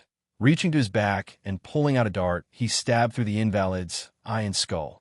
Pulling his dart out, he had already turned his silver rod back into a bicycle and dashed away. By the time he scooped up the dart that initially missed and tossed it back into his steel container, the invalid had collapsed to the ground dead. The other is already closing in. There's no way it won't sense them within 50 meters. But before that, it should be meandering on instinct. I need to intercept it. Lionel felt the motes of lights meld with his body, but he didn't have much of a reaction. His face held an expressionless visage to it. There was no joy, nor was there any anger. He cut a tight corner, riding up the side of a collapsed building and hopping across to the roof of another. He spun his bike to the side, dragging its tires along the ground to a searing halt that left a cloud of dust in his wake. Lionel hopped off, eyeing his target in the distance. He spread out his stance, his base becoming impeccably sturdy as he tightened his torso.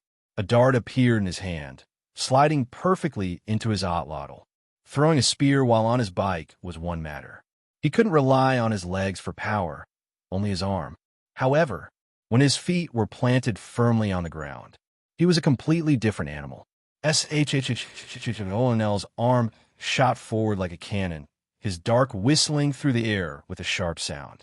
Call of the Wind could only be considered to have been mastered to the entry level by Lionel. Yet, he was already capable of throwing his darts at 250 kilometers per hour. The target invalid was almost like a miniature giant. In fact, it dragged its feet around completely in the nude. Obviously, whatever clothes its host had been wearing had been ripped to shreds. What remained was a bestial man that stood at over 2 meters tall. But what was exceptionally striking was its wide body. It was almost shaped like a box. Lionel had already seen that its strength stat was at 0.95. It was one of the variant cases of a stat surpassing its grade. However, the reason it could only be of the grade is because its other stats were too low. Hulking invalid, strength 0.95, speed 0.47, agility 0.15, coordination 0.56, stamina 0.89, reactions 0.51, spirit 0.00. Aside its strength and stamina, its other stats could barely be considered of the F grade, some not even that. So, when Lionel attacked from just 30 meters away with a dart that looked no different from a shooting star across the night sky, the massive invalid couldn't even blink before its eye was pierced and half its brain turned to mush. Lionel Morales, strength 0.73, speed 0.67 plus 0, agility 0.75 plus 0.1, coordination 0.99, stamina 0.78 plus 0.05, reactions 0.99, spirit 0. Lionel's strength stat ticked up by 0.01. This was the first substantial change he had ever run across after absorbing an invalid's energy. There probably existed a technique that improved the efficiency, but he didn't think too much about it. In truth, Lionel more so wished for increases to his stamina. He had only killed 2 great invalids, but he already felt it was eating into his reserve strength. 5 left. Lionel gritted his teeth, pedaling hard.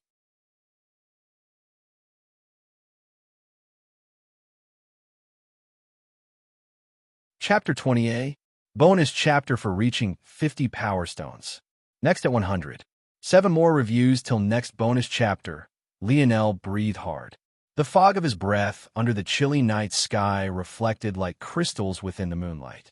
Below him, yet another great invalid had fallen, and though Lionel remained uninjured, he could feel himself reaching his limits.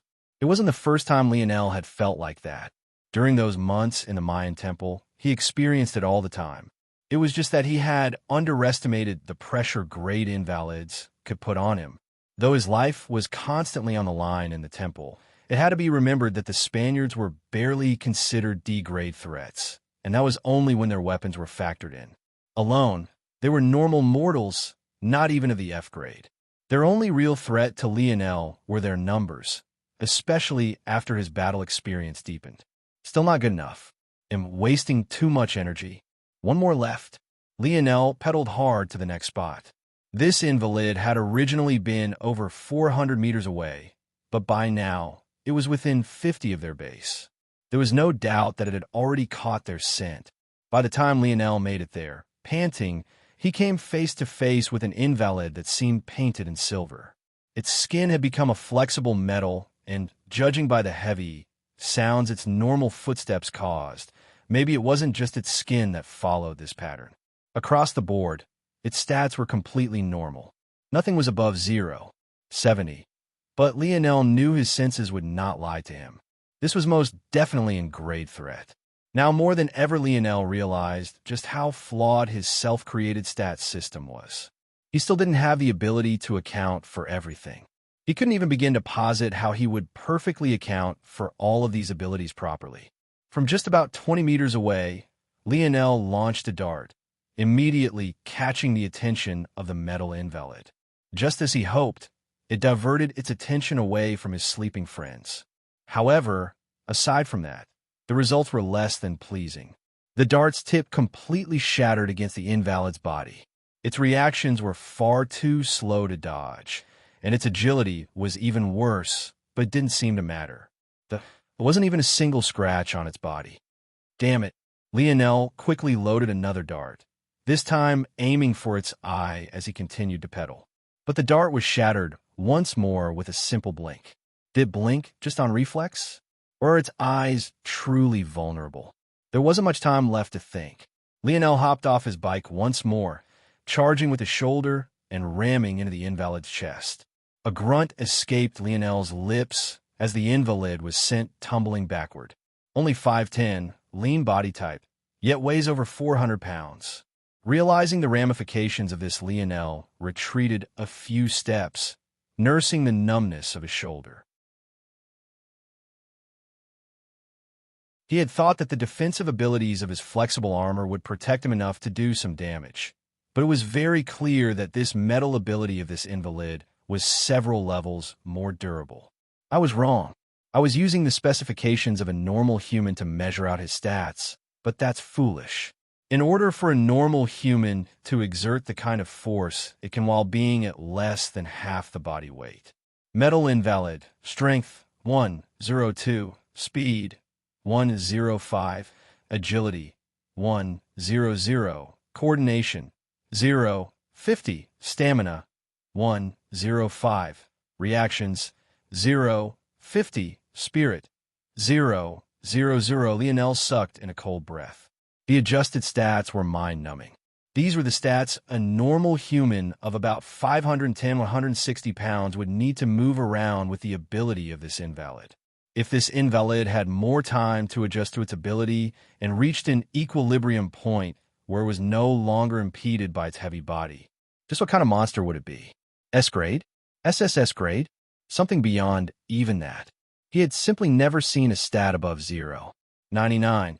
How many other invalids were there with this level of potential danger attached to them? The invalid slowly picked itself off of the ground, its white pupils locking onto Lionel with a dull gaze. Before Lionel registered what was happening, a long, sharp blade suddenly appeared between his brows. Lionel's eyes widened. He pulled his head back as fast as he could, withstanding the whiplash with gritted teeth. A fine cut slit across his forehead, the breath of death kissing his cheek. If it wasn't for his obscene reaction time, his skull would have already been split into two. Lionel rolled across the ground, realizing that he had once more miscalculated. Not only was this invalid covered in metal, but it could shape this metal as it pleased. In that moment, even with Lionel completely focused on it, its arm suddenly became a 3-meter-long blade, nearly impaling him. So fast. At least 0.90. I have to adjust his base agility because of that.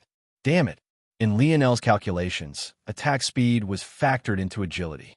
If he corrected the invalid's stats like this, then its adjusted agility for a normal human would be even more ridiculous. Lionel grunted, using his silver rod to block a second blade. But though the metal's rod was formed of managed to withstand the sharp edge, the weight was too much for him to stay on his feet. Lionel coughed violently as his back slammed into a half-collapsed building. He didn't have the luxury of slowly recovering. Without pause, yet another blade tore through the air toward him. There was no time for Lionel to land back on the ground before it reached him. Thinking quickly, he hooked his rod into a broken window. He turned hard, launching himself toward his left. The blade tore through the building's wall as though it was a piece of paper. It continued to follow through, chasing after Lionel while slicing through tough sheets of metal and stone with absolute ease. Lionel fell through the air quickly, morphing his silver rod back into a bike and pedaling away. His blade gets thinner the further from his body it is. He isn't producing more metal, he's just diluting what he has to extend his range. So, Lionel's gaze flashed, his thoughts spinning. His bike sped up. There it is. 10 meters is his limit. Lionel's bike cut a hard turn, driving up the side of a tilted building and back toward the invalid with everything his thighs could muster, and flipped back. Lionel soared through the air. There was no longer any room to maneuver. He fell in an arc aimed right for the invalid. The invalid's gaze showed no emotion. It simply brandished its second arm, sending out a blade that was impossible for Lionel to dodge. Lionel twisted his body, a sharp spike of pain ripping through his left shoulder as the blade went through him and his flexible armor with ease. However, his gaze remained pure and focused. His bike turned back into a rod he gripped tightly. Using it like a spear, with his only good remaining arm, he stabbed it toward the invalid's eye. The pain was absolutely excruciating. As his body fell under gravity's influence, the blade tore further and further into his shoulder. There were several times in those split seconds that Lionel thought he would pass out. A sharp clink sounded as the invalid closed its eyes. However, Lionel had already expected this. He wouldn't lay his life on the line for such a poor attempt at victory. Both of his feet landed on the free shoulder of the invalid, the very one he had stretched the arm of to a 10-meter length. In his hurry to attack Lionel, who was streaking through the air, he had yet to retract it, just as expected. The invalid's coordination was too low to complete too many fine motor tasks at once. Lionel roared, both of his legs slamming downward with all of his might. The invalid fell over. Then with a sharp snap, its arm broke right at its shoulder joint. Lionel finally hit the ground, his own shoulder becoming a bloody mess as he rolled away, just managing to pull the invalid's blade out. Slowly pushing himself up, Lionel's eyes remained focused. He had used advantage of the invalid stretching itself too thin to break off one of its arms. But in the process, he did functionally lose an arm as well. The break in Lionel's flexible armor began to mend itself, sewing his wound shut at the same time. This was why he dared to take on such a terrible injury. Even if his left arm was now all but useless, blood loss wouldn't be a problem. In fact, due to the amount of pressure his armor was placing on his wound to keep it suppressed, in a pinch, it wouldn't be impossible to withstand some pain and use it. He's bleeding. Lionel's pupils constricted. He could see it. From a split in the invalid's shoulder, a coarse, metal-infused liquid was dripping. Lionel could even faintly see some pink muscle fibers. So his inner organs aren't metal. If that's the case, there are some other methods I can use. His coordination stat is too poor to extend blades from anywhere other than his arms.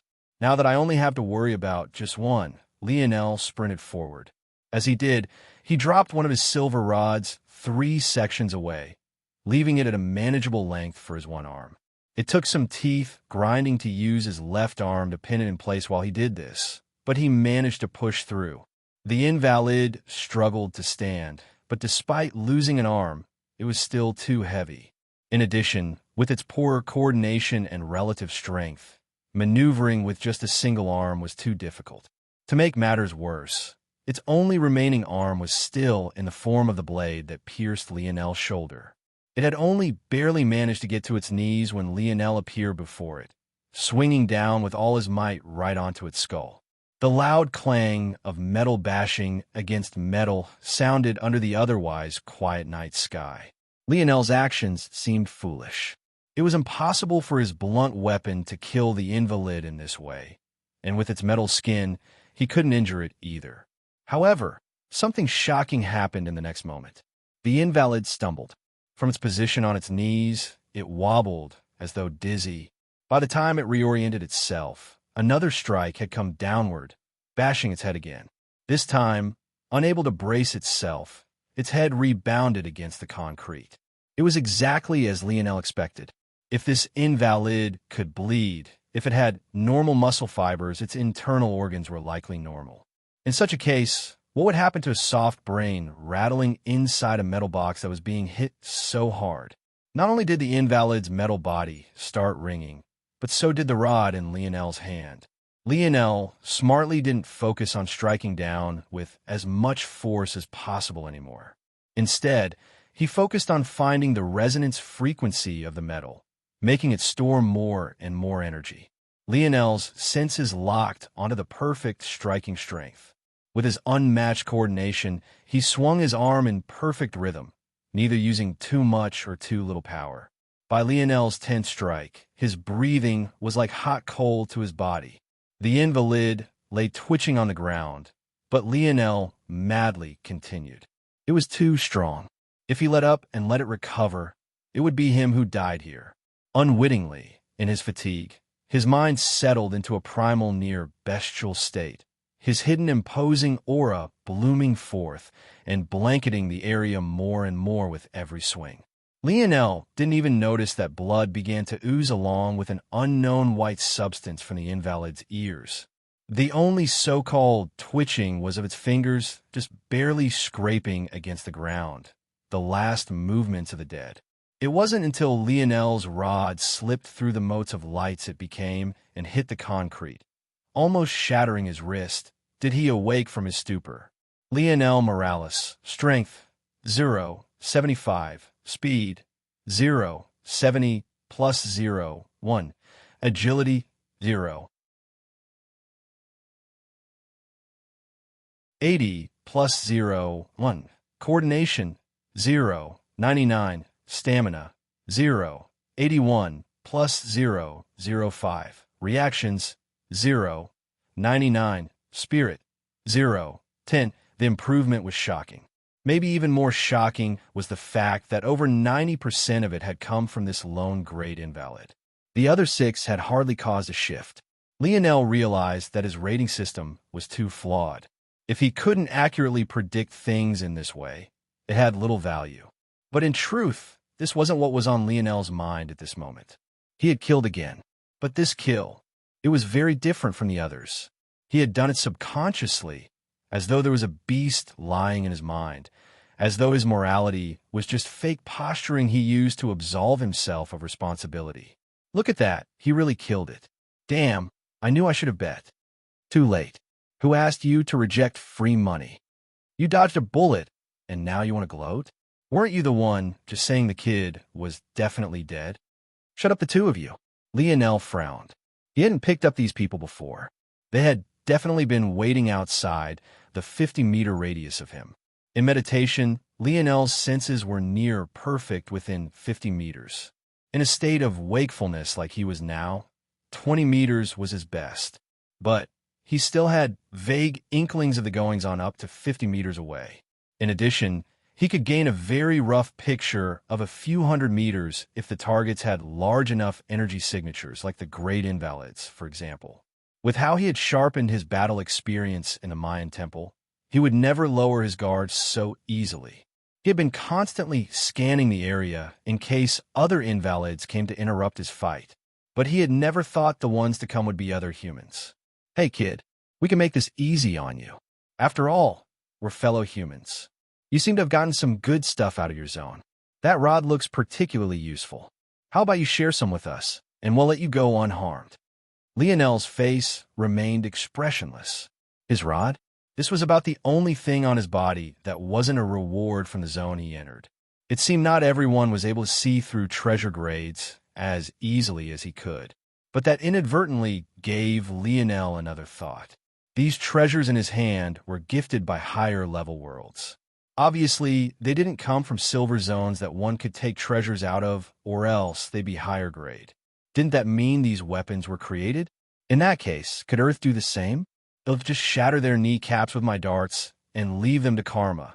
Lionel went to reach for his dart and froze, a sharp pain flying through his body. He hadn't broken his wrist, but his right shoulder was dislocated. Even as Lionel was thinking of running, a figure came crashing from tens of meters above him, landing to his side with a boom.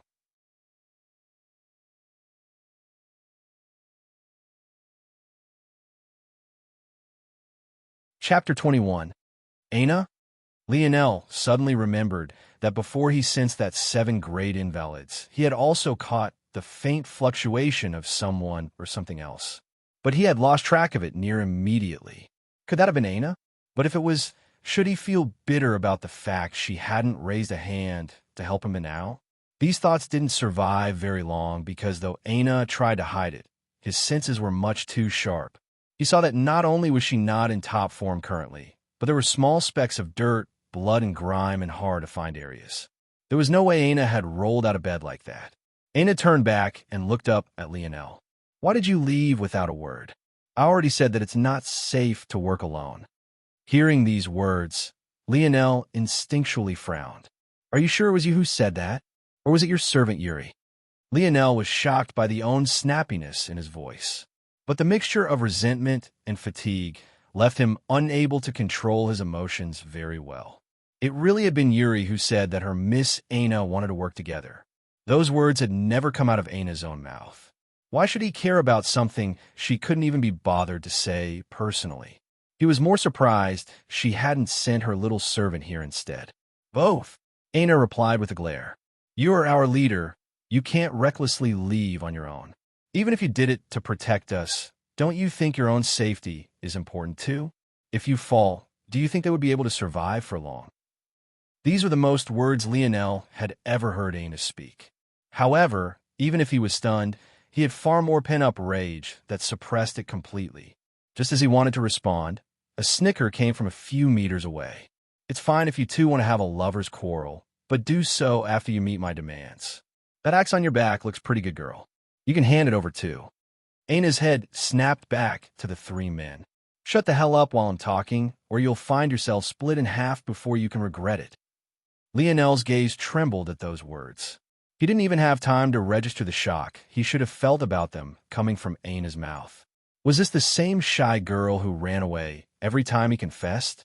The same quiet girl who spoke so few words before? How can you keep treating human lives so casually? Aina's head snapped back toward Lionel. Can't you tell that they want to kill you?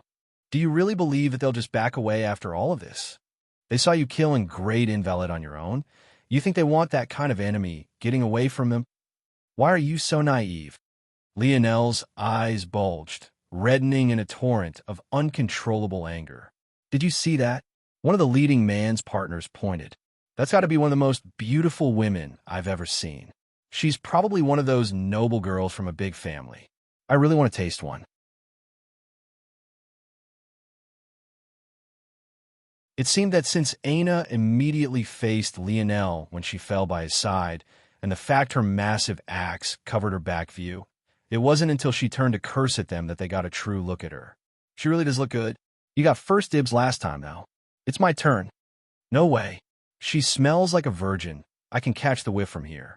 She's much higher quality than the last one. The leader cut in, licking his lips. Let's use the usual method to decide. Fine. Rock, paper, scissors it is. Ready? The night sky fell into a greater darkness. For a moment, it felt that even the moon above was eclipsed, the bloody, murderous intent suffocating even its beauty. The 3 men turned toward Lionel, terrified expressions on their faces. I dare you to say another word about her. Lionel's eyes, already fueled by his other burning emotions, had almost completely turned a blood red. His whites were swarmed by snaking blood vessels, and his irises, once a gentle hazel, blackened completely. They simply didn't deserve to live. Lionel's muscles flexed so strongly that his dislocated shoulder snapped back into place. Ignoring the twanging pain, he reached his back and pulled out 3 darts. What happened next could only be considered blur. 3 flying silver spears. 3 cries for help. 3 bloody holes. 3 dead corpses. Even after the deed was done, Lionel was still livid. Aina sent a glance toward him, her emotions once more unreadable. She walked forward and took the treasures they had kept on their bodies and walked back while Lionel was still in a blinded rage. Oof! A tiny fist smashed against Lionel's chest, causing him to stumble backward and fall to the ground in his fatigue. If it wasn't for his flexible armor, his ribs would have probably broken. Lionel looked up to find Aina. He obviously knew that she was the one responsible, but he was too tired to do much about it. He simply met her gaze, huffing and puffing. These are only D grade, but they're still better than using your bike as a weapon like that. A pile of treasures fell from her small arms. There were 3 weapons, a shield, and 3 armors for various body parts. Of the armors, one was for the shins, another was a helmet, and the last was a chest protector. As for the weapons, there was a pike, a sword, and finally a spear. Lionel didn't answer, getting the first good look at Aina he had in almost a year. Even when he came back from the Mayan temple, he hadn't had a chance before her arm was suddenly through Conrad's chest. Looking at her now, he still couldn't fuse her image with the devil of her that had been growing in his mind. Her features were too delicate, too beautiful, for her to be that same woman who all but ripped a man's heart out with her bare hands. Her body was fitted in a deep black militaristic outfit. There were many pockets and belts that surrounded her figure, still doing just as bad a job at hiding her curves as her dresses had. Her long black hair flowed loosely in the wind, disappearing into its fold from time to time. Somehow, her amber eyes seemed closer to gold than they had been before. Whether that was his imagination or the objective reality, Lionel wasn't sure. Lionel smiled bitterly, realizing why he had avoided observing her closely over the past few days. His heart, it still beat wildly. Leave the rest of the things for the others. They'll take the spear and shield. Also, thank you. I didn't consider enough that if there were great invalids around drawn in by the zone opening, there would definitely be other invalids as well. Aina's expression softened at these words, but she didn't say anything in response. Let's head back. Lionel slowly picked himself off of the ground. We can't, Aina suddenly said. As you said, the zone is pulling in invalids. Until it's closed, getting out of this area will be difficult. Invalids have far sharper senses than we do in exchange for their weaker intelligence. They can sense a zone from tens of miles away and will slowly converge. Lionel frowned. He most definitely wasn't in a state to be entering a zone right now. Here, Aina handed him something that looked like a pill. She had pulled it out from one of the many pockets she had. Lionel raised an eyebrow. He hadn't been able to sense something with such dense energy despite Aina standing right in front of him. It seemed her pockets weren't normal. There wasn't any skepticism in Lionel's thoughts. He took the pill from her, careful not to touch her soft palm, and swallowed it. A fire lit down his throat, coursing through his body as through it was a racetrack. The wound on his left shoulder rapidly sealed, and even the soreness in his right vanished. Finally, his fatigue trickled away as though he had just taken a good nap. Lionel Morales, strength, 0, 80, speed, 0, 75, plus 0, 1, agility, 0, 85, plus 0, 1, coordination, 0, 99, stamina, 0, 86, plus 0, 0, 5, reactions, 0, 99, spirit, 0. Then a flash of energy raged around Lionel's body. A barrier that had blocked him crumbled, and he felt his spirit shoot upward. Spirit, 0, 11. It was a small change, but Lionel felt that it made a world of difference. Just what kind of pill was that? Almost all his stats had ticked up by 0. 0, 5. Lionel wasn't a fool. He knew this pill was more valuable than Aina let on. Even putting his life on the line against the metal invalid wasn't as good.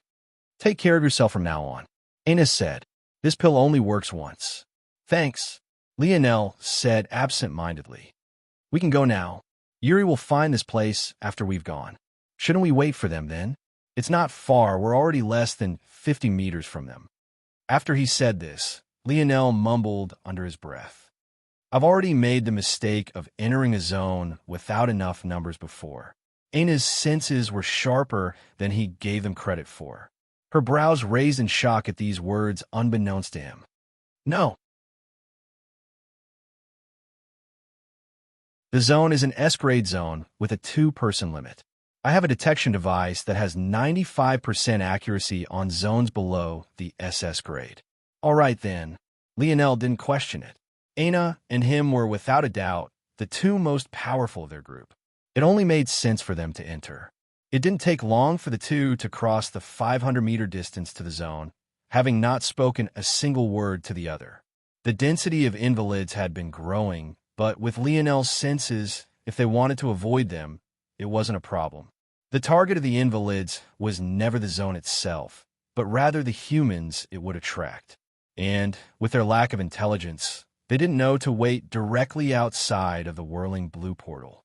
Unlike the portal that dragged them so many months prior, this portal didn't have a suction effect. It sat hovering in the air silently, not disturbing the area at all. If he wasn't certain before, Lionel was now that there was something fundamentally different about the first zone they were sent into. Maybe if he entered this time, the subtle upticks in his stats would continue instead of pausing like it had last time. After taking Ana's pill, Lionel realized something. That burning feeling. It was exactly like the green vomit his dad made him drink every day for 17 years. What if the slow increases in his stats wasn't because of the normal evolution of his body as Earth tended toward the fourth dimension, but was rather thanks to his father? Lionel and Ana simultaneously leaped from a perch high up, falling into the zone that swirled shut behind them. In their absence, the invalids lost track of the scent that had converged them, and they began to slowly disperse. Subdimensional zone detected. Merlin's prophecy. Joan of Arc Gene Dark. Subdimensional zone grade. Clear requirements. Aid Joan of Arc in repelling the English army. Side quest. Unable to detect. Scope of system too limited. Reward. Unable to detect. Scope of system too limited. It is recommended that subject, Lionel Morales, complete this quest with a minimum of 7 other individuals. Subject's degradability is too low. 8-person limit. Lionel shook his head. The voice of Lionel's wrist watch sounded in his mind, but he ignored it in the end. Compared to Ana's detection treasure, it was too inferior. There was no need to take any of it seriously. It couldn't even get the S-grade correct. Last time it had predicted the Mayan temple was an F-grade zone until he ran into the priest and had upped it to the C-grade. Plus, he didn't really have the luxury to think about it, even if he wanted to. He and Ana appeared in a small village filled with dusted roads. But, considering the burning cottages and huts around them, not to mention the sound of screaming and clanking swords, it was under attack. There was only one thing Lionel did trust his wristwatch about. This was likely France, and their quest most definitely had something to do with that legendary woman.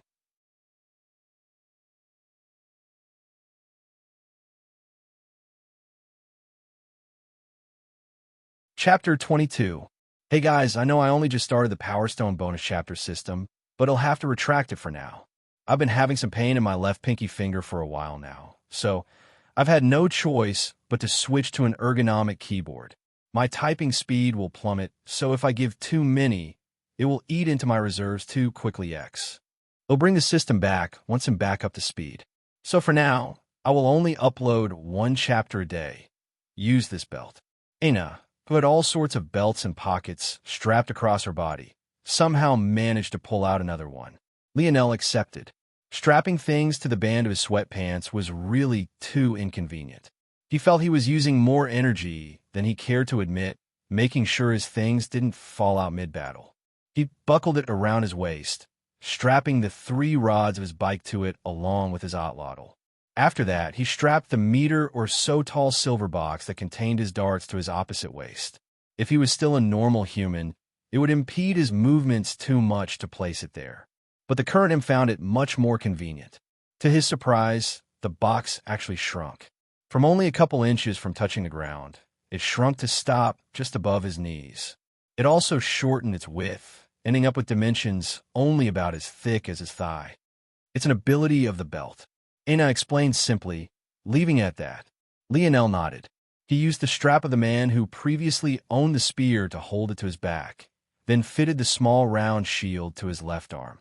Sensing that Lionel was ready, Aina took off, knowing that Lionel was following closely behind. Lionel tacitly understood his role. This was why he put his spear away.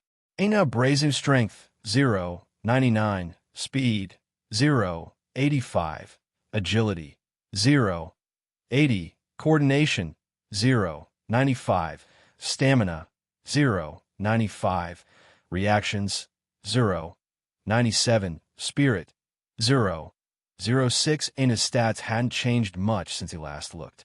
She was fundamentally a frontline fighter. In that case, it was his responsibility as the only one among them adept at long-ranged attacks to cover her. However, he was curious. Aina's spirit was the highest head seen aside from his own. Even a priest was only at 0, 05. Maybe he was still underestimating her. The two ran through the small village in a line, just 10 meters apart, their speed far beyond that of normal humans. Aina's axe was suddenly wrapped in a reddish-gold glow and floated from her back to her hand. She held it off to her side with two hands, sweeping out the moment she entered the range of an enemy. Her axe was like a blur, hacking Englishmen apart with ease. Blood and organs splattered through the air, but not a speck touched her as she flashed by, dodging them as though they hadn't dared approach her. Lionel could only sigh as he watched her silently. He always knew there was something special about Aina. There were simple context clues everywhere. Something as simple as her tan skin could tell him this. Girls her age were obsessed with taking care of their skin. Some used tans for cosmetic reasons, but Aina's had always been a level beyond that, as though she spent her days toiling under the sun. Yet, she didn't appear any less elegant or noble, always appearing in a beautiful dress like a dainty goddess. His infatuation had always been due to small tidbits of her hidden truth like that. He had originally thought that her abrupt change would lessen his feelings for her. But even as she slaughtered mindlessly, he felt that he had always subconsciously known this was hidden within her. Is this what I'm drawn to? Lionel's gaze sharpened. With quick movements, he pulled a dart out from his side, hooking it into his otlotl and swinging his arm sidelong. He continued running as though nothing had happened. But 100 meters away, an archer watched as Lionel's spear flew through a window, out a wall, and directly between his eyes. He hadn't even managed to climb to a proper vantage point, let alone knock an arrow.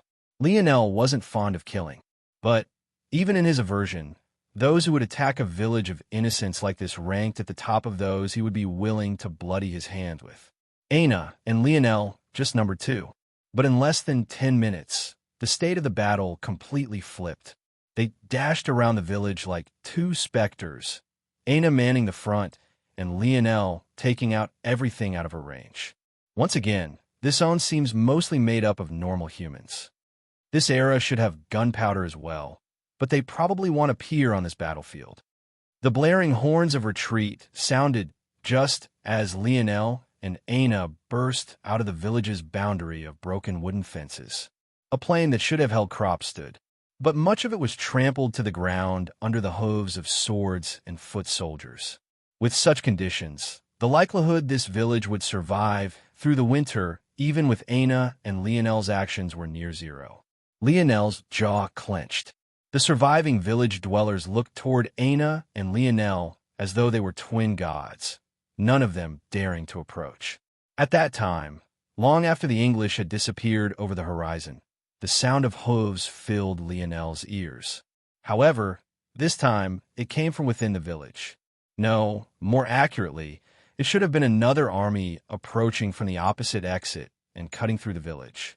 As expected, Lionel soon found a group of armored men riding horses coming toward both he and Aina, causing the village members to part like the sea. Except, this time, They weren't Englishmen, but were rather Frenchmen. The head knight looked down toward Aina and Lionel from his horse, a picture of confusion with a dash of arrogance. "Who are you?" The question was directed toward Lionel despite the massive axe in Aina's hand. It seemed this era still took their misogyny quite seriously. "I can't speak French," Aina said, looking toward Lionel. Lionel blinked.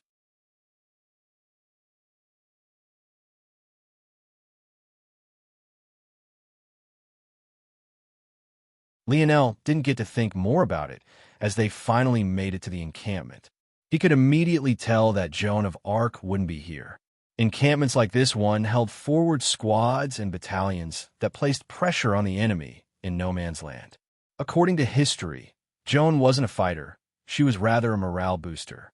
The so-called Merlin mentioned in the quest introduction was the man who prophesied of her arrival, but there was no real wizard or mage in history. This was all to say that Joan wouldn't be in such a small army. She would be with a larger number, so her presence could have the greatest effect. Joan of Arc was executed for cross-dressing as a man. Lionel sighed, looking at Aina's clothing. Lionel found his education at Royal Blue Academy to be quite useful currently. When one chooses a language study, it isn't just about learning the dialect itself, but also about learning in the language. Lionel had thus learned many things about French history in these past few years. Lionel and Aina waited patiently as the head knight contacted who he needed to. Not long later, the two were being ushered into the largest center tent. Unsurprisingly, this general didn't have much of a say in the matter either. He could only wait until the next opportunity to bring Aina and Lionel back to the Orland stronghold. The next time their battalion would be allowed to return was a month. Until then, they could only continue fighting skirmishes and protecting the 100-kilometer radius of villages and towns. Following this, Aina and Lionel were taken to a tent of their own. Lionel already knew that Aina had a tent of her own that she'd likely bring out, so he didn't disagree. Plus, it wasn't particularly good for the two of them to separate.